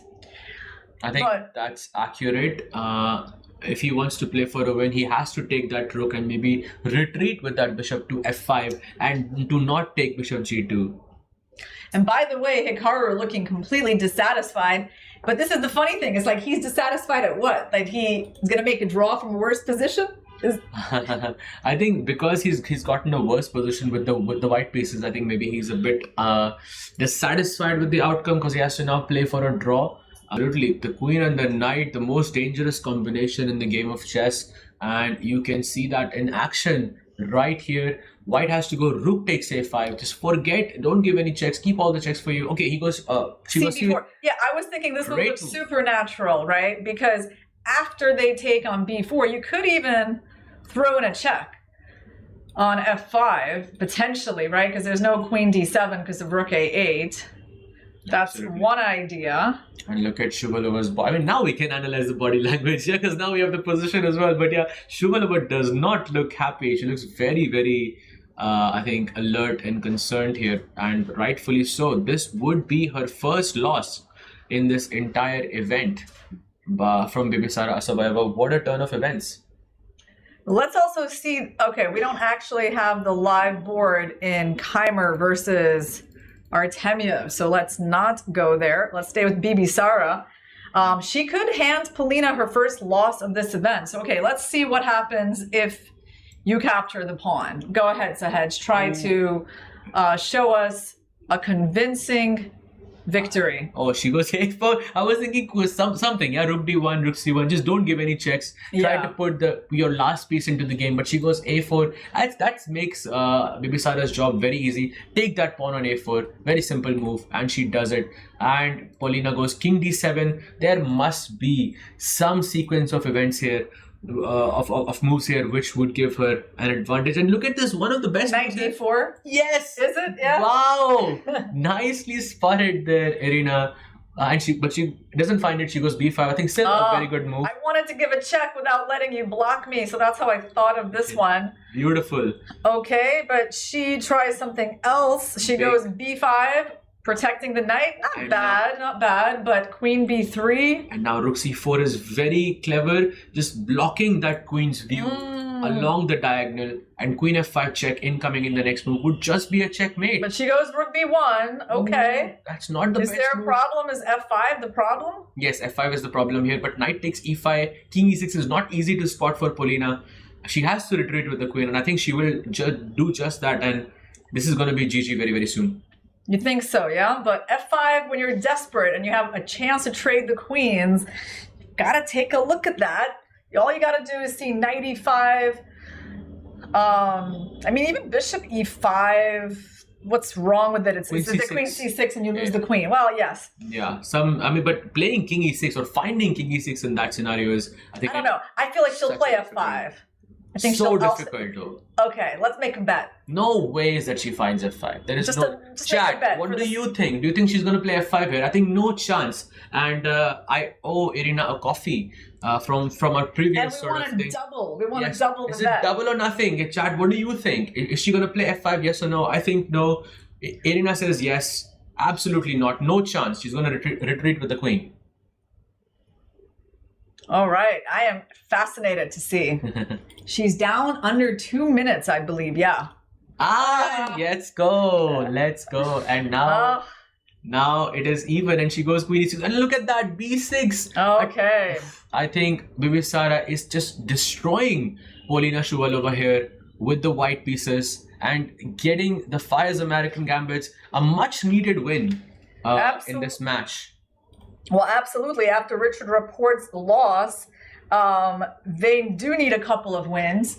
And that's one of the boards they can get it on. It seems also, okay, this is probably the board where we have like the best view on the board. Also, Hikaru's game still, I think, is being steered towards equality, although Vishy's very safe. I mean, Vishy should not lose that game. Absolutely, looking very safe. And by the way, we do have an update. The Prodigy board between Volodar Murzin and Ronak Sadhwani has ended in a draw. That means the score is now 1-5 in favor of the Ganges Grandmaster.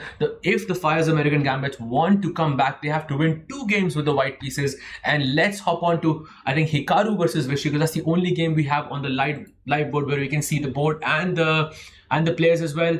Let's see if Hikaru can win, but from the position it doesn't look like it. I think Vishy at least will hold a draw here. Okay, they're already past move 40, so Vishy can rely on the 2-second increments. They're playing blitz. There could have been a queen trade. Vishy offered one, but Hikaru said no, which, you know, is fine decision. Also leaves maybe black with like extra chances. Queen c6. I mean, white has no inroads currently. Black has the space advantage. The white bishop is terrible. I mean, still, if anyone can win this position, it's got to be black. Absolutely, but you are playing against Hikaru. He is so, creative and so resourceful in such situations. You never know with Hikaru what's going to happen. I mean, true that if Vishy wants to draw right now, there is no other move that you can play. As we switch to Bibisara versus Polina, I think this game is about to finish. Polina having 11 seconds on the clock, on the verge of resignation. Super key victory. This is going to be her first loss in the match, and you see Bibisara just came for her king. Something went really wrong for her. Oof, look at that 97 check, and as Polina resigns and Bibisara Asabayeva from the Ganges Grandmaster secures their victory. That means that the score is now 4-5 in favor of the Ganges Grandmasters. As we look at this game, we don't have the live board between these two players. Actually, why don't we just watch it? They're down to like a minute and a half. That seems pretty exciting because Hikaru's endgame for now, we can keep an eye on it, but not much is happening. Absolutely. So what is going on here? Inyat's got a bit more time. She's got some sort of attack, it seems, against the Black King, which is a bit opened up. Also, it looks like she has an extra pawn. There's G3 and F2, and I only see black pawn on G5 as well. Rook A1 is played by her. If you go rook takes a7, there's rook takes a7 happening. I think that is a very good position for white. So unless there's rook f2. Is there rook f2? Is there rook f2? I can't tell what that piece is on f5. I think it's a rook, no? You think that's a rook? Yeah, the rook is on f5. I think it could be a sacrifice. Rook takes f2, knight takes f2, queen coming down. Yes, that's that. Wow. Exactly. Good spot. You deciphered that position. What is going on? I have no clue if this is working, but I just wanted to play it. Just look Is cool. it going to be perpetual check? No, you can take and you can go king h1. Right. And there's no checks from the queen. And she has 17 seconds on the clock, by the way. Okay, king h1. So now what? No. Go further into the board. This is that's actually good. I think we have a better view like this. Okay, got it. Queen so f3 she's check. treating, but we just take. Yeah, Inyats is just winning now. I think she should be winning this she's match. up in exchange. How many pawns? Or what is that on e5? Is that a pawn? I think that's a pawn on e5. Well, rook takes d3, and if you give a check, knight f8 is there to guard the back rank, and then she can guard it with rook f3 as well. So some hope for Savrila here. She's got 6 seconds. Rook a7, let's go. Rook a7 is a good move. Rook g7 check and played. 5 seconds for Savrila. She has to make a move, and she gives a check. King g2, check again. King f1. King's no more checks. Knight f8. Oh, she's about to lose. Rook g7 rook check. g7, yeah. Let's go. Maybe take the g5 pawn.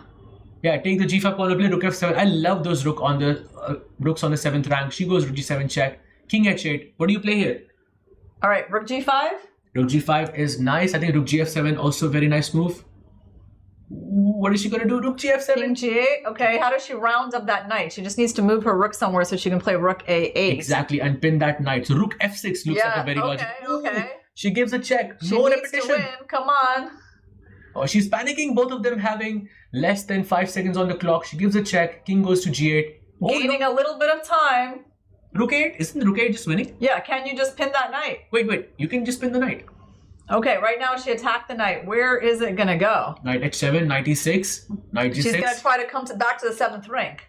Yes. For those checkmate ideas. Okay. How do you stop the checkmate on A8? She has 3 seconds. Okay, that's kind of should be over soon. I feel like... wait, they already had this position. Yeah. God, if you wanted it's to... not 3-move repetition. Just cannot claim if it here. is, it would be... Okay, now it's not going to be at least. Yeah, I think the smart move by Teodora there. Oh, let's play Rook F3 and Rook C8. No! Okay, Rook F3 okay. and Rook C8. Gosh, you better not lose on time. No, why? But that's a draw, no? That's 3-4 repetition. Yeah, but not anymore. She's put her rook on a different square. She can play Rook 8 and Rook E8. That should be winning. She might lose on time soon. Who? Teodora. I mean, look at You that. think so? Well, it's not a lot of time left for her. 1 second. Oh, God. No. Oh, You it's suffered gonna a be draw. a draw. Oh, man. No. That was so crazy. No, that was winning. I mean, well, let's see if it's going to matter in their match. Oh, for sure it's going to matter because that was the game where Inyats had to score a victory. And but with this, I think there's just a 1-point difference between these two players. Actually, Artemiev won. Yes, Artemiev drew. Oh, I thought it said 1. Okay, he same, drew. actually. Sorry. Yeah, it So just now changed. it's 6-7 in favor of the Ganges Grandmaster. And I think there's only one more game left between Hikaru and Vishy, which has also Is it ended in a draw? Wow. Wow. If this was the game that is going to cost the American Gambits the match, that's super sad. That is sad indeed because I think in that position, in the final position, she could put both of her rooks on the 8th rank and pin the knight, and that would be winning, but she panicked. Because she was just about to lose on time at some points. But yeah, you can see that from her body language that she knows that she, spoiled such a big advantage.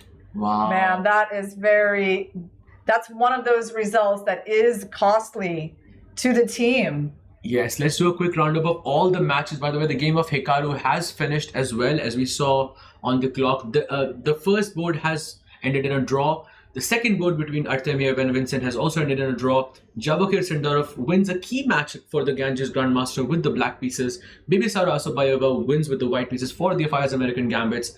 Teodora Inyats makes an unfortunate draw against the Savrula Solakidu. And this was the key match. I think this is where the Ganges Grandmasters held on, and they win with just 1 point lead. Then they look very sad, the Fire's American Gambits. If you look at how, compare the body language of the teams, it is very different and separated by just 1 point. What could be, there's like no smaller margin that you could lose by. Absolutely, and this is where the format of the event shows us why it's so brutal, because a win from the black pieces is just worth more than a win from the white pieces.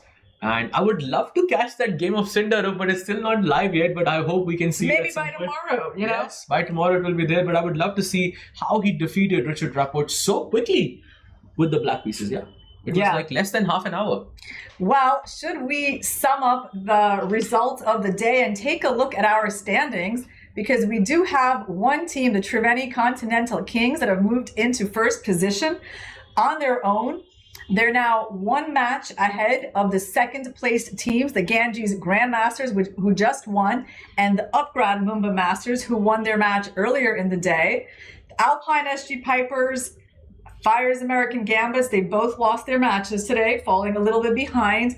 But the PBG Alaska Knights were the story of the day. They got their first match victory. Absolutely. Them winning the match was everything, I think, to get some points on the leaderboard. They're still in the last place, but they're just 1 win away from catching up to the other teams in this event, and we are halfway done in this event. That's right. We have just crossed 5 matches, which means now there's not going to be any more coin toss for color and the captains deciding colors.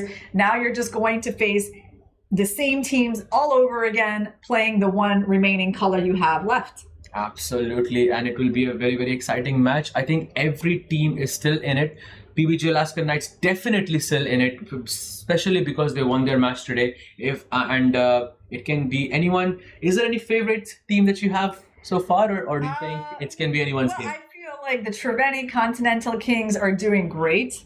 I don't see any really weak links on their team, right? And of course, Alireza Firouzja leading them is in brilliant form. That is very helpful. I have to say, I mean, I do really like the Upgrad Mumbai Masters and what they've shown here as well. So those are the teams in like the top positions. It makes sense to me.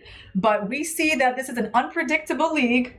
And because the teams are so strong that even if you're in bottom position, it doesn't mean that's how it's going to go for the next half of the event. Exactly. And I think you couldn't have summed it up in a better way. For me, also, Triveni Continental Kings are, I think, doing amazing, especially with Alireza Firouzja. 5 out of 5 is just an insane score against, the world's best players. That means he's defeated all the icon boards already, every single one of them. Now the question is, can he do it a second time? The thing is that even when they lost to the Files American Gambits, he still defeated Hikaru on that match. So that man is unstoppable. Yeah, well, we did have some issues like seeing the boards in this final match of the day, but I think we were lucky. We still had enough to work with. We were able to see Bibi Sara defeating Polina Shuvalova in Polina's first loss of the event. Also Hikaru and Vishy. It looks like Vishy didn't have any problems today. I think you got to challenge him in the more theoretical lines, Sahaj. Let's see. Well, thank you. We'll see what happens tomorrow as the colors are reversed for each team. We'll see you. Thank you for watching. And thank you, Arena. It was great commentating with you. Same here. It was a lot of fun. And we'll see you guys tomorrow. Until then, good night. Take care. Bye-bye. Chess or markets, smart insights can change the game. जैसे FIA, FI's intelligent assistant. Get in-depth sector and stock analysis and deep portfolio insights. Fully AI-powered. Fires, for those who are born to trade. Investment in securities market are subject to market risk. Read all the related documents carefully before investing. Bharat का अपना solar, Navitas Solar, India's finest module manufacturer. We bring the power behind every winning move. Chess or market, जीत उन्हीं की होती है जो दूर का देख सकते हैं. FI's advanced option chain और 50 market depth के साथ मार्केट का हर मूव आपके सामने. Fires, for those who are born to trade. Investment in securities market are subject to market risk. Read all the related documents carefully before investing.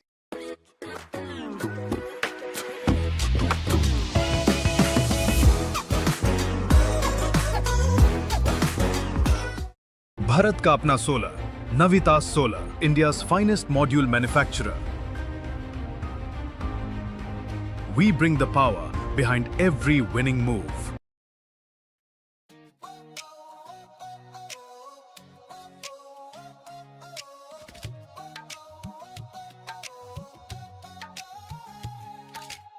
Spotlights burning through the night, legends stepping into the light.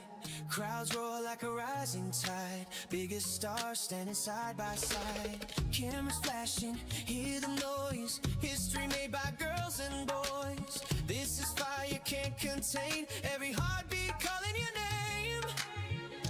Under one roof we're chasing glory, every second writes a story. No turning back, no time to rest, this is the ultimate test. Everybody say checkmate, come together for a chess day. Hands up, let the whole world celebrate, it's a festival of chess. Everybody say checkmate, come together for a chess day. Feel the pulse as the moments escalate, it's a festival of chess. It's a festival of chess.